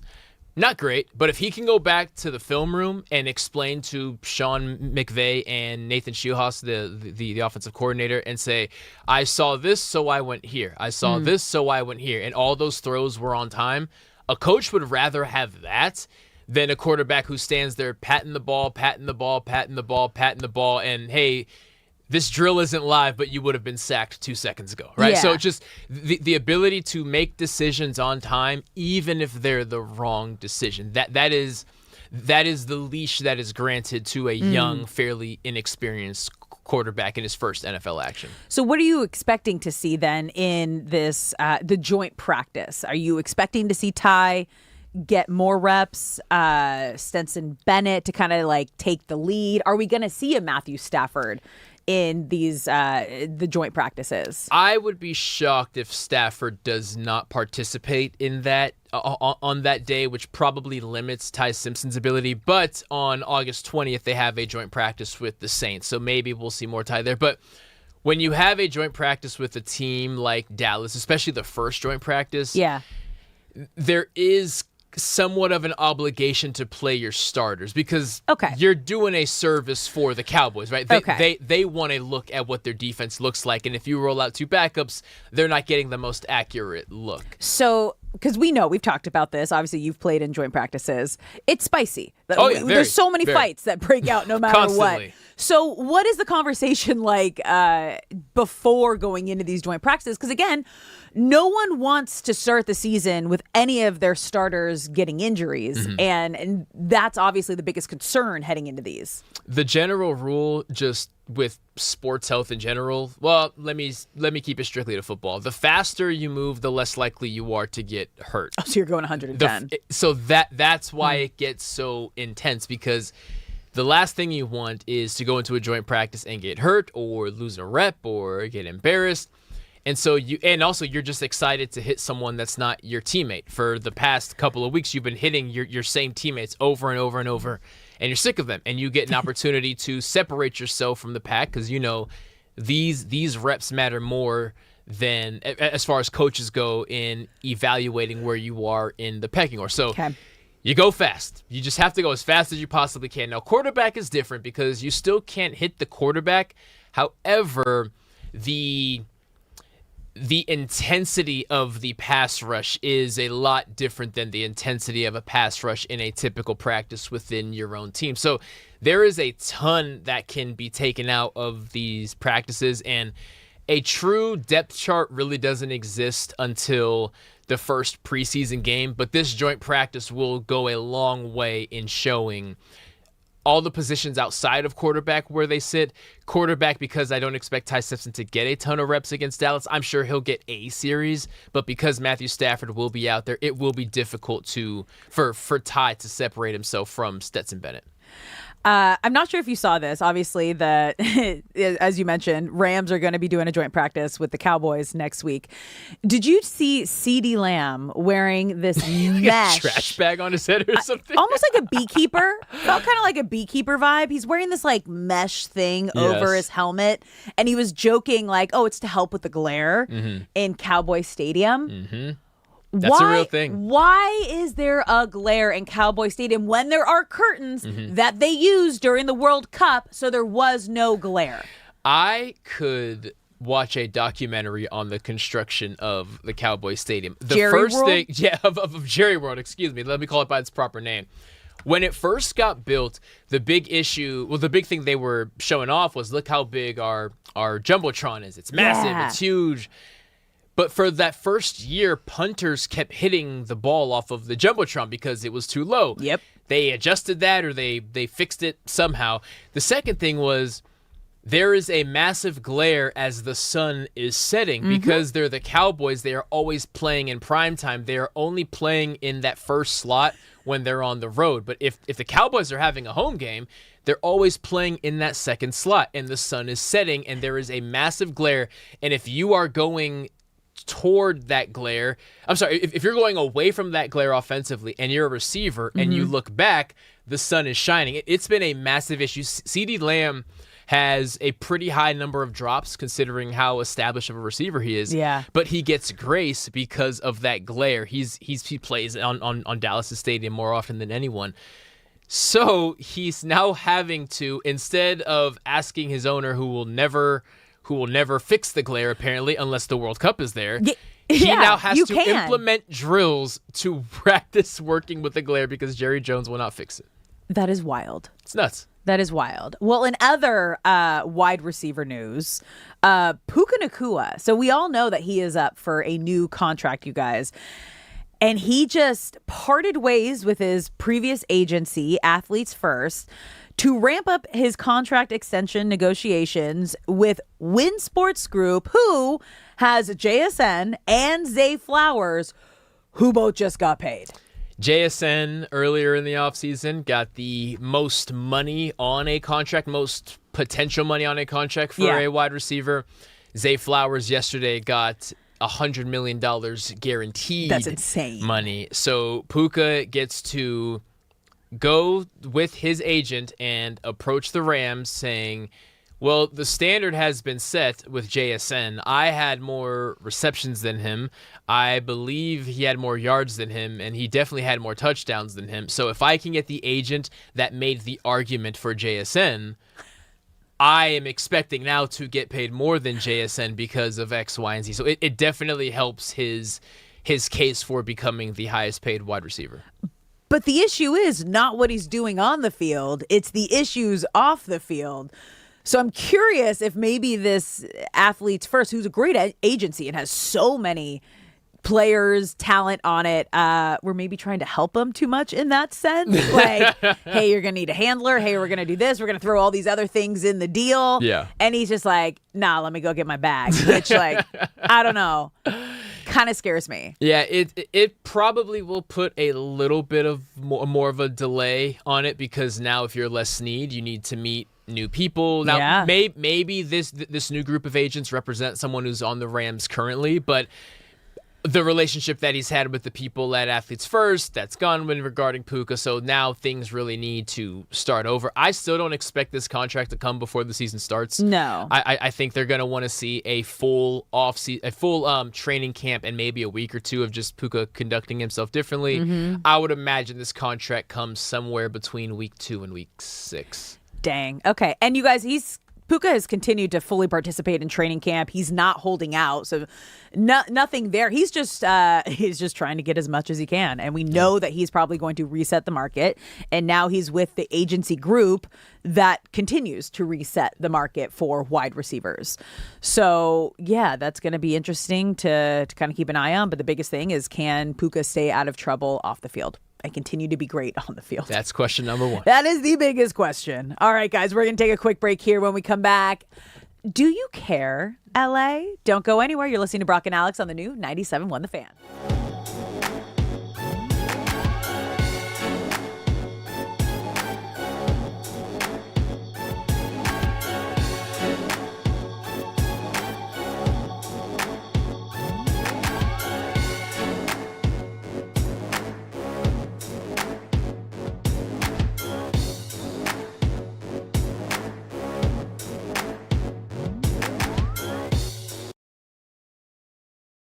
Yeah.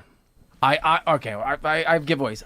Which of these is not true? I once got in a fight with LeBron James in an elevator. I once interviewed Bill Clinton when he was at a urinal. Or could this be a true one or a fake one here? You're selling it well. Uh-huh. Yeah, I know. It's a whole setup. I once spent 4 hours having caviar with Emma Thompson while talking to King Charles. I am going Two truths and a lie. to say, we'll all put in our guesses. 'Kay. I'm going to say the Bill Clinton one is the lie. I'm also going to say Bill Clinton is a lie because it's Secret Service, and you would have had to get by because it's president. So even like former, you're surrounded by Secret Service. Also kind of creepy. Kind of creepy if it's true. Yeah. But also very on brand for Bill Clinton. So like that would be hilarious. On brand for Bill Reiter. Yeah. Those bills are weird, man. Wow. Those are weird. Stay away from Williams. Can I play? But I feel like I have unfair advantage. I know a little You bit. know one of these. Okay. Yeah, I know one of them. I'm going to say the third one is the lie. I did not get in a fight with LeBron James in an elevator, though I just written a scathing column and we were in the elevator in awkward silence. I did, in fact, hang out with Emma Thompson and hang out with King Charles when I was a young reporter, and I did, in fact, once as a very aggressive reporter march past the Secret Service. No! And I used to be able to do it. I used to cover Bill Clinton back when I worked at a newspaper in Arkansas early in my career, and it was, I'm Bill Clinton. What are you doing? That's really good. Yeah. That's really So good. you interviewed him at a urinal. Yes, he was the first white person inducted into the Arkansas Black Hall of Fame. He wasn't taking media. I saw him get off the dais. Wow. I walked into the hallway of the convention center. I saw him going to the restroom. There were Secret Service. Yeah. And I just marched right in like Michael Keaton from the paper. And, No. All right, so that's mine. You guys do it on Friday. Earlier, we were discussing Philadelphia and how much they idolize fictional heroes. So what is more insane, Bill Clinton being in the Arkansas Black Hall of Fame or Sylvester Stallone being in the Boxing Hall of Fame? Adrian. I got to go with the Bill Clinton one, but I don't know. Bill Clinton was very popular president. I know you guys. Wait, I know you guys that's want to so know, weird. so I'll just give. Yes, there was a partition. Can we just? Yes. There was. I got the quote though. I got the quote. I have to. You did? What did he tell you? And then I followed him to the sink, and he's like, are we good? Yeah. Can you leave me alone, please? Is that enough for your newspaper? Yeah. Yes, Mr. President. Thank you. Also, that Secret Service got fired, right? He had stopped being president 3 months earlier. Derek, are you excited or a little bit upset that the Lakers are quickly becoming the whitest team in the league? Because quietly, I not even quietly. I think it's pretty outright. We are, holy God! Like, I don't know if we're playing basketball. I don't know if we're storming the Capitol. Like, I don't know what the Lakers are doing right now. But there's a lot of white. There's a lot of white. There's gonna be. But the two white guys can really shoot it. I mean, I know, but I just don't know if the locker room vibes are gonna be good when it's Yacht Rock being played after a win. What's wrong with Yeah, I that, can tell bro? you the answer to that. No. Yeah, it's like you just beat the defending champion Knicks in Madison Square Garden. Let's go back to the locker room. Sailing, take me away. Christopher Cross. It's always Christopher Cross for victories, baby. That's my team. That's my Lakers. Does that fire us up? I don't know. I like Rob Pelinka, please get for lack of a better terms, give some people that will celebrate at Roscoe's Chicken and Waffles afterward. Okay, like get some people all celebrate there though. Trust me, I love it. But get some soul in that locker room, please. Get some melanin. I believe in him. I believe that Rob can do this. No question. Any honorable mentions? Dude, I should have put you number one. I should have put you number one, man. I can't. First of all, I think fair. First of all, I think we agree that's totally fair. We're not gonna. I feel like we shouldn't go to break here until you actually give us your real fifth one. Having me versus Shohei Ohtani in the Cy Young is absolutely ridiculous. I think you need. What was the actual one there? Think about the compliment. That is absolutely insane. What's the real fifth? What's the real fifth one in there? What's the real fifth one there? You technically just named 4. That's not true. D-Mac and Reiter, I have you on a greatest all-time list. Because I view you as a GOAT. You're the greatest troll of all time. Hey man, I am morally and spiritually offended by your zealous love for Shohei Ohtani that has turned you into the mother from The Aviator with the soap and the flashback. You're not safe. You're not safe. You're not I'm safe. Marlon from Fun. Welcome back to Brock and Alex on the new 97.1 The Fan, the voice of LA Sports. I'm Alex Curry here at Brock Vereen. Thank you for spending your midday in LA with us, whether you're tuning in on the radio, the Odyssey app, or watching us live on YouTube. We appreciate you being here. We love when you're a part of the show. So if you're watching the live stream, get in the chat at The Fan LA. You guys, we have Dodgers baseball coming up just right around the corner, 11:20 a.m. first pitch. Eric Lauer on the mound. Hopefully, since the Dodgers are 9-0 in all of his outings, I'm hoping he can be the man on the mound that can turn things around for LA today so they can avoid back-to-back sweeps. So we'll continue to dive into Dodgers baseball at the top of next hour, get back into Scooble's Dodgers debut, which, you know what? We're just happy to have you here, Tarek. Like, we're so happy. I can't wait till he makes his Dodgers debut, like Dodger Stadium debut, even though yesterday was his Dodgers debut and his first time pitching at Wrigley Field. His Wrigley debut and he as said well. it just felt like, it felt like his MLB debut, like the nerves the night before. It's so, I love it so much. So yeah, Eric Lauer on the mound for the Dodgers, hoping to break this skid that they're on and avoid back-to-back sweeps. But right now, it is time to bring in producer Shay. The sports world is talking, but what's actually worth talking about in LA? Producer Shay brings the stories. Now Brock and Alex give the city your verdict. Do you care, LA? How we doing, LA? Woo-hoo. LA's most eligible bachelor, Shay, is ready to go. Wait, what? I'm not actually an eligible bachelor. I'm I have like, a girl. is your girl listening? I was like, I'm Shay, trying to that think was- of different ways Shay, I could say, that was like... really And you bad. went with eligible. Yeah, that was Does a she bad listen one. to That was the a bad- show She's and listening currently right now. Yeah. I'm going to say sorry to her. Okay, I apologize for Shay because that was embarrassing, okay? That was bad. That was bad. Well, we've done a couple bad things That was today. bad. Yeah. That was It's bad. not. It's not a great day. Done for a Shay. couple bad things It's today, not been Shay. a What great else day are we for Shay. admitting to Well, right now? we'll go that There way. has never been someone who folds under less pressure than Shay. Just absolutely no pressure and is constantly folding. I've never seen anything like it. All right, Shay. Do you Continue care? on. Go on. The segment where I tell different stories from around the sports world. I got Alex. I got Brock. They're waiting for me. I am not a bachelor. I will tell you guys this story starting here. Keep on digging. Keep on digging. Keep on digging. Also, like, are we doing a reality show? I feel like every time I look in there and you're talking, BTS Nick is taking videos and photos of you. He just likes me. Yesterday, too. He puts it on his he phone. just likes He just me. likes me. Okay. Akron is letting a fan call the opening drive. What do I mean by that? The University of Akron is picking up one season ticket holder to serve as offensive coordinator for the opening series of its game against Robert Morris. The winner will work with the head coach, Joe Moorhead, to design the first drive. Fans are already joking about fake punts, 4 verticals. Do you care, LA? I need a little more from this. So this is very common at the high school level. My high school coach did this where he would let whoever donated the most money, they would be allowed to call the first play of our game. Got it. Now, you do not see this very often on the collegiate level. So Joe Moorhead, who I've called some Akron games because they usually play one Big Ten team a year. Yeah. He's very Harbaugh-ish in that he's kind of just a goober kind of a guy. Yeah, okay. Absolute wild card of a human.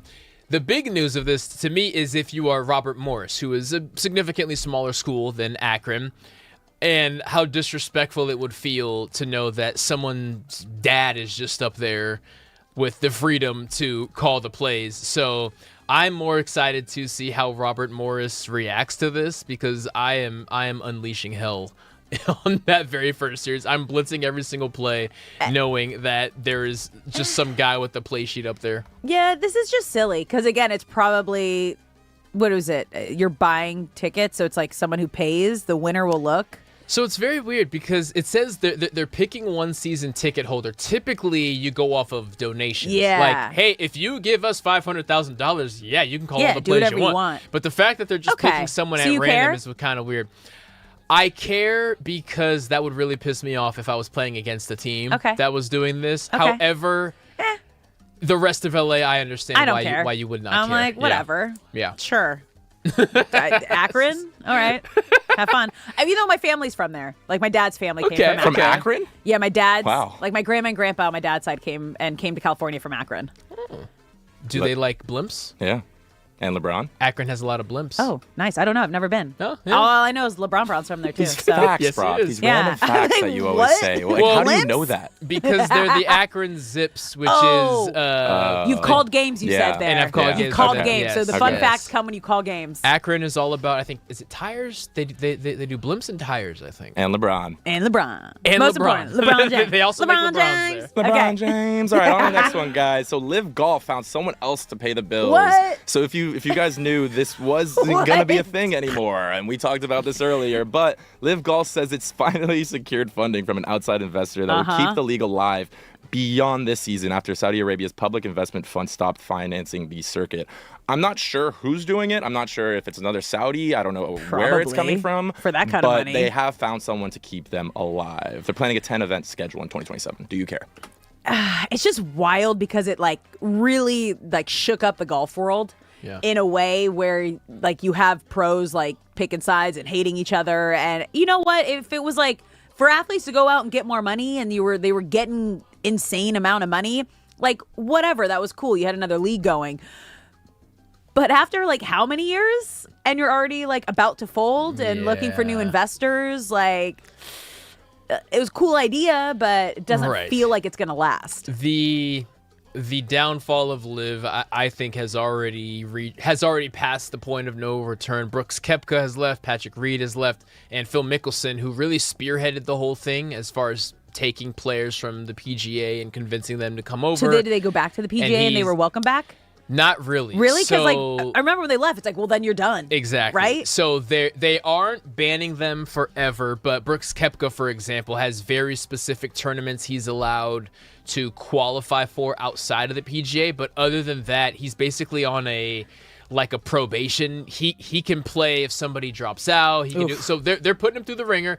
Now he got a couple $100 million to dry his eyes, but I think the biggest issue is Phil Mickelson, who was the face of Live Golf, is again in legal issues.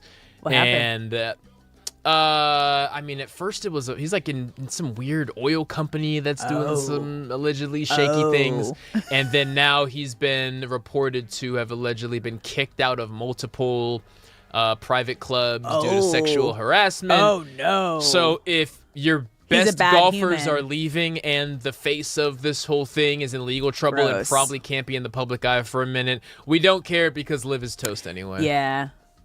Crispy toast. Nice and crispy Burnt toast. Okay, what's next? On to the last one, guys. Do you care, LA? The segment where I tell Alex and Brock different stories from around the sports world, and they tell me if they care. So Brock Lesnar is officially retired, guys. I know, not from the NFL, from the UFC. So Brock Lesnar says his match at SummerSlam, or the WWE, sorry, was his final appearance for his career, officially ending his time in professional wrestling and everything else. Lesnar retires as a 10-time WWE World Champion, former UFC Heavyweight Champion, and NCAA Wrestling Championship. He was also a Viking for a little bit. Do you care? Oh, snap. I have a question. Shay, are you or BTS Nick familiar with WWE and Brock Lesnar specifically? I know about him. Okay, yeah. so my initial thought was, he can do what The Rock did and John Cena and Dave Bautista and pivot to entertainment, but what's his personality? He's from an older generation of non-PC wrestlers, if that makes sense. Got it. Okay. In the past, there were just some things. I mean, I'm not sure if he was a part of that and if he necessarily said anything, but he's just part of the generation that like people don't really trust because they say whatever they want to say. Got it. So he went to the University of Minnesota and racked up a couple accolades over 2 years there. Whoa. So I'll root for him wherever he goes, unless, like Shay hinted at, unless there's some things that he shouldn't say that he ends up saying. But I do think the pipeline, like I said, The Rock, John Cena, and Dave Bautista, the pipeline from the ring to Hollywood is kind of solidified. So if he wants to go that route and has the personality for it, I'll be looking out for him because Gophers got to look out for Gophers. Well, I mean, WWE is entertainment, you guys. It is wrestling, dancing.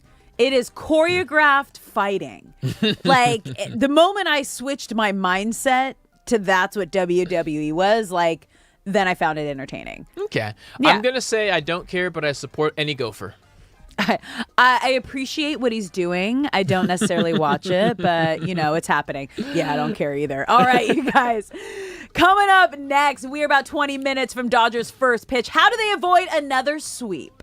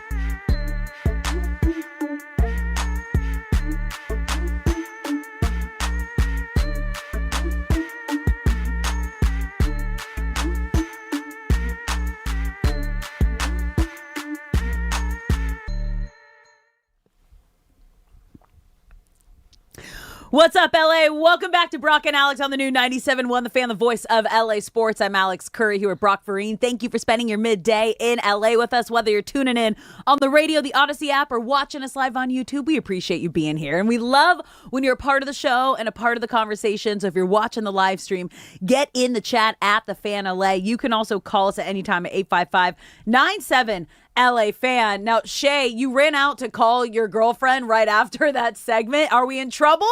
Are we okay? If anyone was listening to Do You Care LA, Shay came on and said, this is your most eligible bachelor in LA. We all looked at each other like, Shay, you have a girlfriend. What are you talking about? Are we in trouble? Crickets. Crickets? No? I'm going to stop talking about my girlfriend, I think. Okay. My amazing, beautiful girlfriend. There you go. That's really nice. There we go. That is my only girlfriend. Yes. Forever. There you go. That's a smarty. That is hilarious. Doth protest too much, we had a funny little commercial break there. I also got like a little throwback. I did a music video like back in 2012, and I was kind of like the music video vixen. This was before it was like right out of college. Like, you guys, this is before I got my Angels gig, before I got all my TV stuff, when I was like the body glove bikini model situation. So that just popped back up on my feed for the first time in a while. I was like, oh, hey, girl. How we doing? Nice to see you again. How you doing? Oh, that was fun. I showed Brock a little bit of the PG part, but that was a fun little trip down memory lane, you guys. Wild.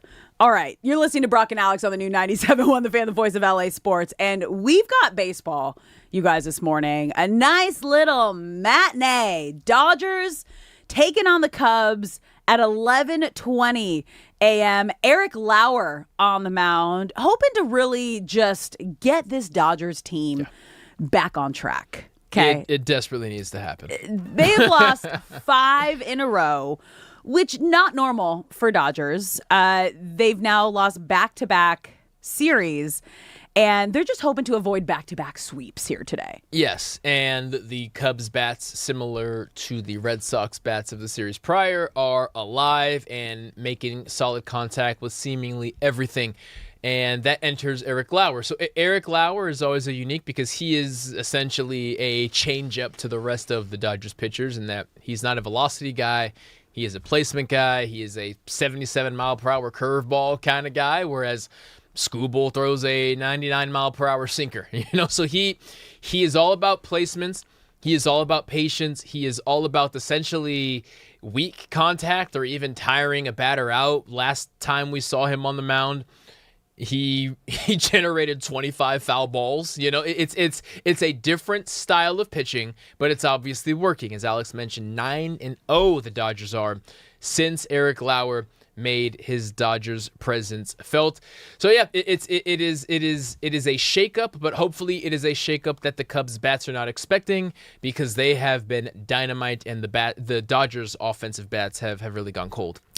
Yeah, now I said this off the top of the show, and I mean it in a way where I don't want the Dodgers to keep slumping, but if there was ever a time to slump, this is the perfect time for them to kind of get it out of their system. They still have a 9-game lead over Arizona, 10-game lead over San Diego. And I'm happy they go through it at this point of the season. You don't want a slump to happen in September. August, perfect time. Yeah. Dog days of summer. Get it out of the way. Get it out of your system. I don't foresee this going on for a long time for the Dodgers. They had a great performance from Tarik Skubal last night on the mound, you guys. He looked confident. He looked comfortable. He talked after the game, and he shared that it kind of felt like his big league debut all over again. He was nervous, kind of had the nerves in his belly like the night before. I mean, you had those, right? Every time, like even a new season, even a new show, and the first time you're doing something, like anybody listening to this, like if you get a new job, if you're meeting a new group of people, if you're joining a new anything, like they're still people too. Like they are superstars, and I know we put athletes on this like incredible pedestal, but you have to remember, like, it's fun when you get to hear them share that they're human too. Yeah, it's a unique perspective that you get in Skubal's insights that how he processed yesterday and how things felt. A guy who's in his 8th year in the majors, maybe 7th, and has spent the entirety of it with Detroit to wear a new uniform in a stadium on the road at Wrigley, a stadium that shockingly he has never pitched in. It's all new. And whenever that next start of his that aligns with a game in Dodger Stadium, he'll probably have those same feelings again because the process is entirely different. And really, when it's a trade deadline situation, everything sort of feels new. You know, I'm going to go out here and assume he's not buying a house out here because he doesn't know what free agency is going to look like. You know, so he's living in hotels. He'll find a rental, but it's going to take him a little longer than if this was, of course, an off-season acquisition to get accustomed. But how you respond to that, and Skubal has shown us that if you win 2 Cy Youngs, you respond to adversity very well.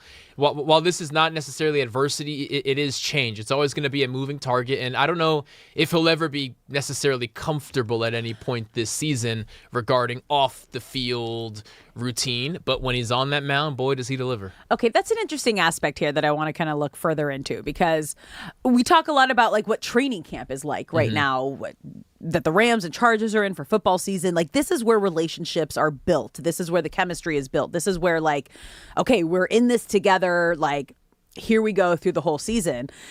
And when you're someone who is either getting traded or coming into a new system, and I mean, you can talk about it in a sense of like what that is like and how have you seen and like felt guys react to that in different situations? You know, it can be major things like if so-and-so has a bad play, someone really needs to go over and say something to him to avoid him from spiraling. And okay, I know that about number 5. If so-and-so has a bad play, everyone clear out and just let him do his own process because the last thing you should do is approach him and say something. I know that about number 13, right? Like there's major things like that involve the team dynamic, but there's also little things like, oh, that's Mookie's seat on the plane. Oh, that's Shohei's spot on the bus. You know, those are tiny, tiny things that don't necessarily directly lead to changes in your performance, but it does lead to feeling comfortable, feeling a routine. And I highlight Skubal because again, right now he's basically a rental until he signs an extension, which we don't expect to happen until the offseason. So everything for him is temporary. I'm sure they can get his car out here, but maybe he just has a rental and lives in the penthouse of a hotel. Maybe he gets a super nice Airbnb somewhere. Like things that are different than going home to your permanent residence with your dog and your wife. You know, like small little things like that build up to just not feeling the sense of comfort that he's felt over the past 7 years in Detroit. Now, he is the ultimate pro, and the Dodgers are going to do everything in their power to make this feel like home, no matter how long this will be his home. But yeah, the mentality of any baseball player, let alone a pitcher, is more essential than any other sport other than golf, maybe. But the lack of comfort outside of baseball is a factor that's worth mentioning when you get traded so late in the season. Like, I can't even imagine. Like, you got to be in such a place of the in-between. Yeah. Because you are one of the greatest players at your position in the game. And like you said, you don't know how long you're going to be here. So you're not finding a permanent situation. But, like, you are here for a task. Yeah. You got traded for a task. And that is to help this team get a three-peat, right? So I can imagine the behind the scenes that we got when he met the team in LA before flying to Chicago at Dodger Stadium. It showed him like meeting everybody. Everyone was giving him high fives and hugging, But you have to remember, like, all these guys too are in the middle of their routines, in the middle of a slump, trying to get everything together. They have their families, they're settled in. And I'm so curious. We're going to have Alden Gonzalez on tomorrow. He's with the team. So I'm so curious to like kind of see the behind the scenes of like how players have gone out of their way to make him feel comfortable, how he's felt kind of just being around the team the last few days, and it hasn't even really been in LA minus that first game, which now makes sense why he probably came out to LA Sunday to kind of just like get a feel for everything before meeting everyone on the road. But yeah, that's wild when you've spent your whole career with one organization and then just It's why you don't see many like superstar trades happen at deadlines. It's why when we saw Luka come to the Lakers crying, just like, wait, what? Like, it's just, it's got to be such an emotional roller coaster, but he did great. He did great. And Dave Roberts actually, after the game, because he had a solid outing, obviously not getting the win, but went 6 innings, as you mentioned, 85 pitches, 4 hits, 6 strikeouts, but still was not enough between Skubal and the bullpen to get the job done. And this is what Dave Roberts had to say. I don't know the answer of what's got to give, but we got to find a way to win a ball game. You know, I thought tonight Tarek was fine. A lot of emotion, adrenaline. It was, he limited the damage. You know, I got, they scored that extra run on the infield hit by Horner. Put us in a position to win the game. There was probably a little bit more in there for sure, but I'm not going to push him every time out. We have a lot of baseball left to play. He's a guy that we're all counting on, so I think that I'm gonna manage, and pick my spots with him. And you still got to score, and the bullpen just wasn't sharp today, and there was a lot of misexecution. Well, hopefully Freddie Freeman's 14-game hit streak can help help the Dodgers get it done today. We are about 5 minutes away from first pitch. Eric Lauer on the mound tonight. Let me run through the Dodgers lineup. You got Shohei Ohtani batting first, leading off. Andy Pages in center field batting second. Freddie Freeman at first base batting third. Tommy Edman in left field batting fourth. Kyle Tucker in right field batting fifth. Mookie Betts at shortstop batting sixth. Max Muncy at third base batting seventh. Miggy Rojas batting eighth at second base. And Hunter Fiducia behind the plate. That is the other catcher that the Dodgers picked up at the trade deadline. In case you missed it, Dalton Rushing has officially been diagnosed with a partial tear in his UCL, which, yes, that is what you hear when you hear pitchers get Tommy John surgery. So he is being shut down completely from any throwing activities for 4 to 6 weeks. There is no set timetable on his return. Will Smith is still out at least until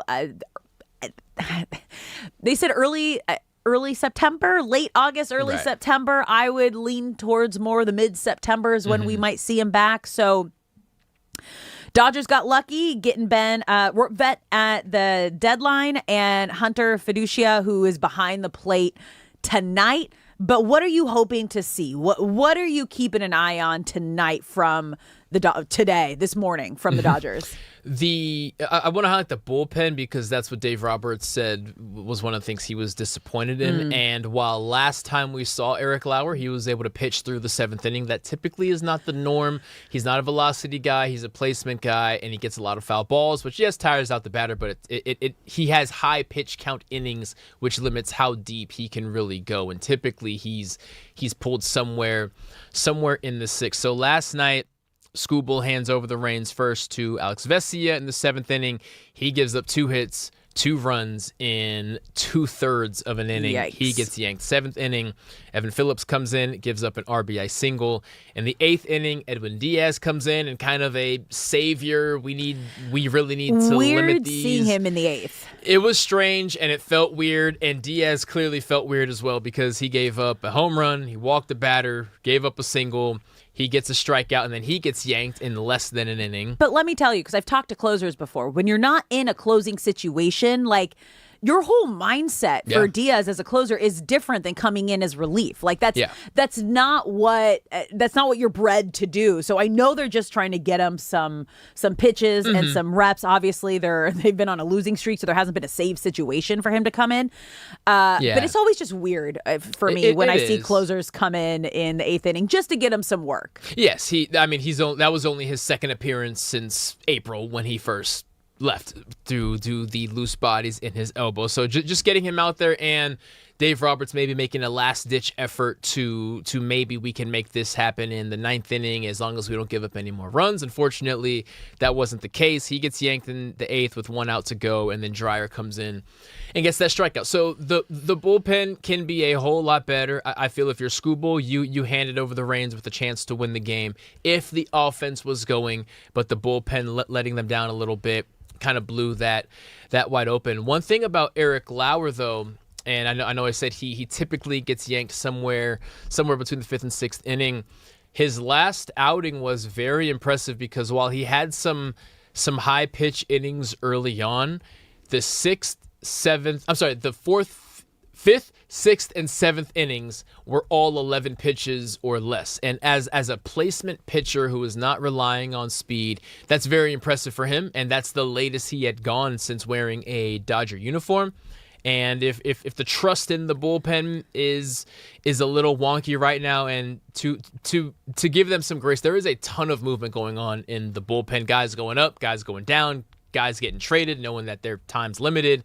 So I do give Emotions. them some. Yes, I do give them a little bit of grace there, but the bullpen has to be better, especially when Eric Lauer is your starter for the day. All right, I'm going to be looking at the bats. Okay. The bats need to get going early because starters have been giving Dodgers a chance. I mean, minus Robleski, who's had a tough back-to-back outings, which we'll get to later. Like, he might be tipping his pitches, and we saw that with Roki, with the big glove. That got adjusted, and things are all good there. So hopefully the Dodgers can figure out what to do with Robleski. But the bats need to get going. Yeah. Like, we saw Kyle Tucker hit the Dodgers. He's been great offensively. You this know series. what? Back-to-back multi-hit games. He got that home run to get it going. I want to see Tucker just absolutely go off. And this is the time for him to do it, like, in front of a crowd that is booing him constantly every time he's out there. God knows what he's hearing in right field, too. But, you know, I didn't even think about that with the catch that he missed. Yeah. But, like, do you hear that when you're that close? Yeah, you do. You hear everything. You even with a helmet on, you're like, you hear everything. You do. Yeah. You can't show them that you do, but you definitely do. All right, the game has started. Shohei Ohtani at the plate. He currently has an 8-game hit streak. Yeah. I'm going to continue to say this about Shohei Ohtani. Just keep hitting dingers and ground rule doubles so we don't have to hold our breath when we see you sprinting around the base path, okay? Because we know that knee is not feeling great. We know that bicep is not feeling great. He is still shut down from any sort of pitching activities. He's supposed to be able to start throwing soon, is what Sonia Chen told us. Yes, she did. That's right. This week, he's supposed to pick that up. I don't know if I saw that he started that yet. But, Shohei Ohtani's got a hit streak going. Freddie Freeman's got a 14-game hit streak going. So between these three guys, Kyle Tucker, Ohtani, Freeman, we got to get some runs on the board. Yeah, and Tucker, to his credit, has been holding it down. Of course, he's super familiar with Wrigley Field, being a former Cub, and seems to be the only guy other than Freddie who is consistently getting on base and making things happen, and happy to see him rewarded with being able to bat 5th today. Obviously, matchups are a factor there, but you don't get bumped up in the lineup if your manager does not have trust in you. So hopefully he can take that and run with it. He is hearing the boos every single time his name is mentioned, every single time he steps into that box. You can hear the boos over the music, over everything. And he is clearly feeding off of it well. But yes, it can't just be those three. Hey! And the score is now 1-0. I just called it. What'd I say? I need to see Dinger City. Shohei Ohtani leadoff home run. That's. I was like, do we have the call already? That was impressive, Shay. Leadoff home run for Shohei Ohtani. This is what we need. I just said this. Dingers or ground rule doubles for Ohtani. So I just see you trot around the base path. That is the best thing for you. That is the best thing for Dodger fans. And he just absolutely crushed that ball. Now has a 9-game hit streak. And also, that will be his 29th leadoff home run as a Dodger. And Mookie's record is looking kind of shaky. Mookie has 32, so Shohei will likely pass that up before the regular season is over. But that is the start. Oh, leadoff right home there. run. There we go. Yeah, Mookie Betts at 32. Shohei Ohtani at 29. All right. All right. I mean, 1-0. if he can just focus on home runs, that would be great. We would love that. Yes, we would. And again, I don't usually hope for that with batters because that means you're just swinging for the fences every time and it's not great looks. Yeah. But with how Shohei Ohtani's knee has been feeling, I would greatly appreciate that. I greatly appreciate the Cubs not playing PCA in center field because he has been a nuisance. He is, as many negative things that he says about the Dodgers, he is so good at baseball, and he's just DHing today, not playing in center field, so I'll take that. Shay, did you say we have the call? All right, let's play the Shohei Ohtani home run call. Drills this ball, deep right field. Suzuki watches it fly. Leadoff home run, Shohei Ohtani. Bye-bye. That was the Sportsnet LA call of Shohei Ohtani's, say, 29th leadoff home run. Dodgers now up 1-0, Game 3 at Wrigley Field in Chicago, trying to avoid back-to-back sweeps and just get back on track, all right? Let's stop this 5-game skid and feeling pretty good about it. It's a great way to start the day. Great way to start the day, you guys. Dodgers baseball. This is so much fun. All right, we have to take a quick break. When we come back, my bestie, one of the smartest humans in sports, Cynthia Freeland, joining the show. Don't go anywhere. You're listening to Brock and Alex on the new 97.1 The Fan.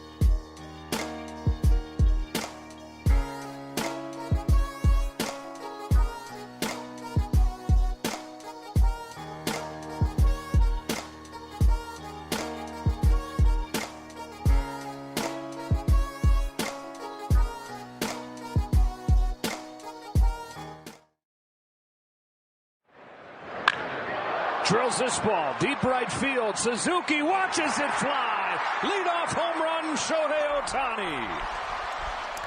That was Sportsnet LA's call of Shohei Ohtani's leadoff home run, his 29th leadoff home run. But we are currently tied now at 1-1.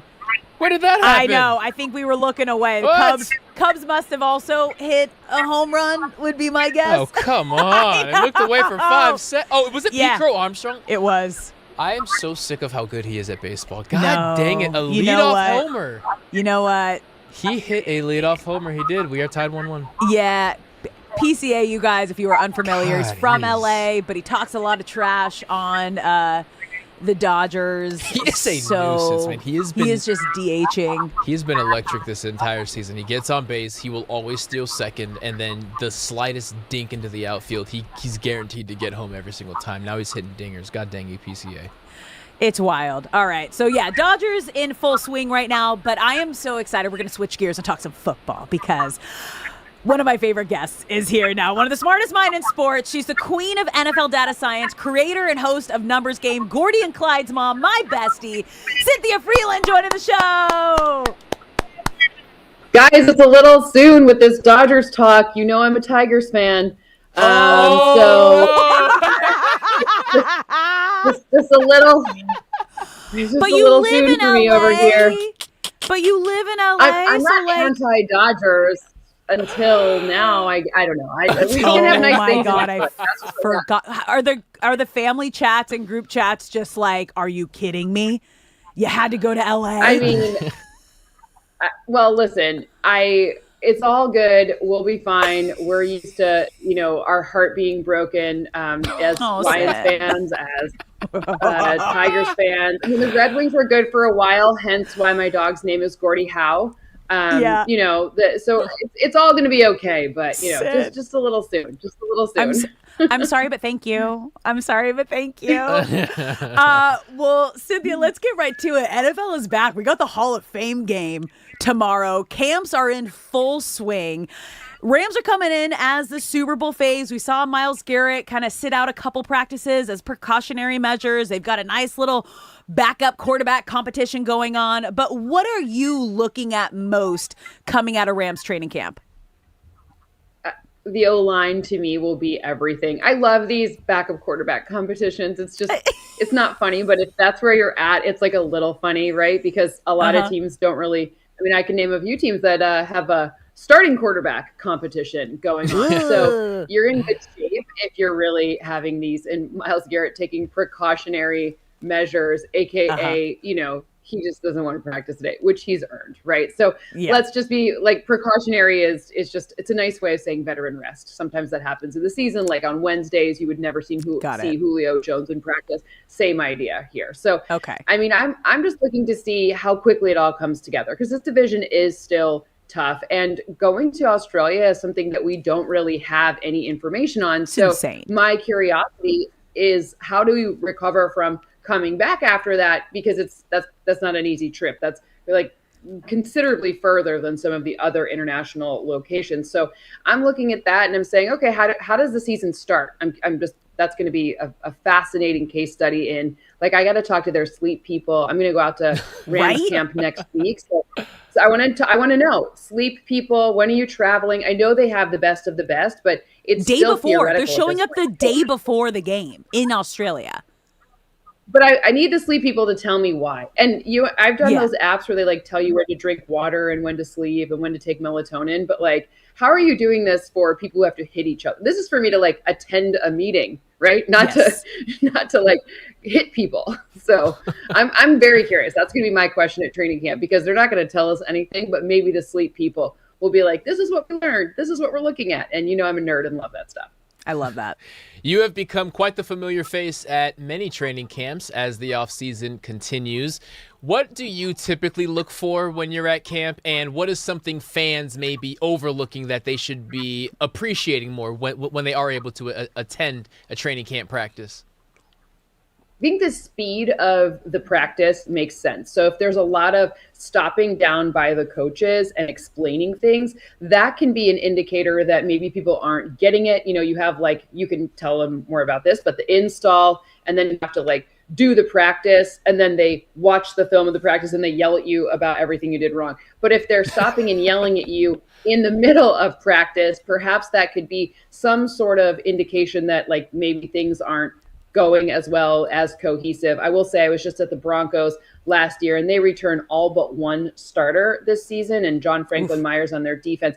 And practice was fast. There was no stopping down. There was a lot of, yes, of course, people got yelled at. That's just how it works. But there wasn't that much stop down, what are we doing thing. It's more hey, this is a finer point in the technique. So I think when fans are watching, if it feels crisp, they're putting on a show for you. Just so we're clear, when you see these fancy catches, when you see, the running back on a deep post, these are fun things for the fans to be excited about. But if it looks crisp in the execution, in the little drills that don't necessarily look like 7-on-7 or whatever the fun parts of practice are, that crispness can be an indication of how well the team is coming together. So I think looking for that is huge. And then some of the things that we're not talking about, this is the time of year when second-year players become really interesting to me, because now you've had 1 year of being a rookie, having things, where's the bathroom, just like when we all get a new job, right? You don't know where anything is or what's going on.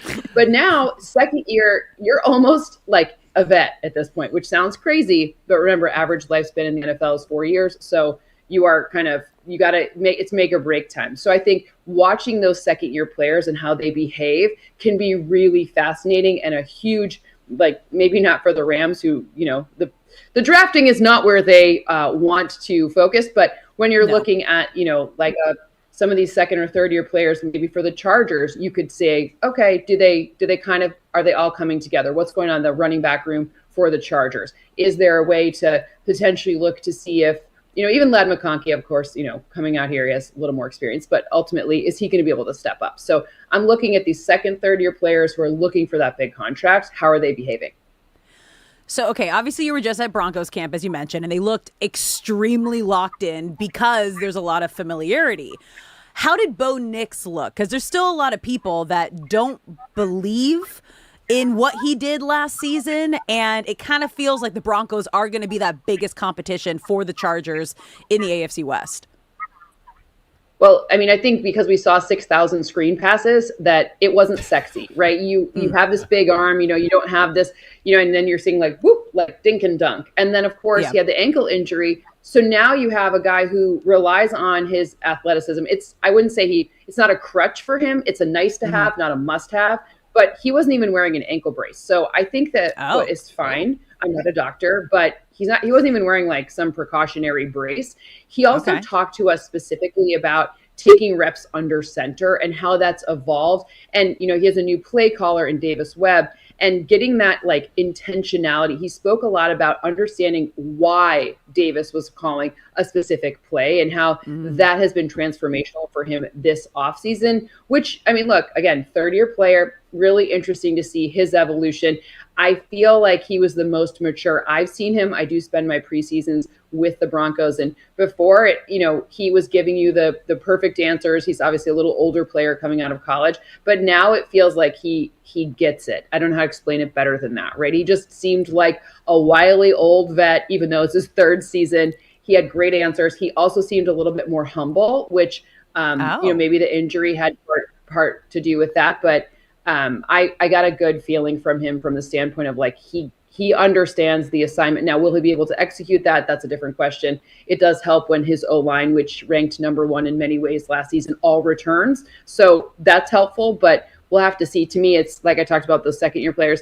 Can RJ Harvey and J.K. Dobbins stay healthy enough to get that run game going to help him out so it doesn't look like dink, dunk, 5 yards, 2 yards, 2 yards, 5 yards, and little tiny screens. So it worked, though. It did work. It worked. It did work. But you bring in Jalen Waddle for a reason. You don't bring in Jalen Waddle to run 6,000 screen passes, right? So we'll see.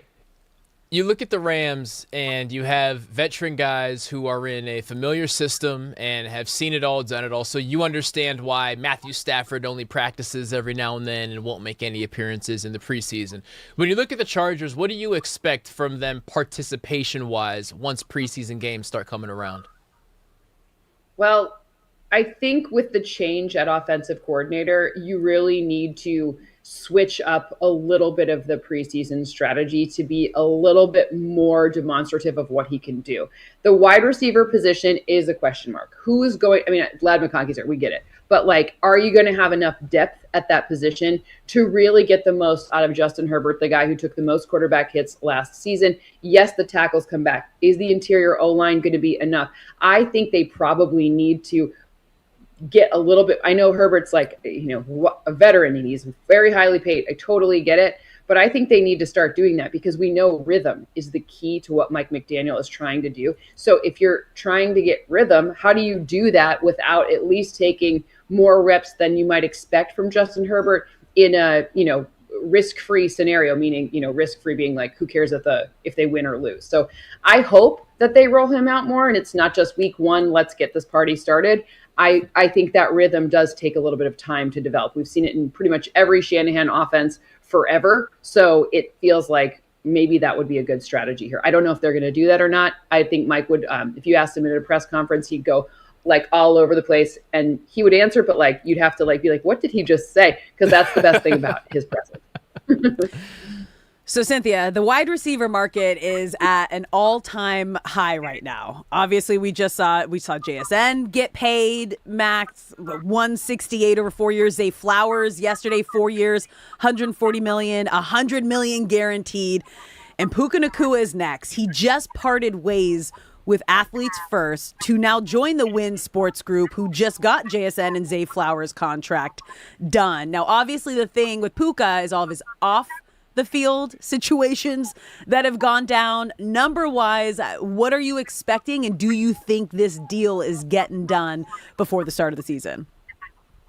I don't think it's getting done before the start of the season not because I don't think he's worth it. It's not a worth judgment. It's that Aaron Donald question, because it's my understanding that the Rams right now could pay all of the guys who need to be paid, including the guys on the defense, but they can't start those contract situations and negotiations until they know how much they have to hold in reserve for number 99. That's my belief. Again, I don't know for sure, and I'm not reporting anything, but my sense is that all of this stuff with Puka will start to come into focus once we know what's going on with 99. I don't think it's not personal. It's not. Okay. I don't think it's a function of his off. I think it's all about, at some point, there is a cap. Mm-hmm. The Rams seem to not be, subject to the cap, but creative they figure it out, which is right? Creative accounting. That's right. No, listen, they're not doing anything wrong. They're doing it better than other people, which could make people mad, but it's not wrong. It's just now when you have the situation of, I'm sure they would have liked to pay Puka before the season because it doesn't get any cheaper the longer you wait. But if you have the opportunity to bring Aaron Donald back, you're probably going to say, this is worth the cost of waiting a little bit longer to get the Puka deal done. If he comes back, real quick before we let you go, when do you think we're going to see Aaron Donald? When's my birthday? August 24th. When's the 53-man roster? Happy birthday to me. Sometime between my birthday and I think roster cutdown's about the 28th, or I can't remember. This year is all crazy because Labor Day is so late. But sometime between my birthday and roster cutdown day. That's what I think. Love it. We're here for it. I'm at it's 99% happening for number 99. Like that's what's just happening. That's the math. You're stealing my job. I'm the math person, but you're just doing the math. 99% sure Aaron Donald is coming back because he's number 99. Cynthia, we love you. Thank you so much for coming on.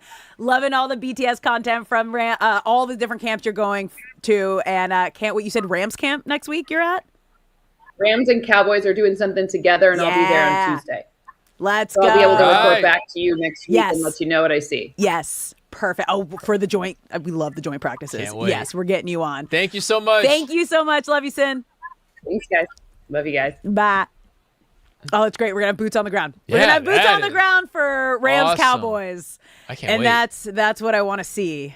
She'll be there. I'm guessing Jane Slater probably also be there, another homie. So we're gonna get all the BTS coverage from Rams camp. Are we going up there? Are we sending anyone up there for that? I'm Shay? Sending Lindsay up there? Maybe. Probably. Let's hope so. I'd assume so. Quick little That'd be update wild. for Let's you go. baseball lovers out there. In the first inning, Shohei hits a leadoff.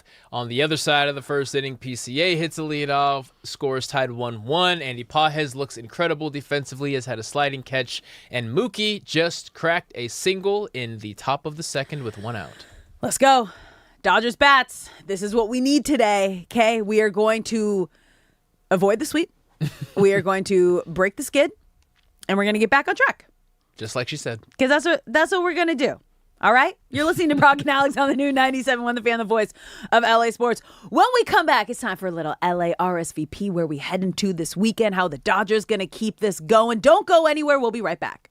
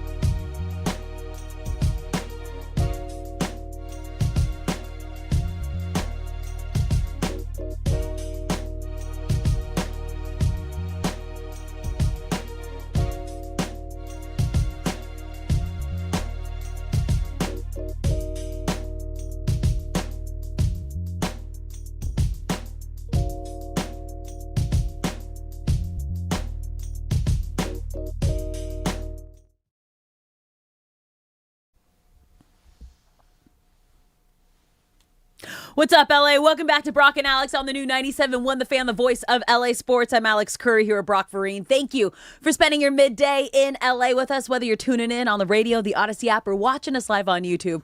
We appreciate you being here, and we've got a Dodgers game going on during our show, which is so fun. That doesn't happen often for us. We are currently tied at 1. We had a Shohei Ohtani leadoff home run, and then Pete Crow Armstrong also got a home run. So that is where we are at right now, as we are bottom of the second inning with Eric Lauer on the mound and hopefully helping this Dodgers team end this losing streak and avoid a back-to-back sweep. Back-to-back sweeps just can't happen. Yes, it is the dog days of summer, but I think a slump with a win here and there is a lot better than a 9-game skid if they keep going here. So I think they've lost 7 of the last 9. Is that what it is? Yeah. Yep. So let's get back to the winning ways, gentlemen. Let's go, Dodgers. We'll keep you up to date on any and all the action going on in the Dodgers game. As I said, we are tied at 1. We're in the bottom of the second inning. We had a Shohei Ohtani home run and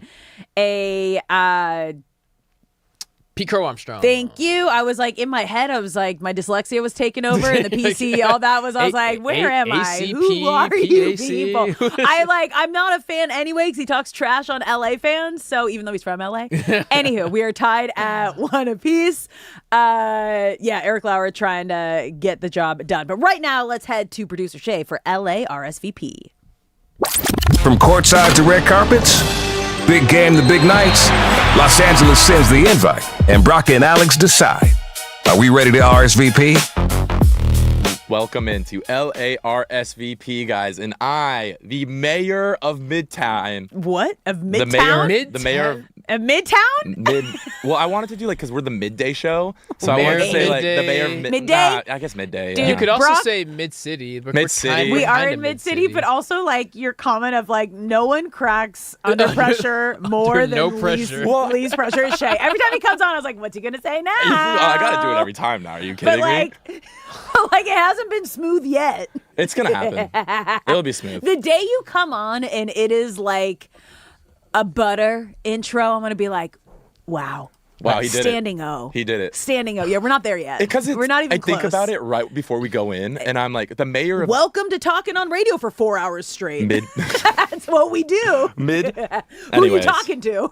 The mayor of Middays in LA is here with LA RSVP, the most exclusive segment in Los Angeles, guys. What is LA RSVP? LA RSVP is a segment where I tell Alex and Brock different events from the world of LA, and they will tell me if they are RSVPing yes or no, guys. You ready for this first one?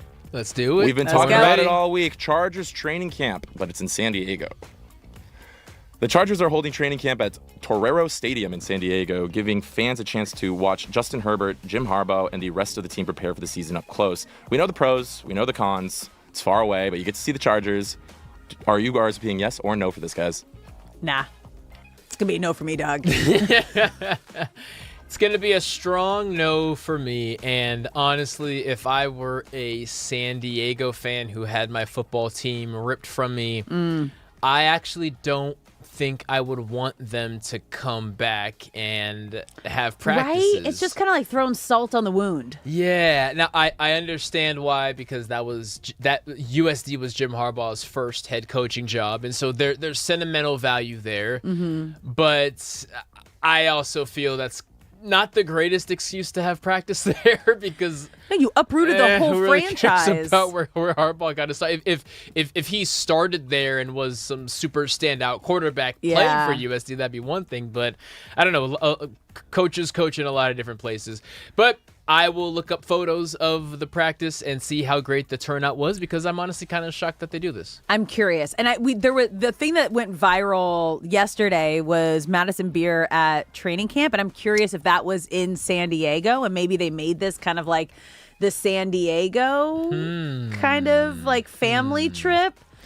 Okay, yeah. Because that would feel a little more like, well, at least you pay attention to your family so you're not distracted by the fans being upset that you left the whole franchise here in San Diego. Now you're in LA. Yeah, I always thought it would be a potentially like a hostile environment of like, okay, practice is free, so I'm going to go watch, but I'm just going to go heckle everyone because you guys left us. Yeah, I'm wild.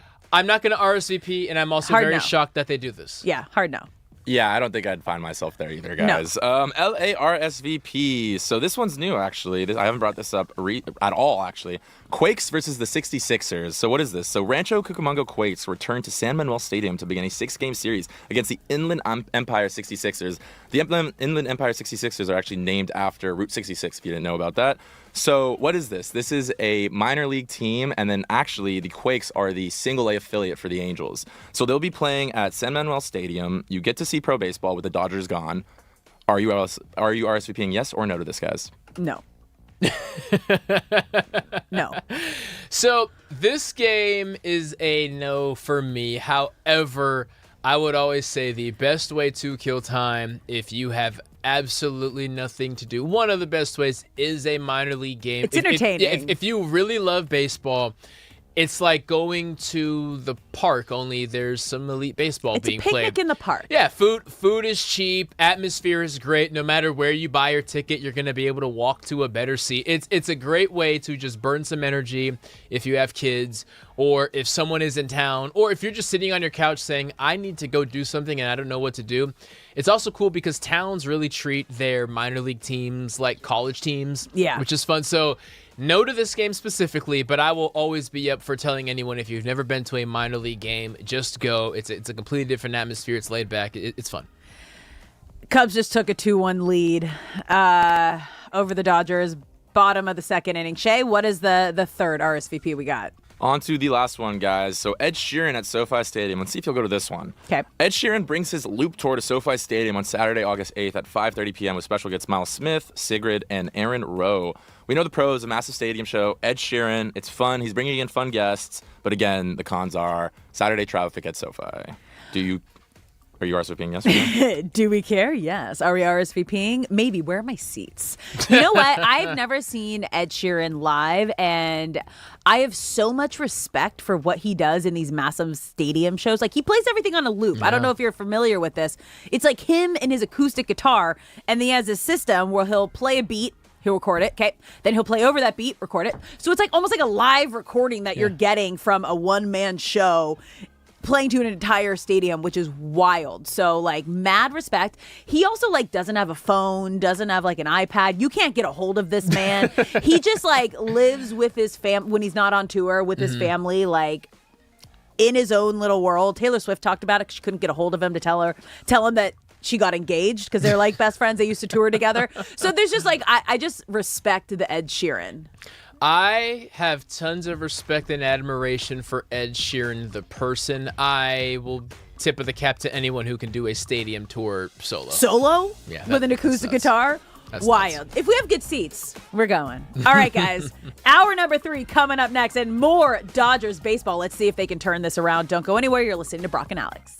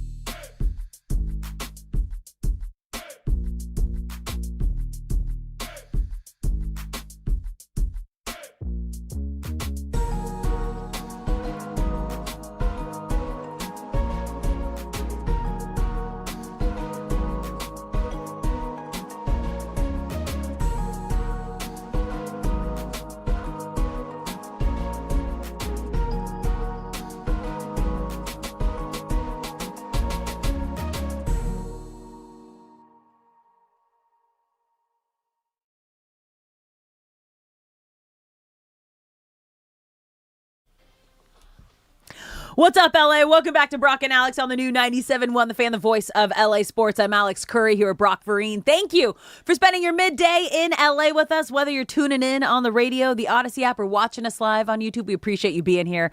We love when you are a part of the conversation. So if you're watching the live stream, get in the chat at The Fan LA. You can also call us at any time, and you're going to want to save this number, you guys, because we got a giveaway today.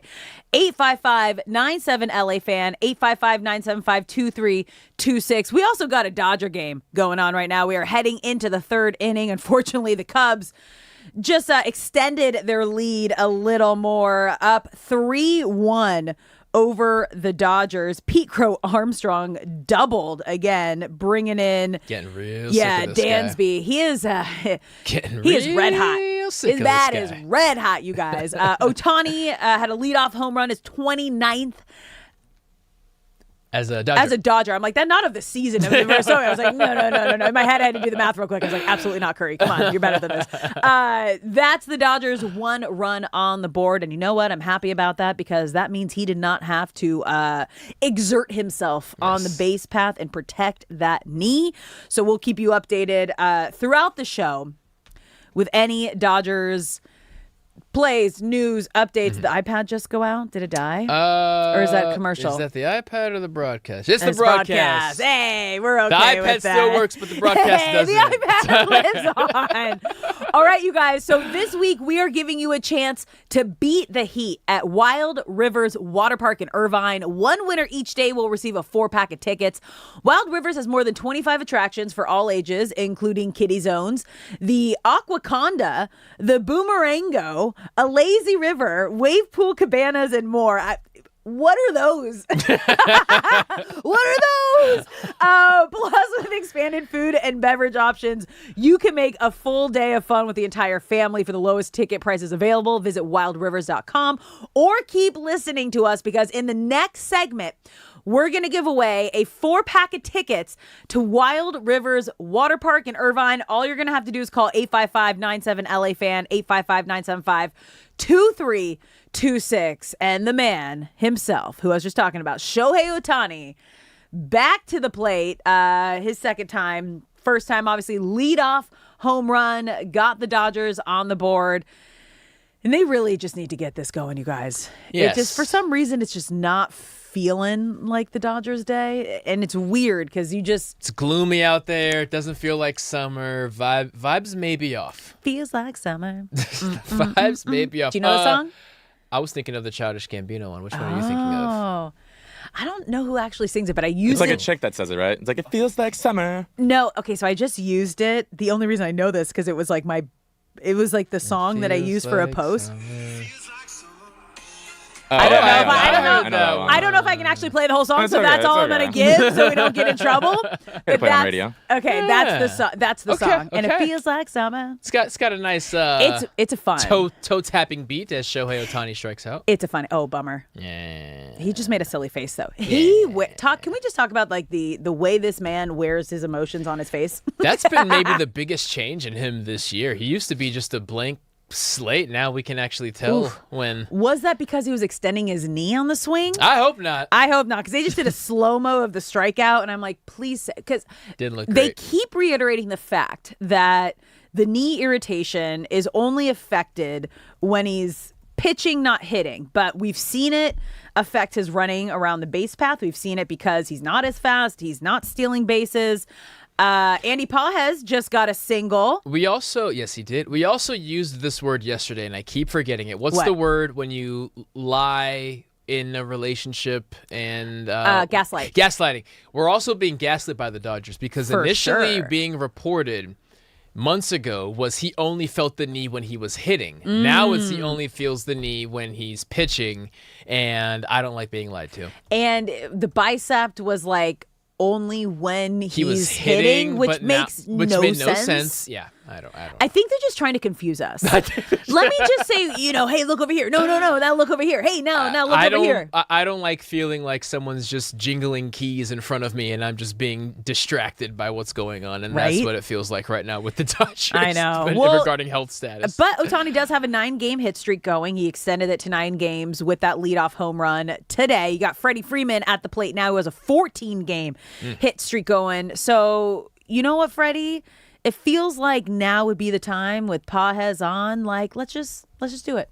Let's keep it going. Let's get it going. Dinger City, okay? That would be a positive thing. So Eric Lauer on the mound for the Dodgers. Cubs up 3-1, top of the 3rd inning. That 1 run coming from Shohei Ohtani's leadoff home run. Freddie Freeman currently at the plate right now with Andy Pages on first base after just hitting a single. And we are in the hopes that the Dodgers can snap this 5-game losing streak. They've lost 7 of their last 9 games. They've dropped 2 consecutive series, and they're just trying to avoid back-to-back sweeps right now. They have now given up 14 home runs in 6 games, and we are only 2 innings through this current game. So my thing to watch, my players to watch in this game was Kyle Tucker. I want to see him to continue. He has back-to-back multi-hit games right now. He had a home run yesterday to get the scoring going for the Dodgers. He obviously is very familiar with Wrigley Field, having played for the Cubs. He had that, and again, I don't know if you'd call it an error, but just like a misread ball in the outfield for Skubal was it the 6th inning? Yes. Yeah, yes. That was last inning that we saw Skubal yesterday. But I want to see Kyle Tucker just absolutely take off and explode. Yeah, and I've been keeping eyes on the bullpen because there's just been so much movement with guys getting optioned and then brought up and then sent down and DFA'd. And there's just so much going on. And with the return of Edwin Diaz, now roles are changing. Tanner Scott's no longer the closer. He pitches earlier, which means Vesia now pitches earlier. Dryers doesn't really have a place in the rotation right now. We see him, but it's never a consistent spot as Freddie Freeman extends his streak to 15 games. 15-game hit streak for Freddie Freeman. Freddie Freeman. That's what I'm talking about. We got 2 on with 1 out. And I extend grace to the bullpen because there's just so much change going on. But whenever they do make their presence felt in this game, hopefully Eric Lauer passes off the ball in an advantageous situation. They got to bring it because they blew it yesterday.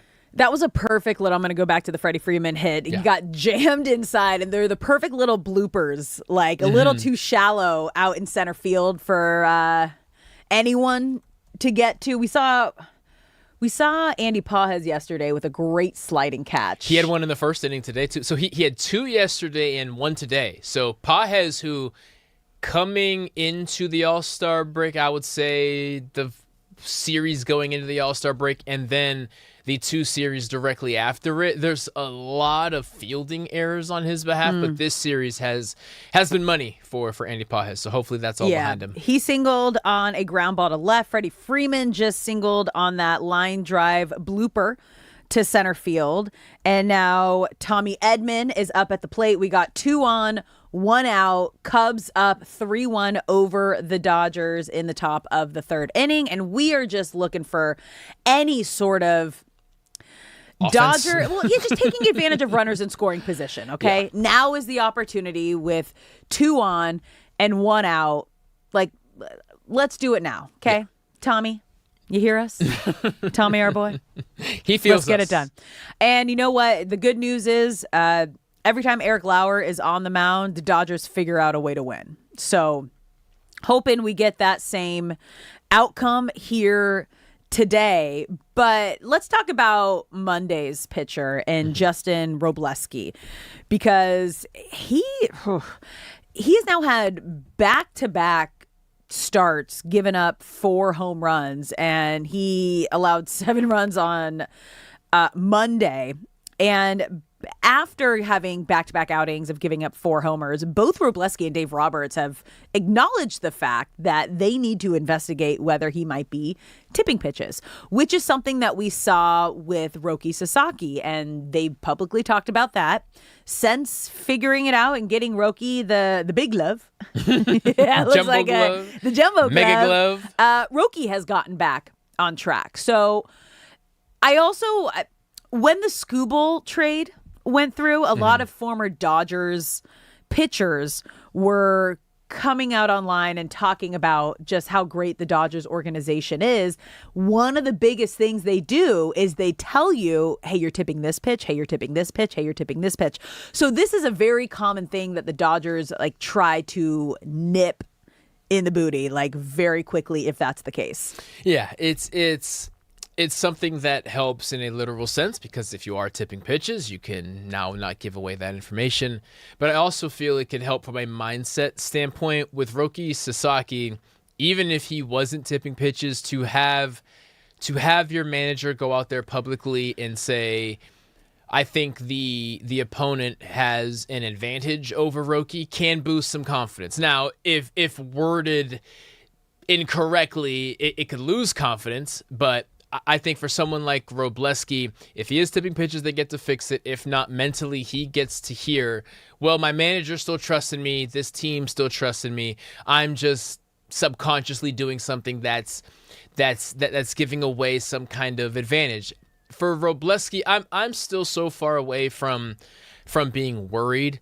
I think for what he has done throughout the majority of the season, literally the whole season, other than these first 2 starts, he's garnered at least one more performance before I hit the worry button. Now, if he goes out there next week and gets rocked yet again and gives up 4 more home runs, and now you've given up 12 home runs in the past 3 outings, okay, something's got to be addressed. Let's go back to the drawing board with Mark Pryor. But I think right now that the Dodgers situation just as a whole, no matter who's on the mound, is home runs. As of us being halfway through the 3rd inning now, I believe, 14 home runs through 6 games, and the 6th game is still ongoing. So I tried not to put too much of that on Robleski, but of course, tons of those home runs did come at his hand.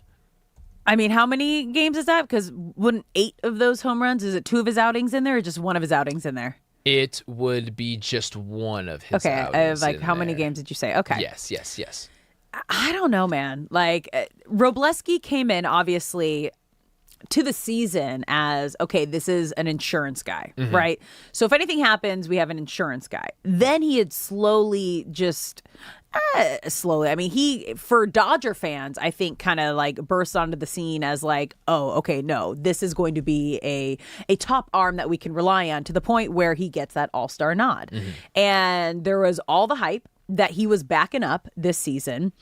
But then to come out of the all-star break to have these kind of performances, I think we might have to worry a little. And this is where you have to go back to the drawing board. And if it is tipping pitches, that's something, as we've seen with Roki Sasaki, that the Dodgers can essentially have a quick fix to. Now, tipping is different for each pitcher. Like, it can be a certain tell. Like, Roki might have been like something he was doing with his hand that was easier to cover up with a big glove. So it's a mental game as much as it is like figuring out physically what you're doing to give it away. But yeah, I do think that, especially because of where the Dodgers are at right now with their pitching rotation and the injuries, and obviously, yes, they just got Skubal and the fresh, but not knowing when Ohtani can come back. Blake Snell should be coming back after doing his last rehab assignment. But again, you don't have your main guys, and Robleski had jumped up to that strong kind of number 2 spot. So back to back, giving up 4 home runs in each of those outings, I would say, yeah, I'm starting to worry. The Dodgers pitching rotation is such an impossibility to figure out, because I feel like once we get a plan of, okay, if this happens, then that happens. If this happens, then we're going to do this. Boom, let's go. Okay, Shohei's not going to be able to pitch him. Okay, that's fine. Let's rework some things. If this happens, then that happens. Okay, Emmett Sheehan struggles again, and we're going to trade for Skubal. So Sheehan's out of the picture, Skubal's in the picture. Okay, this is getting kind of annoying, but let's plan again. Let's do this, X, Y, and Z. And now if you have Robleski, who goes out there and has another bad start, now how much can you factor him in going forward? This is why Dave Roberts is a Hall of Fame manager. This is why he gets paid the big bucks. It's to figure things out like this, but every time it seems like something is set in stone and you can build around it, another curveball gets thrown. I guess that's what makes it baseball. That's the beauty of 162 games, is you never really know what to expect. Every single possibility ends up happening. But Robleski needs a solid start the next time he gets an opportunity. And I do hope that he's tipping pitches, because that is something that can very easily be fixed, as opposed to, I mean, as a pitcher, you don't really get the benefit of the dog days of summer. That's more of a bats kind of thing. Pitchers, you kind of need to be on at all times. Well, yeah, because it's every 5 or 6 days. Exactly. You ain't playing every day. Exactly. So I am going to remain an optimist when it comes to Robleski, not just because I love rooting for him and he's my guy, but because I just don't want yet another curveball being thrown into what the playoff version of the Dodgers will start to look like. Yeah. Uh-oh. Did that one leave the ballpark? It did not. Okay. It bounced off the wall, and we are now looking at the Cubs 3, Dodgers 1, 2 outs, and a Cubs runner is on second. Michael Busch has also been electric this series. Him and PCA are just a thorn in the Dodgers' side, and every time they get a chance offensively or defensively to make an incredible play, they do just that. We got lucky there. Because that looked like it was like the top of the bushes, almost, great grab by Andy Pages, who just barehands it, bouncing off the top of the hedges on the warning track, and just an absolute rocket back in. That was a heck of a right to there. hold Busch on second. Wait, Busch off the bush? Yeah. So once again, you guys, Dodgers are trying to snap a 5-game losing streak, trying to avoid back-to-back series sweeps. And a little bit of news in case you were not listening earlier, haven't heard yet.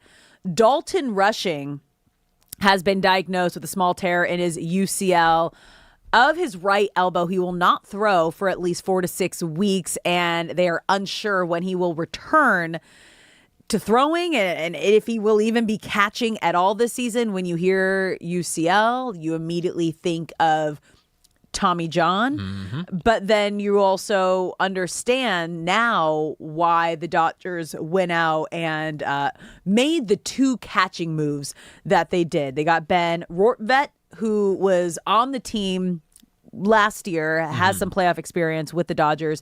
He made the start behind the plate yesterday, catching Skubal, and then Hunter Fiducia is catching Eric Lauer right now, and 2 new guys at the trade deadline, and these are the 2 catchers that the Dodgers have on their roster right now. Yes, Chucky Robinson was brought up, but then sent back almost immediately, and Eliezer Alfonso Jr. is back with Oklahoma City. So Dave is putting full faith in the 2 of Rortvet and Fiducia, and Fiducia looking great defensively so far, offensively in his first at-bat. He didn't get an at-bat yesterday. He came in just for the 8th inning to catch. So he didn't get an at-bat.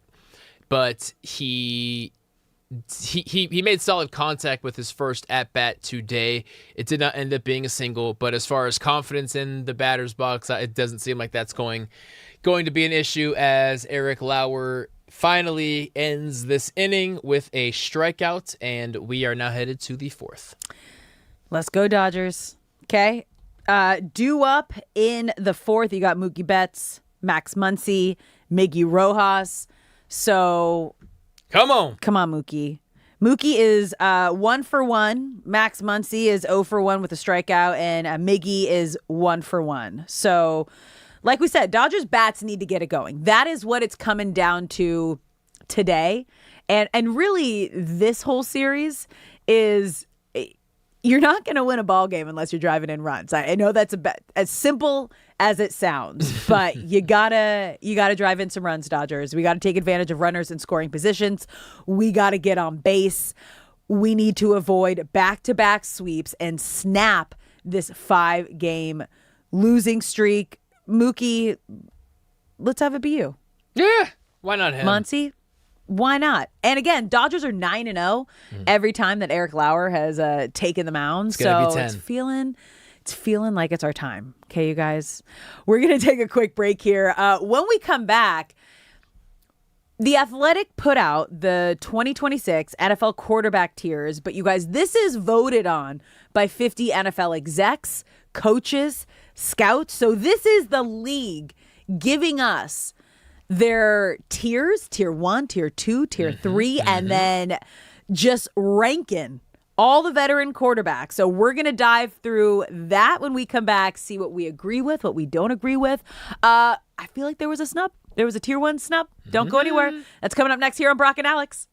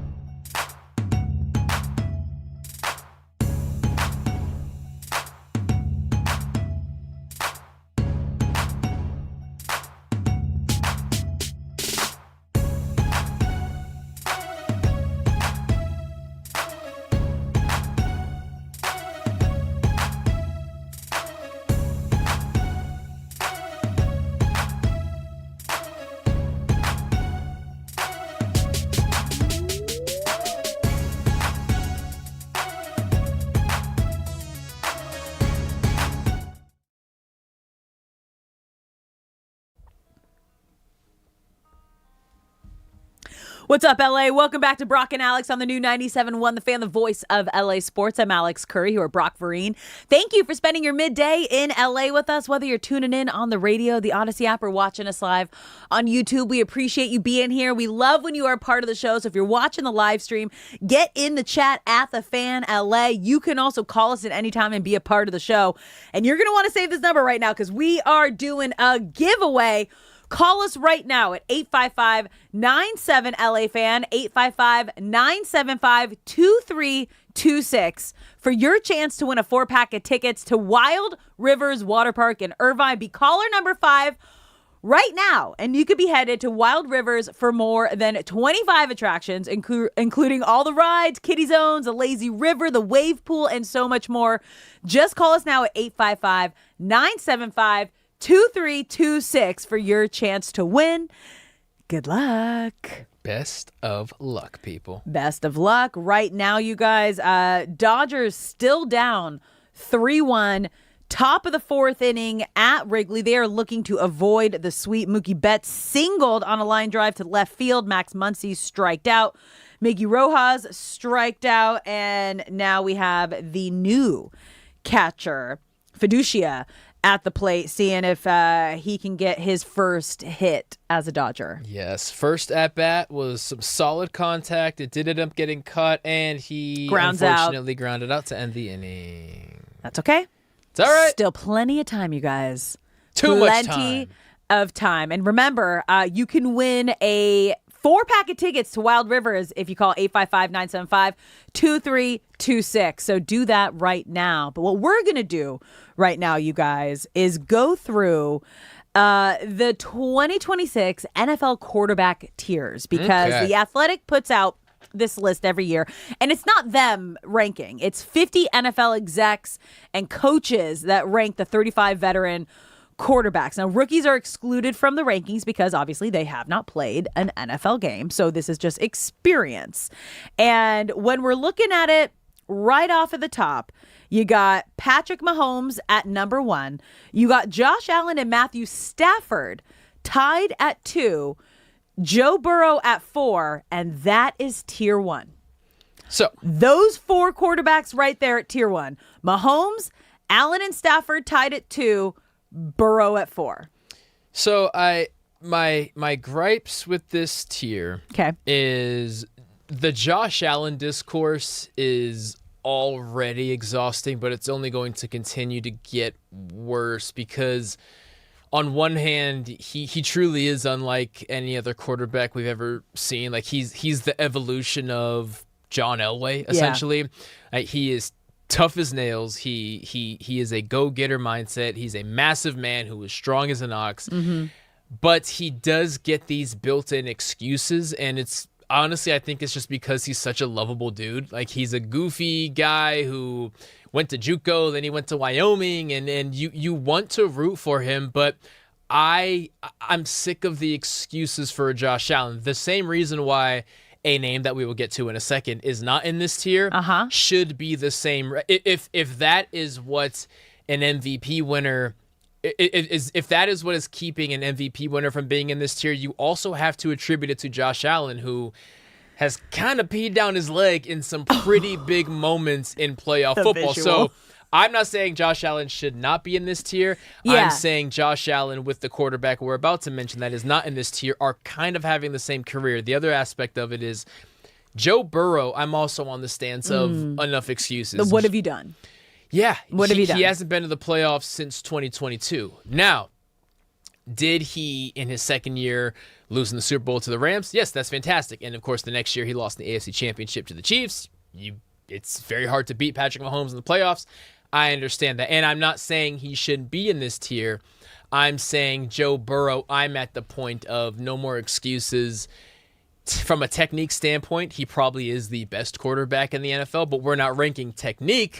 We're ranking what you've accomplished, and that is where I stand on tier 1. So in tier 1, the two names tied at second place are the last two MVPs. Yeah. And then if you look at the last 7 MVPs, the man that is been bumped down to tier 2 has 2 MVPs in the last 7 years. And that man is Lamar Jackson. He was an MVP in 2023 and in 2019. And he leads off tier 2, ranked at number 5. So I'll go down tier 2. Okay. At 5, you got Lamar Jackson. 6, Justin Herbert. 7, Dak Prescott. Tied at 8, Drake May and Jared Goff. At 10th, Jordan Love. Tied at 11th, Brock Purdy and Caleb Williams. 13th, Jaden Daniels. Tied at 14th, Baker Mayfield and Sam Darnold. The disrespect for Sam Darnold is hilarious. 16th, Trevor Lawrence. And 17th, Jalen Hurts. Wow. I agree with a lot of this, but the parts I disagree with it, I really disagree with. Okay, let's go. Go. Starts with Lamar Jackson, who, of course, is the person I was comparing with Josh Allen. Their careers are going to be connected the same way that Herbert's and Tua's are connected, the same way that Aaron Rodgers and Tom Brady's are connected. When you arrive and have a clear trajectory of being a great player at the same time, your careers get linked. So the reason Lamar Jackson is not in tier 1, if you're going to hold him to that standard, you also have to hold Josh Allen to that standard. And Joe Burrow. And Joe Burrow to that standard. So it makes no sense for Lamar to not be in 1. If not, you need to bump Josh Allen and Joe Burrow to 2. I think bumping Lamar to 1 makes way more sense. Yeah. But if we are going off of accomplishments, then there's no way you can hold Lamar accountable for his lack of playoff success, and his worst games do happen to be in the playoffs. The same goes for Josh Allen. The defense gets all of the flack for Josh Allen, but he does not look good in some big moments. Continuing down the list, Drake May at 8 is way too high. I understand he was in the the MVP conversation for a large chunk of last season. And in the Super Bowl. I cannot get those playoff and Super Bowl performances out of my mind. And for a guy who really only has 2 years of work on his resume, to have him above Jordan Love, to have him above Brock Purdy is shocking. Jalen Hurts, to have him above Jalen Hurts. Sam Darnold, the Super Bowl winning quarterback, is wild. Yeah, Drake wild. May, I can't put you there. Jordan Love, I'm a believer in Jordan Love. I understand a lot of people aren't. I think there are not many quarterbacks, certainly not 9 quarterbacks better than him in the NFL. The Brock Purdy divide is unfortunate because he gets a knock because Shanahan is so smart and hands-on. Also, I think because he's, quote, Mr. Irrelevant. And when you are the very last pick of the draft, doesn't matter your situation. We were talking about this, and we thanked the 49ers for really being the reason that you can now carry 3 active quarterbacks. And Brock Purdy is a perfect example of that, too. He got his opportunity because of all the injuries that happened that allowed him, and he was kind of thrust into the, we don't have any more options. You were just kind of like a safety pick. And I think people can't get that out of their minds. Yeah. And with you take that, all of that you said is exactly correct. And you add on that Shanahan is accurately considered this offensive genius. People don't give Brock Purdy credit as much as they say you're just in the right place at the right time, and Shanahan tells you what to do and where to throw the ball. Ain't nothing wrong with that. Which is true, but he still has to go out there and do it. And Isn't he goes that out his there, job? Like, that's the point of having a great head coach, is to be able to work with the talent you have. You looked at Tom Brady, no one thought like he was the most athletic guy out there, but you know what? He got the job done and became the GOAT because he had a great coach and he had determination and he had talent. Very true. All of that is very true. Caleb Williams, I'm kind of shocked at 12. If you are a gambling person, sprinkle some money on Caleb Williams to win the MVP because he's I think he really leaped over a hurdle last year. Did. And to see him outside of the top 10 is kind of shocking. The last thing here for me for tier 2, Jalen Hurts at 17, it kills me to say is actually pretty accurate. This is make or break time for Jalen Hurts, and quite honestly, I don't know. Is this a contract year for him? So this is the last year he has guaranteed money on his contract. So then he can move. Essentially, then you're easily moved. The Eagles can move on from him. So A.J. Brown was the cancer last year. As we learned, he was the one leaking the stories, you guys, to the media. Once he left, he admitted that he thought it would help motivate the guys. Excuse me, what? Yeah. What? Yeah. A.J. Brown has lost trust of many NFL players, and rightfully so. I think what he did was super immature, and I have many thoughts about him as a player and how he handled things. However, he wasn't wrong about what he said regarding the offense and Jalen Hurts. The long story of it is Jalen Hurts has had a different offensive coordinator since he became a starter going back to college. Whoa. Because of that, he's become very protective over how he does things in his technique. Because in his mind, he's saying, it's been a decade and every single year I have to learn a new offense. Yeah. I'm not going to change the way I do things because next year I'm just going to have a new way of doing things. The Eagles really want to run an offense that is under center. We talk often about how the Rams benefit from that and the Niners benefit from that. Jalen Hurts really prefers to be in the shotgun, and it really limits what they can do offensively. So Jalen Hurts wearing a uniform that is not an Eagles uniform next year is incredibly likely. Which is interesting, too, because when we had Mark Schlereth on, and he was the one who told us Aaron Donald, 100% coming back. Did we just get a home run? Ooh. Is that PCA? I swear to God. Oh, my God. It's PCA. Dude, Pete Crow Armstrong is just owning the Dodgers right now. What is up with, what's his deal? Absolutely owning the Dodgers right now. Two-run home run, Pete Crow Armstrong. His second home run of the game. Cubs are now up 5-1 on the Dodgers. I told you, sometimes you just get this feeling. When you've watched as many baseball games and covered as many baseball games as I have, I spent 10 years on the Angels sidelines. There's just a feeling, and you just kind of know. And for some reason, in the second inning, I was like, this just doesn't feel like the Dodgers game. So Lauer typically gets yanked somewhere between the 5th and 6th inning. Third time through the lineup. Yeah. Third time through the lineup. He gets figured out. I think right now is he's got 2 outs. He's got 2 outs, so I think Dave will give him a chance. How many pitches has he had? Can you see? 77? So yeah. I'd imagine Dave will give him an opportunity to close out this inning, but I'd imagine that bullpen is getting pretty busy. Brutal. Okay, so one more name here before we go to break. Sam Darnold, tied at 14th. Do you think that is proper placement for him? This is like reigning Super Bowl champ. Yeah. I think that's far too low, but people have already made up their mind about Sam Seeing Darnold ghosts? because he's that clip, it's and never going there have away. been some brutal moments with Sam Darnold. I think his resurgence that happened in Minnesota with the Vikings happened so late in his career. People refuse to put Sam Darnold in any higher category than a guy who just overachieves every now and then. Yeah. Which is unfortunate for him, but you know what? He got a Super Bowl ring out of it. He has life-changing money out of it. I don't know what Sam Darnold could ever do to be placed amongst the top quarterbacks in the NFL because no one will ever put him there. He just gets to keep doing his thing, laying under the radar, and him and the Seahawks kind of thrive off of being overlooked. But you know what? Yeah, like all you got to do is block out the noise. Because like if he ever listened to the noise, he would have never gotten to where he was last season and had a new opportunity with the Seahawks after having that opportunity in Minnesota that like was crazy that they didn't keep him, especially because like you ain't keeping JJ. We know that ain't your future. Speaking of JJ McCarthy, he is ranked at 34. And for those keeping track, there are only 32 NFL starting teams. So JJ McCarthy is at 34.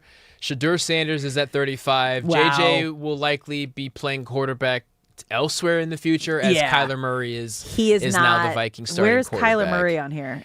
Kyler at Murray 23. He is tier 3. That is shocking, actually. 23 in tier 3. Would you have him lower? I would have him higher. I'm a firm believer above in Kyle Bo Nix. Murray. Bo Nix is at 18, 19 Aaron Rodgers, CJ Stroud at 20. I would have 21 Kyler Daniel Murray, Jones, 22 Bryce Young, and then 23 Kyle Murray. I would have Kyler Murray after Baker Mayfield, but right before Sam Darnold. Oh, I would have him. But much like higher. he's been so injured, and like back like in the beginning of his career, there was a ton of hype around Murray, but like just hasn't been there. The injuries have been brutal. I'm expecting a resurgence for Kyler this year. For those keeping track, Eric Lauer gave up a single and tried to make a play at the plate, just gave up an RBI single. So a single and then an RBI single, leading the score to be 1-6, and I would imagine him getting yanked right now. Before that, they had a mound visit talking to him, so they might just be deep in now where they're going to try to let him get through the inning, but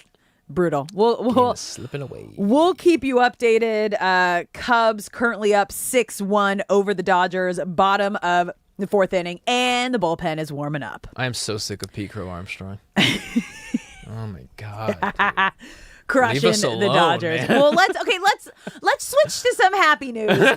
Congratulations to Steven in Whittier. You just won a 4-pack of tickets to Wild Rivers Water Park in Irvine. Congratulations. How we doing, Steven? Yeah, thank you. I'm doing amazing right now. I'm at work, and this just made it a lot better. Oh, All right. that's what I also love that you're tuning in at work. Yeah. Thank you. We won't tell anybody Your if you don't secret's tell safe with anyone. us. Yeah, I got a little downtime. That's great. Who you going to bring with you? But my girlfriend first, and then I'm not sure my cousin or my little nephew. Shout out to my Love girlfriend that. Carla. Love that. Shout out to your girlfriend. Today is a girlfriend shout out kind of show. Shay's in the doghouse right It's in now. the air.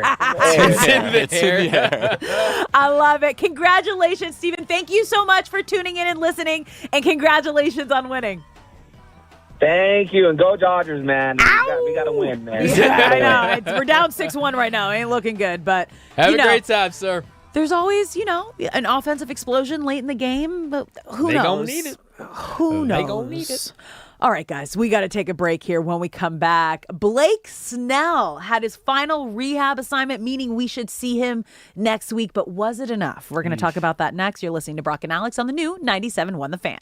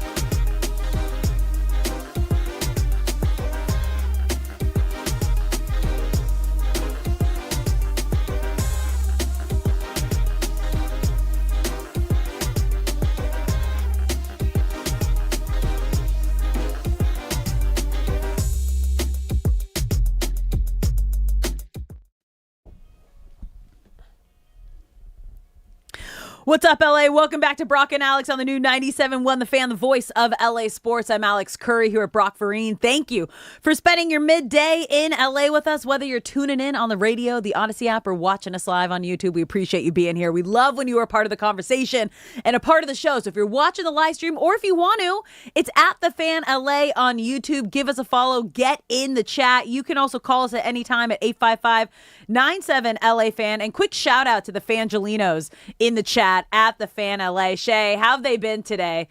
Everyone having a good time? We've got some great regulars, our Fangelinos. Everyone's happy to have some early Dodgers. I don't know how happy they are about the game, though. Yeah. I can't say some of the things that are in here. You don't? Charlie Brown, 91950. This mega all-star team is really struggling. And a lot of people are actually giving the Cubs credit. It seems like this Cubs team is going to be something that we have to deal with in October. Oh, for sure. So it's pretty much like, oh, I was expecting a little bit more, but at the same time, this Cubs team is looking fire. Yeah. Oh, damn. Pete Crow Armstrong just absolutely having the Dodgers number right now. There has to be something that happened with Pete Crow Armstrong and the Dodgers because he's from LA. He talks a lot of trash about LA fans, saying they're not real fans. And then he's just gone off. I forget what initially sparked it. Maybe he was just doing an interview or something. But yeah, it came out during the World Baseball Classic. Is that when it was? And yeah, that's when it first bubbled up. And then of course, once that gets out there, you keep getting asked about it. But yeah, he went to Harvard Westlake. He's from, he's definitely from the Valley if he went to Harvard Westlake. But I want to say he's from Sherman Oaks area. Yeah. And yeah, they asked him about the Dodgers experience, and he said that the fans are fickle and people don't even show up to the game. And him being an LA guy, he knows how impossible it is to get to the stadium. And also, it's just factually incorrect. The Dodgers have more fans. The best attendance, right? With bought tickets than any other team by a wide margin. So, yes, you pointed out yesterday that perhaps it is personal. Something went down for Shohei sure. with the single. And I'm on second the hit of the side game. of maybe he anticipated being drafted by the Dodgers or feel he was good enough and they passed over him. There's got to be something. I'm gonna do some research and we're gonna figure it out. What went down? What is the tea with Pete Crow Armstrong and the Dodgers? Because there's got to be something. There's a reason he feels that way. Well, it's clearly fueling him because right now that's what I'm saying. Has, that's why he's using it to his advantage. 2 home runs, 3 hits, 4 RBIs. He is destroying 3 hit games. He's got a double and 2 home runs. Like, he's absolutely crushing it right now. Oh, he is beating the Dodgers today. We want to hear from you, LA. How are you feeling about this whole Dodgers situation? You can call us at 855-97-LA-FAN, 855-975-2326. Let's go to Mitch in East LA. What's going on, Mitch? How are we feeling today?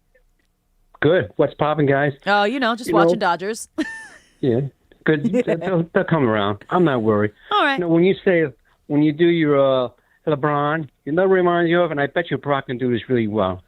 I'm not falling for the banana in the tailpipe. That's what I think. When you say LeBron, you do much better. You guys got the voices. LeBron Am I right, Brock?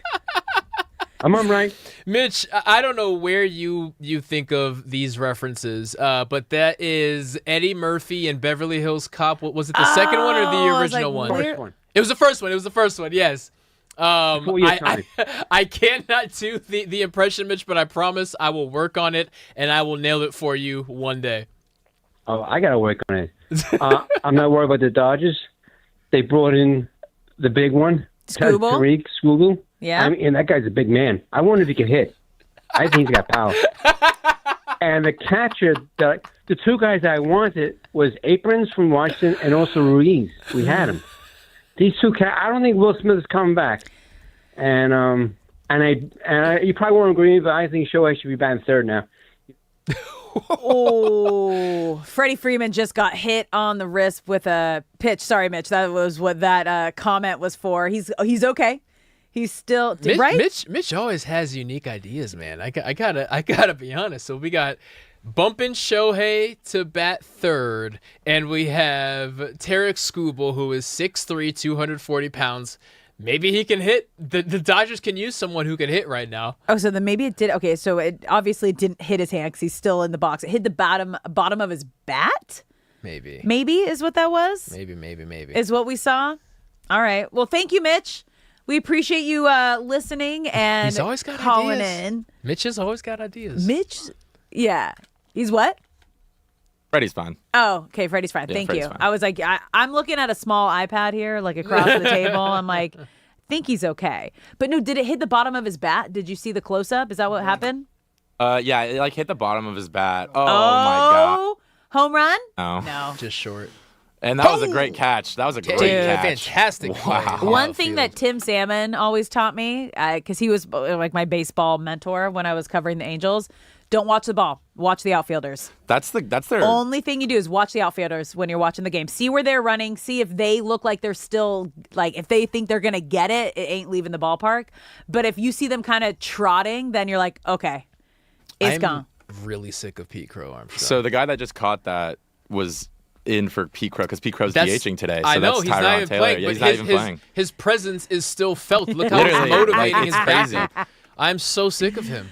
That was close, though, you guys, on the warning track for Freddie. So 2 out, 1 on for the Dodgers right now. That was Shohei Ohtani, who singled, got his second hit of the game. He has the 1 RBI in that leadoff home run for the Dodgers from Shohei Ohtani, and that's been about it, you guys. Cubs are up 6-1, top of the 5th inning. Bats are struggling. Give Scooble a bat. Like, I'm with Mitch. No. Give guys. Give Scooble We don't a bat. do Let's that see what he anymore. can do. We don't do Let's that see what anymore. he's got. It's funny, though, because I remember couple pitchers that, like, when they would be doing, you know, like American League facing the National League and got a chance to hit, it was like kind of like how football players always feel like they can play basketball, right? Yes. Is that something you said? Yep, it's like pitchers that are like, oh, yeah. I'm going to absolutely crush this. I mean, obviously we have Shohei Ohtani now, who is just like a unicorn and its own, you know, that like he is his own human character. Tommy Edman just singled on a ground ball to second, beat it out. Ohtani to second base. So we got 2 on, 2 outs right now. Mookie is up to bat, I believe. All right, Mookie. And Mookie we trust. No, Tucker. Tucker's up to bat. Yeah, Let's go, Kyle KT. He's 0 for 2. This could be your chance, Tucker. Like we said, we want to see you go off today. You can get it done, all right? Don't go anywhere. Hour number 4, the Power Hour, coming up next, and we'll keep you updated on all things Dodgers baseball.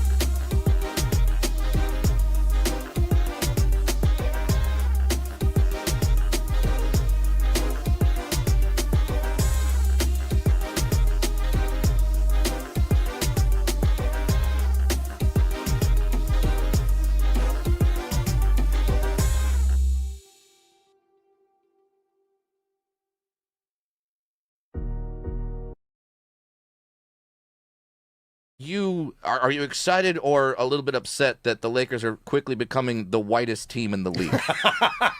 Because quietly, I not even quietly. I think it's pretty outright. We are holy God. Like, I don't know if we're playing basketball. I don't know if we're storming the Capitol. Like, I don't know what the Lakers are doing right now. But there's a lot of white. There's a lot of white. There's gonna be. But the 2 white guys can really shoot it. I mean, I know, but I just don't know if the locker room vibes are gonna be good when it's yacht rock being played after a win.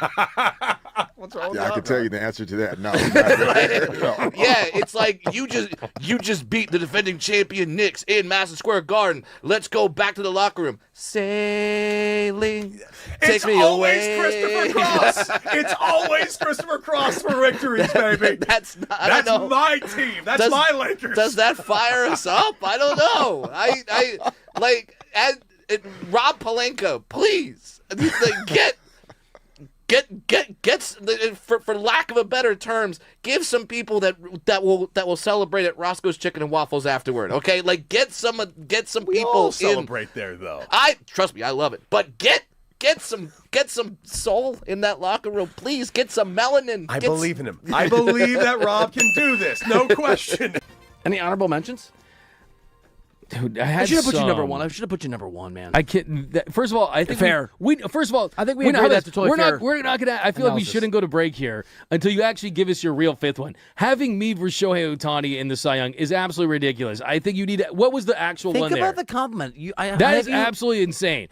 What's the real fifth? What's the real fifth one in there? What's the real fifth one there?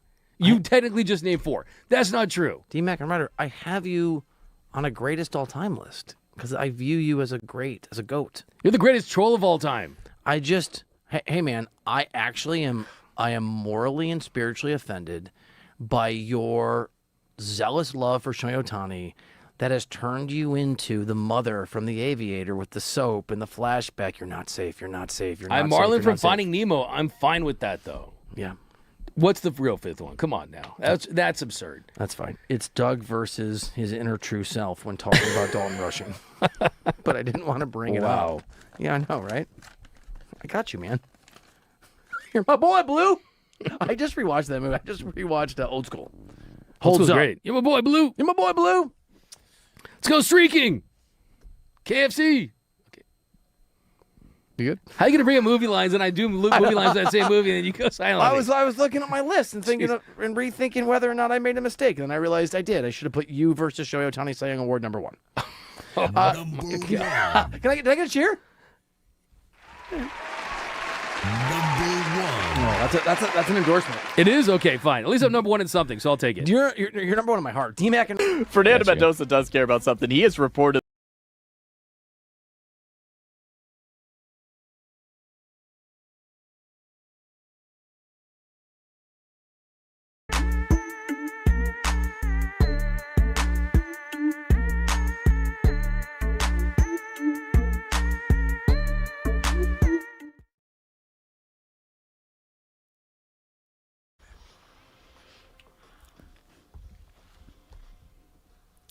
What's up, LA? Welcome back to Brock and Alex on the new 97.1 The Fan, the voice of LA Sports. I'm Alex Curry here at Brock Vereen. Thank you for spending your midday in LA with us, whether you're tuning in on the radio, the Odyssey app, or watching us live on YouTube. We appreciate you being here, and we love when you are part of the show and a part of the conversation. What is going on with the Dodgers right now, you guys? Dodgers are losing 6-1 in the bottom of the 5th inning, and we're just seeing the weirdest. Okay, it was a ball bounced back to the mound. Who's on the mound right now? Slid. Enriquez misses it. Misses it. Muncy tries to bare hand, and he missed it as well. And he missed it. So, okay, we got a little bit of an update. Freddie Freeman is not at first base anymore. And I don't know if you were listening earlier, but there was a weird pitch. I thought it might have hit his wrist, but it looked like it just hit the bottom of the bat and it must have done something that affected him because Kike Hernandez is now playing first base. Which is strange because after the close call, Freddie is kind of smiling. You know, he's you do that on flexing purpose, though. his hands and everything like that. And he's having like a quick conversation with the ump. But he's smiling and at no point shows any pain of any kind. So Dave Roberts is known to be precautionary, and I don't know, the 5th inning seems a little early to close up shop. So maybe Freddie's back there getting things looked at, or maybe Dave is saying, you know what, let's just get Freddie out there. I wanted Kike to get involved anyway. What do you got for us? So I went back and rewatched the at-bat. Yeah. So after he got hit, he looks down, like he does a check swing right after. Yeah. He looks down at his wrist. And I think Dave saw that. Oh, yeah. Yeah, so he looks down at his wrist and kind of grimaces a little bit. Think about it. That's like almost 100 miles per hour coming at you. Even if it hits the bottom of the bat, you're holding on for dear life. That's going to jerk your wrist in a certain way. So he did get a hit today. So his hit streak is still alive. He's now at 15. Okay, at 15 games. So you got the Freddie hit streak at 15 games, the Ohtani hit streak at 9 games. But that doesn't matter when you are about to. I'm hoping there's still a chance, but bottom of the 5th inning, Dodgers down 6-1, and if they lose, Cubs would complete the sweep, and that would now be back-to-back series sweeps against the Dodgers. Yes, and then you have after tomorrow's off day, the Diamondbacks, who, as we have seen throughout the year and really every year, it does not matter what their record is, what the Dodgers' record is, the Diamondbacks expect to handle business every single time, and they certainly have gotten the best of the Dodgers so far this season, at least as far as this recent series. So, yeah, it's time to wake up, and maybe it's just going to take an off-day reset for that to happen, because it just not outside of a miraculous comeback here or a pitcher who can keep guys from getting runs, or Pete Crow Armstrong just hitting a home run every time he takes an at-bat. Yeah. Things just do not seem to be falling the Dodgers' way. Edgardo Enriquez with a strikeout to start the 5th inning. Yeah, brutal. I mean, Arizona's right behind the Dodgers in the standings, but when I say right behind them, I mean 9 games behind them. But as you said, the D-backs always seem to get up for the Dodgers in a way where, okay, this is the division rival. This is who we need to beat. This is who we need to get past if we want to, get to the postseason. And they actually just got a South Bay kid. They traded for Lars Nootbaar, who is moving from the Cardinals. He is now in Arizona. I was talking with him yesterday. I met him at the WBC. He grew up in the South Bay. He played on Team Japan with Shohei Ohtani. So when Team Japan won the WBC, he was a part of that team. And then obviously being a South Bay kid, I was covering that WBC, got to meet him and got to talk and became friends. But he is now just at the trade deadline. Got moved from the Cardinals to the D-backs. So they will be seeing back an home. LA kid. No, not coming back home because he's in Arizona. Well, they're playing. Is the Dodgers series on the road, or is it at home on this weekend? I thought it was a home series. Am I incorrect there? That's what you meant by coming back home. Yes. Okay, I was like, no, it's at Arizona. Oh, they're sorry, still Lars. on the road. Sorry, Lars. Still on the road. Not coming home yet. But close enough. Close enough for the family to go check him out. Yeah, but yeah. That's just brutal right now. And we got a passed ball, and the runner on first will take second. No, you guys. Which leads us to the whole catcher situation. Okay. Let's just dive into that, okay? Because in case you missed it, we have more unfortunate catching news for the Dodgers. Now, the biggest one over the last couple months has been Will Smith. Obviously, he is on the 60-day IL. He is out with neck inflammation, started with neck stiffness, and there just really was no light at the end of the tunnel for a bit. Yeah. Now he has started to resume some baseball activities. He is starting to ramp back up, and the expectation is that we might get Will Smith back end of August, beginning of September. My guess would probably be closer to mid-September. So Dalton Rushing had been thrust into that starting position for the Dodgers. And regardless of your opinions on Dalton Rushing, I definitely had a bunch. He was getting the job done, minus that one game with Shohei Ohtani where I'll just say he embarrassed him, tried to embarrass him in a way that you just can't do with the best player in baseball. But unfortunately, Dalton Rushing, he got scratched right before Sunday's start. And then the news came out yesterday. Dave Roberts talked to everybody and let the media know that he has been diagnosed with a small tear in his UCL of his right elbow. Okay, let's just listen to what Dave Roberts had to say today about it. You look at then, last night you had mentioned that Dalton Rushing is dealing with a slight UCL tear in that elbow, and there are some questions as to what treatment's going to look like, what timeline's going to look like, what that means when he does return. Do you have any more just clarity in regard to that and the timeline for Will Smith? With Dalton, I think it's just kind of shut down the throwing for 4 to 6 weeks. There's a rest period for just the activity, and then kind of try to resume hitting, and try to keep the bat alive all the while, seeing how the arm feels, the elbow feels. So that's one piece. And with Will, it's just a continued. Everything keeps moving forward, which is a good thing. There's no timeline as far as when he faces pitching, let alone when he goes out on a rehab. Then we'll have more clarity on a projected date of return. But right now, I don't know. Is he still? All right, that was the pregame sound of Dave Roberts with Kirsten Watson on Sportsnet LA. His update on both Dalton Rushing, who was diagnosed with a small tear in his UCL and is going to be shut down for at least 4 to 6 weeks. And at this point in the season, when you hear that, we're not seeing Dalton Rushing come postseason. Will Smith, as you heard him say, again, no set timetable, but roughly 3 to 4 weeks away is what they're thinking. Mm-hmm. But now all the catcher moves at the trade deadline make sense.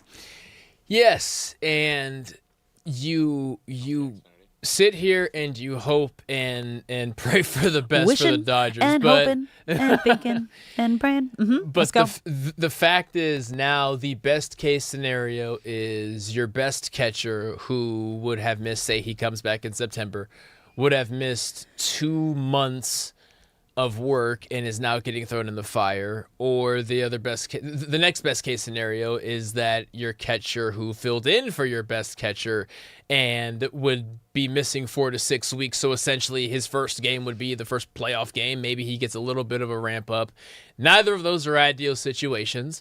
You lean on the fact that the Dodgers unfortunately find this to be familiar territory. Just injuries, guys banged up, and it's not unique to the Dodgers, but the Dodgers have the benefit of saying, we've been dealing with this for the past 2 years. In the past 2 years, we've won the World Series.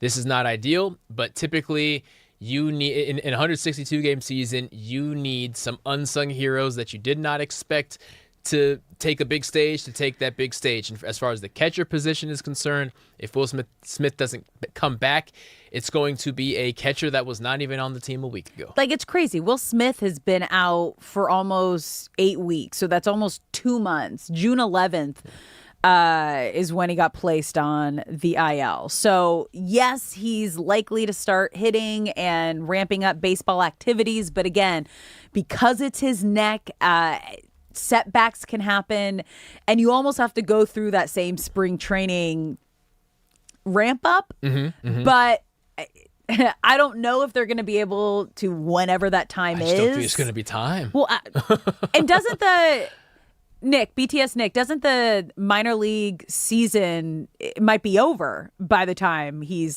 ready to come back, right? Depends on when he comes back, but more than likely AAA goes a little bit longer just because of big leagues in the playoffs. But if AAA ends, they'll probably send him. He'll probably be in Arizona. Yeah, okay. Facts. Okay. That's what they do. Yeah, instead of doing a rehab assignment, he'll go out to Arizona and get everything done then. Because September is when you see a lot of the rosters beef up a bit with the AAA guys getting that call up. But you just hope. You hope Will Smith can come back, because right now the catching depth that the Dodgers have are the 2 moves that they made at the trade deadline.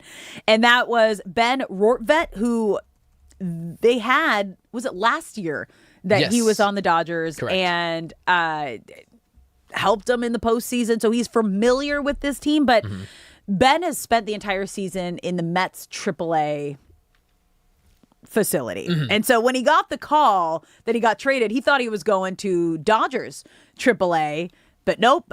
He was thrust right into the fire. Yesterday, catching for Tarek Skubal, said that they met 20 minutes before batting practice started, both of them.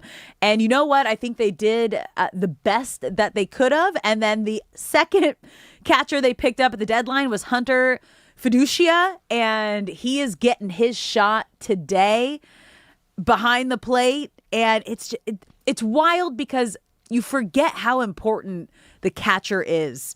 They are the everyday player that is the most involved on every single play and every moment. I've talked about this before, but when a pitcher has a good outing, first thing they do is call out and thank the catcher for calling a great game. Mm-hmm. So now you have 2 guys that are now on the back-to-back champs team that are on a quest for a 3-peat, one of the more important positions on the team, brand new in this system, trying to help out this Dodgers rotation. Yeah, Reiter, as we highlighted to start the show, met Tarik Skubal 20 minutes before batting practice yesterday, went out there and handled business defensively. Wild. Hunter Fiducia has a funny story as well. Let's go. So Reiter, as you mentioned, was with the Dodgers, started the first 4 playoff games a year ago because Will Smith was injured and remained on the active roster for the NLCS and the World Series. Hunter Fiducia, he was taken by, sorry, he was not drafted to the Dodgers, but the Dodgers brought him onto their high A team in 2018. So he started off with the Dodgers program in 2018, made his MLB debut in 2024, made 5 regular season game appearances, so he was able to get a ring at the end of that, which is awesome. So he already has a World Series ring. 1 year to the day of his MLB debut with the Dodgers, he was traded to Tampa Bay in a deal that included catcher Ben Reiter.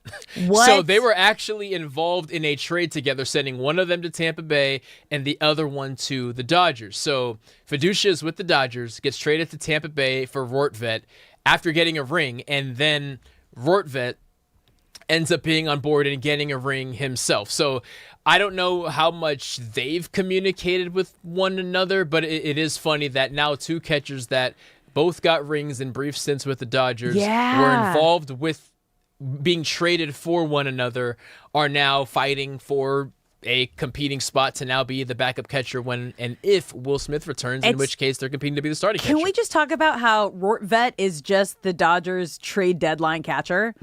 Like, because he was traded to the Dodgers in 2025, right before the trade deadline.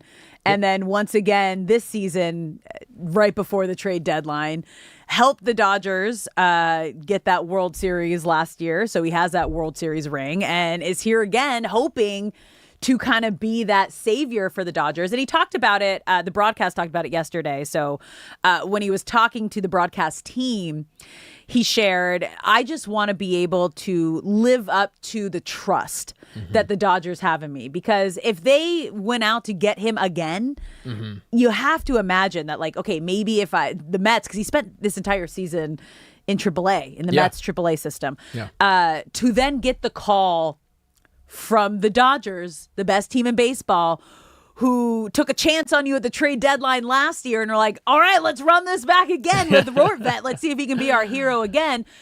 That's got to give you a certain amount of confidence. It does. And Reiter having the playoff experience has to give him tons of confidence there. Fiducia only made 5 regular season appearances, but he was still surrounded. Up to bat right now. Yes, he is, looking for his first hit with his return to the Dodgers.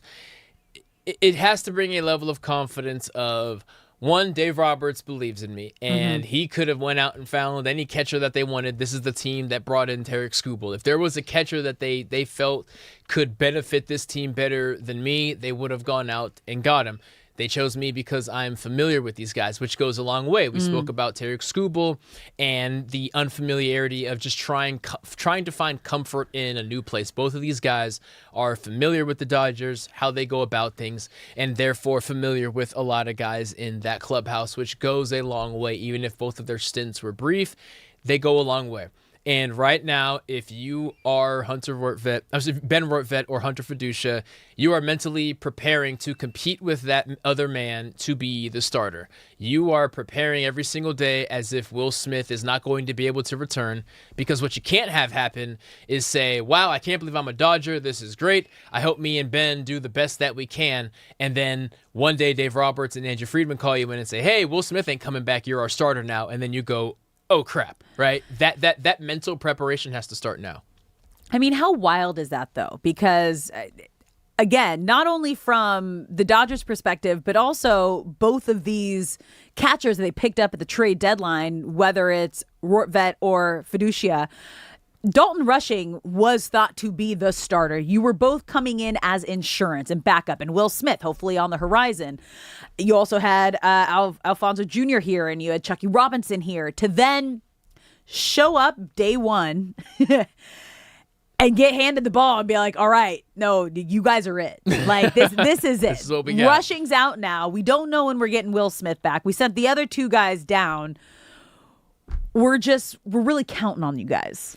Which is why I understand why Dave wanted these guys, because he knows he can trust them in well, especially Rortvedt. He knows that he can trust him in big moments. He contributed and was a starter for that first playoff series before passing the mask over to Will Smith when he was healthy. And I think the big thing right now is just, who can I trust in these big moments? You by you previously being a Dodger, I know that you're good enough. I know that you're going to be comfortable here. It's just a matter of trust. You have the experience, so go get it done. So if whoever ends up being the starting catcher, of course, Rortvedt got his start yesterday. Vidusha gets his start today. I'm sure Dave wants to know sooner rather than later who the starter is going to be, and they just got to take it and run with it. But it also has to be chemistry with the pitchers. Big like, deal. Everybody is meeting each other for the first time right now on the road. So we don't know. I mean, you would think maybe Rortvedt is going to get the nod first because he has the playoff experience with the Dodgers, and that's who they put with Skubal. I would imagine. Yesterday, but it could also be by committee, and who, again, you're going to have some bullpen sessions, hopefully, with the other starters and see who has the chemistry and see who fits together well. But very interesting situation at the trade deadline for the Dodgers to need to fill their entire catcher, starting, backup, depth situation. Unfortunate news with Dalton Rushing, that tear in his UCL. Will Smith, still not sure on his return. But right now, Dodgers are just, it's not looking great, but they are down 6-1, bottom of the 6th inning, hoping to avoid back-to-back series sweeps. But never a dull moment. We'll see. We'll see if they can get it done. We're going to take a quick break here. When we come back, we're heading out to Chargers camp. They had a scare, an injury scare. Also, a couple question marks about what's acceptable with family at these training camps. So don't go anywhere. Chargers camp. When we come back, you're listening to Brock and Alex on the new 97.1 The Fan.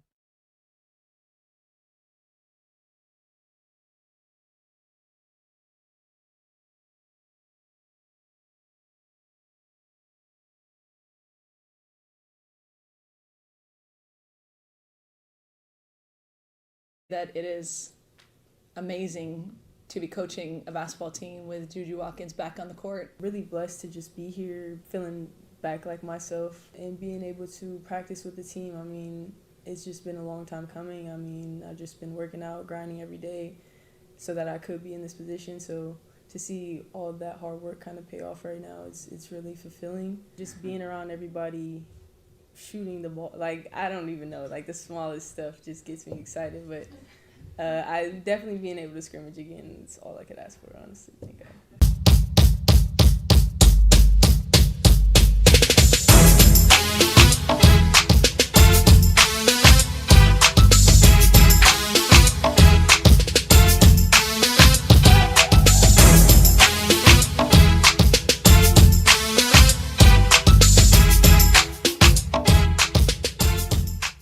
Turn it up and down. There we go. Two-time captain, DB, and the hometown team. Quentin, thanks for joining us. Of course. Thank you guys. Appreciate it. We love this. Yeah. Now, so, Chris Shula, future head coach. Yeah. I know you may not want to hear that since he's your defensive coordinator right now, but what is it like playing in his system? And I want to hear from you, a man in that system, what makes it so unique? Why are our quarterbacks always freezing, hesitating, and struggling against your defense? Yeah, well, Chris Shula has been there since the beginning of my journey in the NFL, right? He was the DB's coach when I first came into the league. So he's seen my journey for now, going to be 5 years, right? Yeah. But his system, I love it because he always tries to maximize what a player can do best, right? If a player can do this best. He's going to put you in the best positions to make plays at that position. And obviously, I've had in my journey where I moved around. I played so many different positions. Yeah. But that was a credit to, Coach Shula as, what can Q do the best?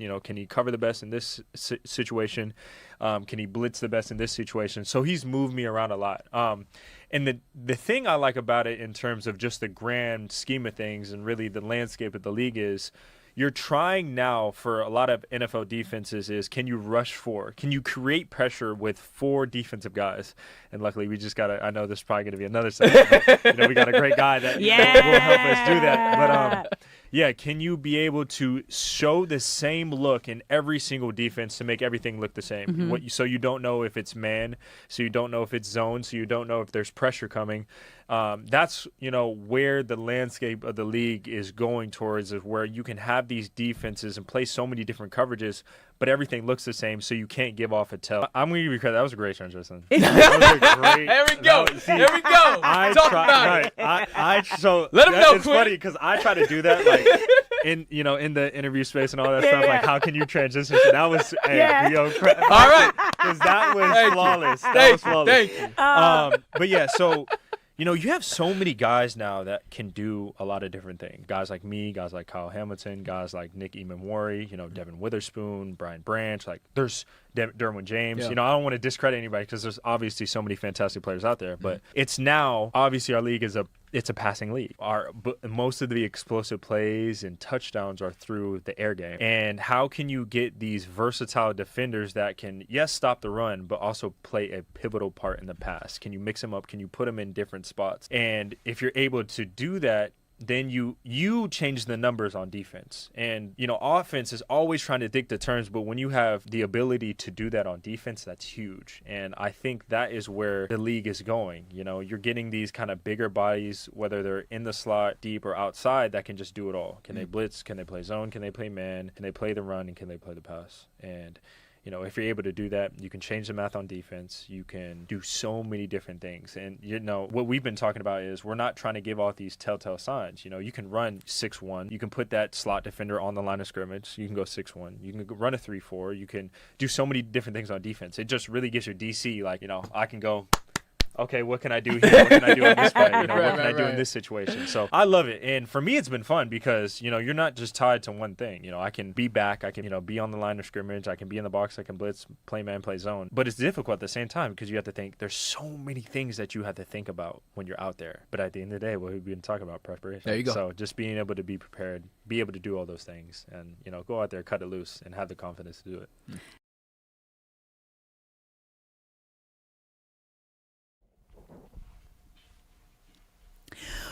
What's up, LA? Welcome back to Brock and Alex on the new 97.1 The Fan, the voice of LA Sports. I'm Alex Curry here at Brock Vereen. Thank you for spending your midday in LA with us, whether you're tuning in on the radio, the Odyssey app, or watching us live on YouTube. We appreciate you being here. We love when you are a part of the conversation and a part of the show. So if you're watching the live stream, get in the chat at The Fan LA. You can also call us at any time at 855-97-LA-FAN. Dodgers not looking great today out in Chicago. Currently down 6-1, top of the 7th inning.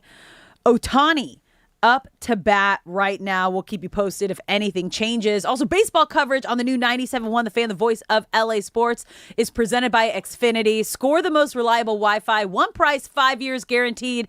Xfinity.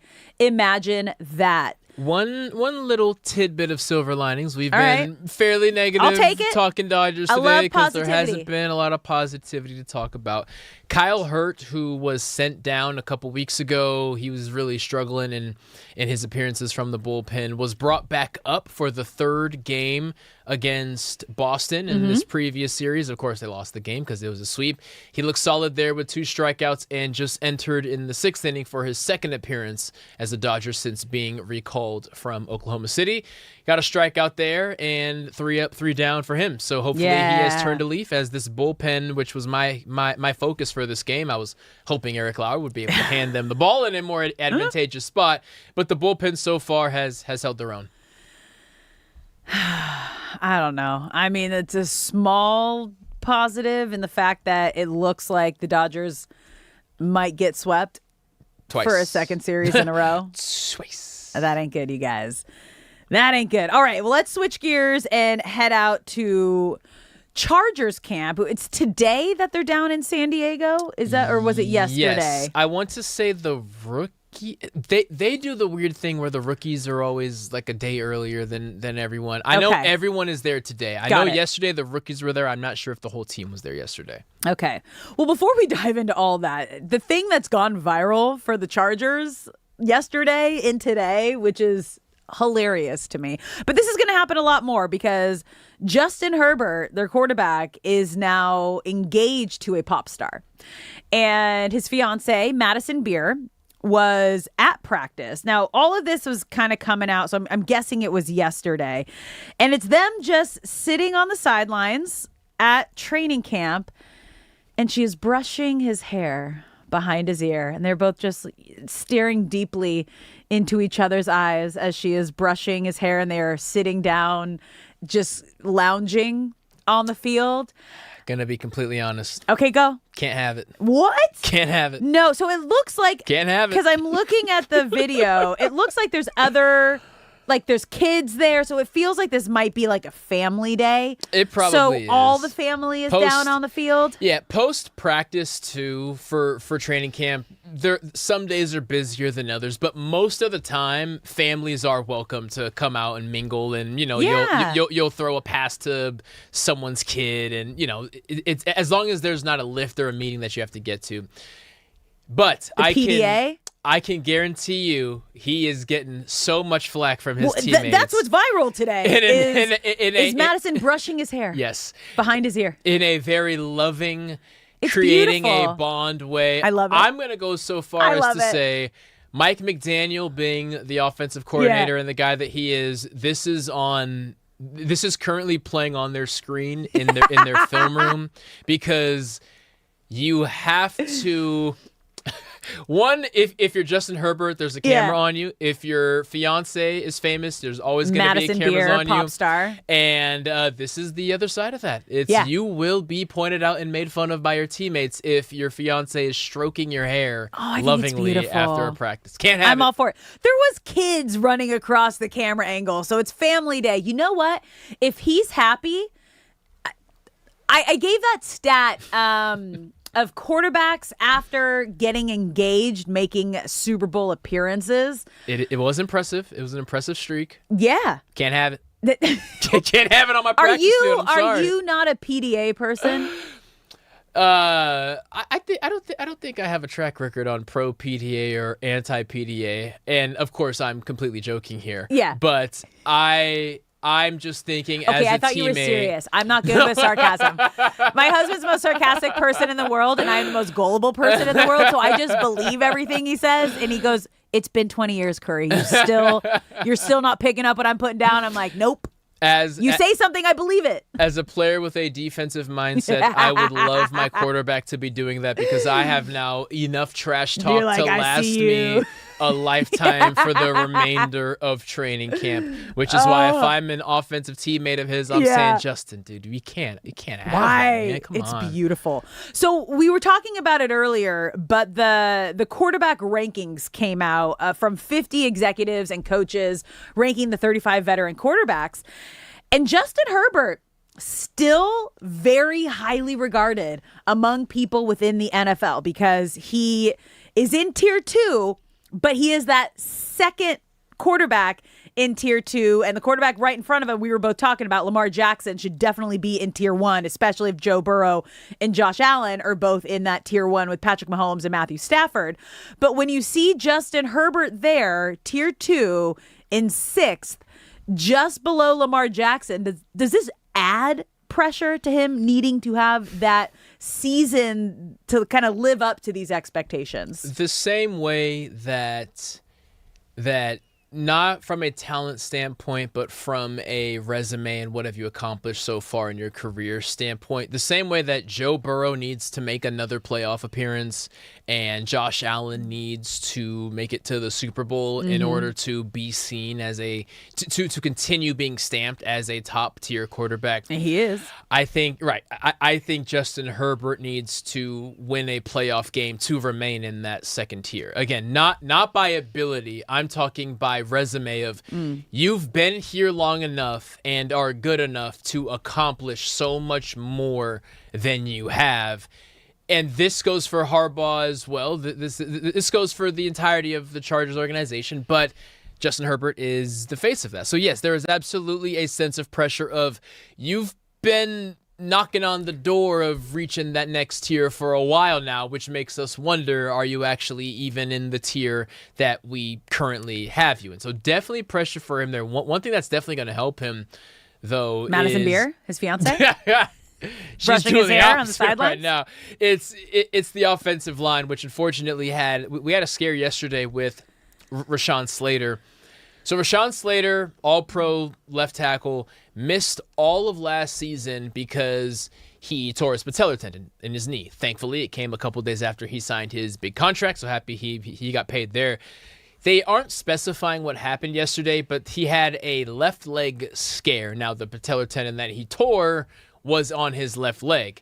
The fact that they're not specifying that it was a knee is exciting. The fact that they say he was in high spirits and was hanging around at practice and said, if I needed to go back in, like if this was a game, I would have been back out there. That's pretty promising.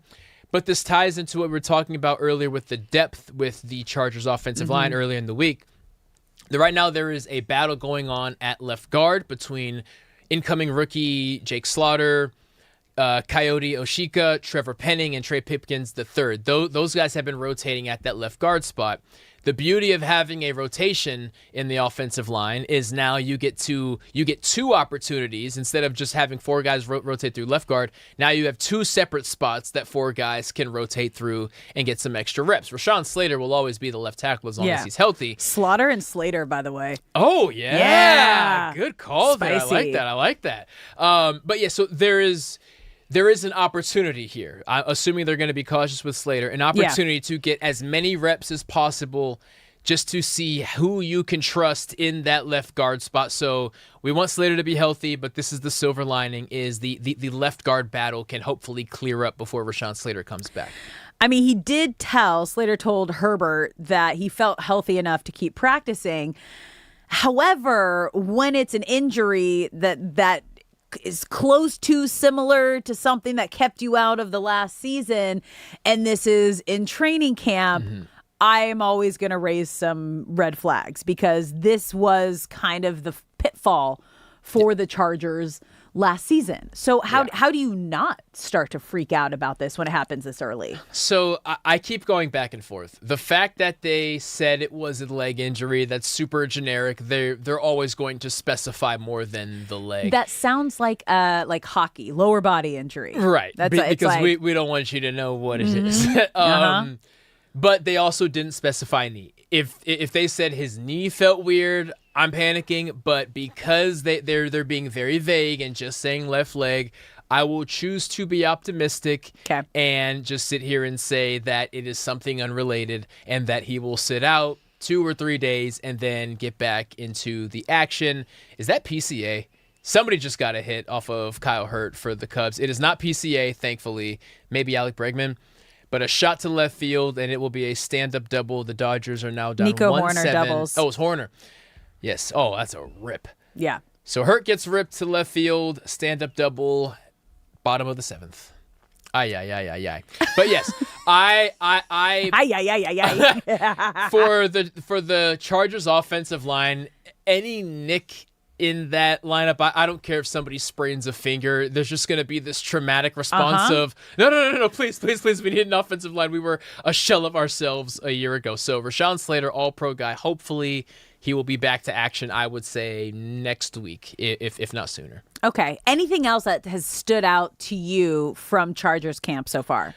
how much people are raving about rookie Brennan Thompson. Oh, okay. He's the speedster that they drafted out of Mississippi State. He is the guy that Mike McDaniel was trying to kick down the door of Chargers management, saying, "Please draft him, please draft him, please draft him." Oh yeah. There's a very funny clip saying, like, if you draft him right now, I'll come in there and kiss you. He used to say some funny Mike McDaniel phrase. And right now, Brandon Thompson is living up to that. He's showing his speed. He's running with the ones. And for any receiver to be running with the starters this early in camp, he was running with them, I think, in the second practice, is a glowing review. Now he has to do it with the pads on against other competition. But Brennan Thompson clearly is picking up everything that Mike McDaniel's putting down.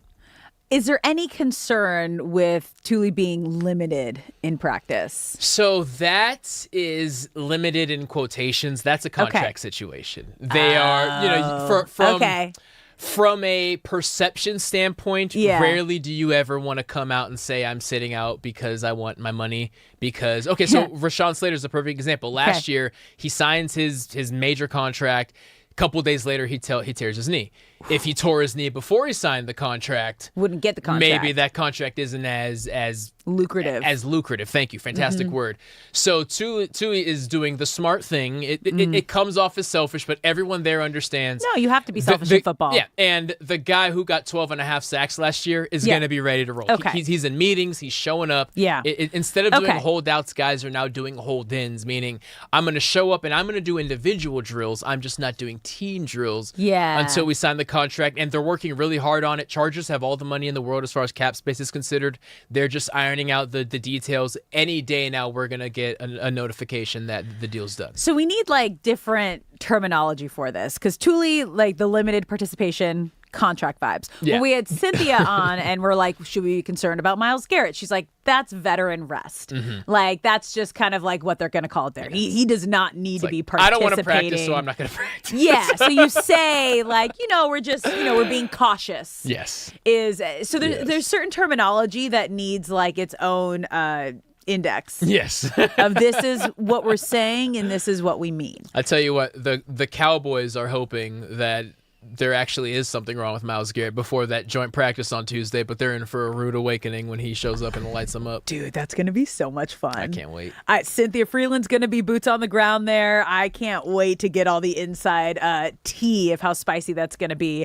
And then maybe CeeDee Lamb will still be wearing that the trash bag on his head. Beekeeper's, it literally looks like a beekeeper's net that he just has wearing on his head. I know it's a beekeeper's net, but I'm just going to keep saying trash bag because I think that's a funnier image. But yes, it technically was a beekeeper's net with holes in it, but I want people to picture a trash bag on CeeDee Lamb's head. No, and it's because, you guys, I don't know if you've seen, I didn't even realize that the glare in Cowboy Stadium was a thing. It's terrible. Until I was hearing it, until I saw this, and then I went down a deep dive, and then I was like, wait, so they can cover it because they did cover it for the World Cup, but you're just going to keep it open and hurt your own team? Last thing, because I know we have to step aside here for our final segment.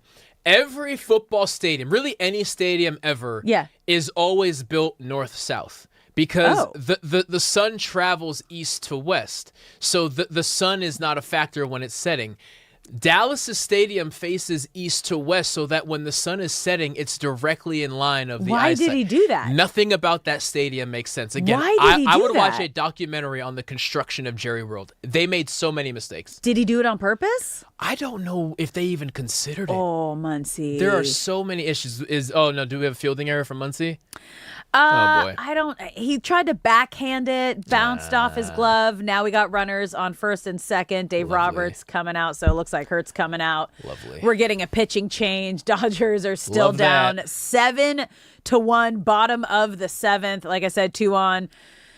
Only 1 out. So plenty more Dodgers baseball when we come back. You're listening to Brock and Alex on the new 97.1 The Fan.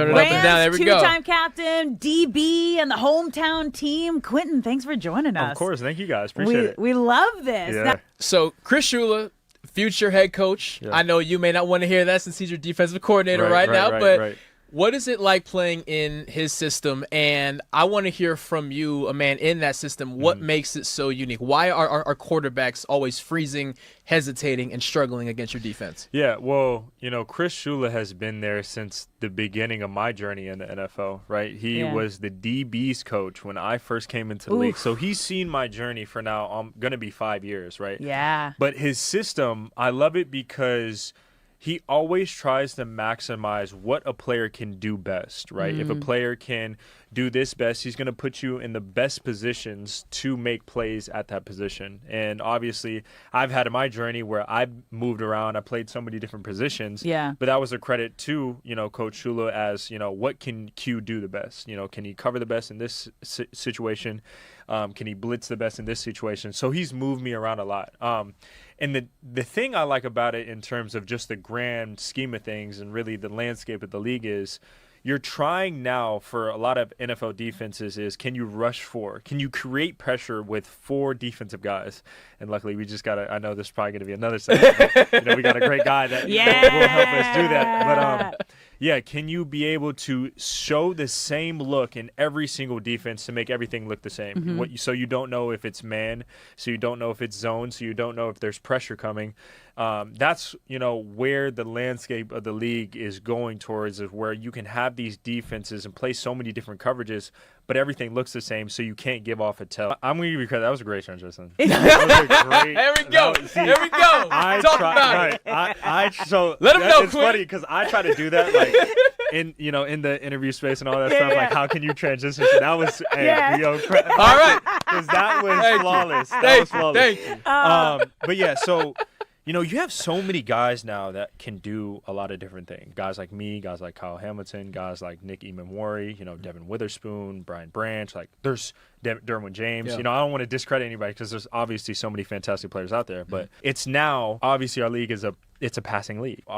Most of the explosive plays and touchdowns are through the air game. And how can you get these versatile defenders that can, yes, stop the run, but also play a pivotal part in the pass? Can you mix them up? Can you put them in different spots? And if you're able to do that, then you change the numbers on defense. And, offense is always trying to dictate the terms, but when you have the ability to do that on defense, that's huge. And I think that is where the league is going. You're getting these kind of bigger bodies, whether they're in the slot, deep, or outside, that can just do it all. Can they blitz? Can they play zone? Can they play man? Can they play the run? And can they play the pass? And if you're able to do that, you can change the math on defense. You can do so many different things. And, what we've been talking about is we're not trying to give off these telltale signs. You can run 6-1. You can put that slot defender on the line of scrimmage. You can go 6-1. You can run a 3-4. You can do so many different things on defense. It just really gets your DC, I can go, okay, what can I do here? What can I do on this play? What can I do in this situation? So I love it. And for me, it's been fun because, you're not just tied to one thing. I can be back. I can, be on the line of scrimmage. I can be in the box. I can blitz,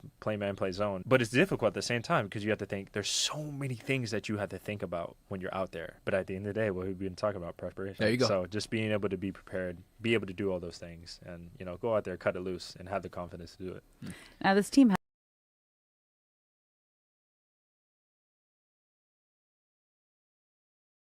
who are Brock Verini. Thank you for spending your midday in LA with us, whether you're tuning in on the radio, the Odyssey app, or watching us live on YouTube. We appreciate you being here. We love when you are a part of the conversation and a part of the show. So if you're watching the live stream or if you want to watch a live stream, get in the chat at The Fan LA over on YouTube. Dodgers having a tough day, tough series, tough week, you guys.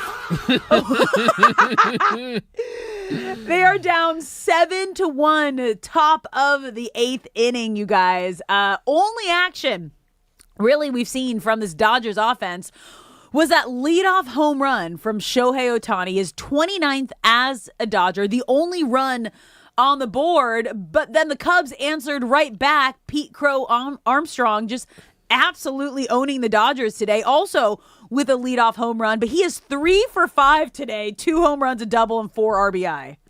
I don't know the last time I've had a bad sports week. and this is shaping up to be. What do you mean a bad sports week? So as like a fan? Yeah. Player? Like just in general, like things I'm talking about and doing? I had plenty of bad sports weeks as a player. That's just the Bears experience. But the old Bears experience. Actually, you know what? You know what? I can trace this all back to that terrible House of Dragon episode that aired this weekend. That show is starting to become kind of cheeks. The show's looking kind of cheeks right now. What do you mean by cheeks? Terrible. Oh yeah. Okay, so I've only watched one episode, and then we were gonna wait to binge the whole series. Yes. So I don't know what's going down minus the gnarly opening episode. If they do not have a standout, stellar, Oh, once they've in a been lifetime fillers? finale, I Have may they be just been writing fillers? off this. Not fillers because it started off solid. It but was then It's like fell build off up. rails. It's more build up. It's build up, but like they keep building up to things that don't happen. But anyway, I'm actually in hindsight, the fact that the Dodgers got swept by Boston, and then the House of Dragon episode aired. I think I've just been in a bad mood all week. The Scooble trade kind of lifted me up a little bit, but now we're about to get swept by the Cubs again. It is shaping up to be a brutal sports week so for what your boy. would you do? What would you do when you were having an off week when you were playing? What cheered you up? What's something go you see do? a movie actually. So I did see Spider-Man. So now I'm seeing the Odyssey again on Saturday. Reset. There we go. Yeah, I'm He's resetting the movie myself. man. The movie man. I will say though, like I've been out of my movie game since having a child because understandable. Yeah, normally like after watching a game or like on weekends is like when I do like my my binging or my movie watching. I'm so tired solo parenting. The moment I put her down, I am like face to pillow out and then just hoping she doesn't wake up in the middle of the night. So I am very far behind every single show, but I did just watch Disclosure Day. Yes. We talked about that. Yes. I still need to see the Odyssey because I just keep hearing wonderful things. It is solid. It's your second time seeing it. It will be the second time. This time it'll be in 70mm IMAX. Oh, so this is the format it was made for. Yes, correct. Right? Correct. Very thrilled about that. Okay, and so you saw Spider-Man though, right? I did see Spider-Man. Fantastic. That one, like, see in theaters, or I can wait until it's out. Odyssey, definitely try to see in the theater. Is what you're saying. You can wait for Spider-Man to come out on video on demand. Fine. I think. Yeah. All right. It's a great movie, so if you get time, go see it. But you don't need to. I don't think seeing it in a theater added a ton to the experience. It was just a good movie. So if you're wondering why we're talking about movies right now here on Brock and Alex on the new 97.1 The Fan, the voice of LA Sports. Kyle Tucker with a hit. There we go. I asked Brock what he used to do to cheer himself up when he was having a tough sports week, because that's what the Dodgers are in right now, you guys. They got swept by Boston. They're looking like they're probably going to get swept by the Cubs unless we get some sort of incredible offensive comeback right now, led by Kyle Tucker, who just got on base with a single. Mookie Betts up at the plate. They are down 7-1. Top of the 8th inning. Oh, Mookie Betts getting on. Okay. You know what? Happen. So maybe we just needed to talk about things that made us happy when we're having a down sports week. You know what I do? I force myself to dance. I put on a happy playlist, and I will, like, even in tears, just be like jumping around the house, like, I'm gonna be okay. Everything's gonna be okay. And I just do a happy dance because you can kind of like fake it till you make it, and then your body and mind are like, okay, if you're feeling happy on the outside, I'll start feeling happy on the inside. So, Brock, you go into like all your feels and you start watching a good movie. I do a happy dance. We saw Mookie just smile and give a little pray hands up once he got his hit. So, okay, things are starting to look up, you guys. For anyone wondering why the Dodgers are in a 1-7 hole now, Eric Lauer had a regrettable afternoon. 4 innings, 11 hits, 6 runs, 2 home runs, only 1 strikeout. Brutal. There was a brutal 4th inning, 3-run rally, 2-out rally, by the way. And the Dodgers' bats have gone cold for the second day in a row. Maybe that'll change here in the 8th and 9th inning. But when you have an outing like Lauer had, it really doesn't matter how hot the bats are. It's going to be brutal. Offensively for the Cubs, mostly it's been PCA. Michael Busch has been contributing. Max Muncy! Let's go! Three-run home run! Dodger baseball. You guys, we're back. We're so I told back. you. We've never been more back. All we had to do was talk about things that made us happy and that we do when we're having a tough sports week. We have never been more Dude, back. This is the Max best week of my Muncy, life. 3-run home run. Dodgers now just down 4-7. Top of the 8th inning. You guys, there's plenty of time left. Too much time. Let's go. All I need is 3 runs to tie it. I just had to count on my fingers to do that. I'm like 4, You 5, 6, may 7. sweep Let's the go. Dodgers once, but you're not going to do it twice. No one sweeps the Dodgers in back-to-back series. Muncy. That's what I like to see, you That's guys. massive. That is massive. That's what they needed, like, just now in this moment. Max Muncy getting his first hit of the game, a 3-run home run to get the Dodgers basically back in this. The only run they had was Shohei Ohtani's leadoff home run, but extremely helpful by Kyle Tucker getting on base, Mookie Betts getting on base, back-to-back singles, and then Max Muncy just driving in Betts and Tucker, a 3-run home run, just 1 out, top of the 8th inning. Dodgers are back in this. Cubs up 7-4. Now with Miggy Rojas up at the plate. Massive.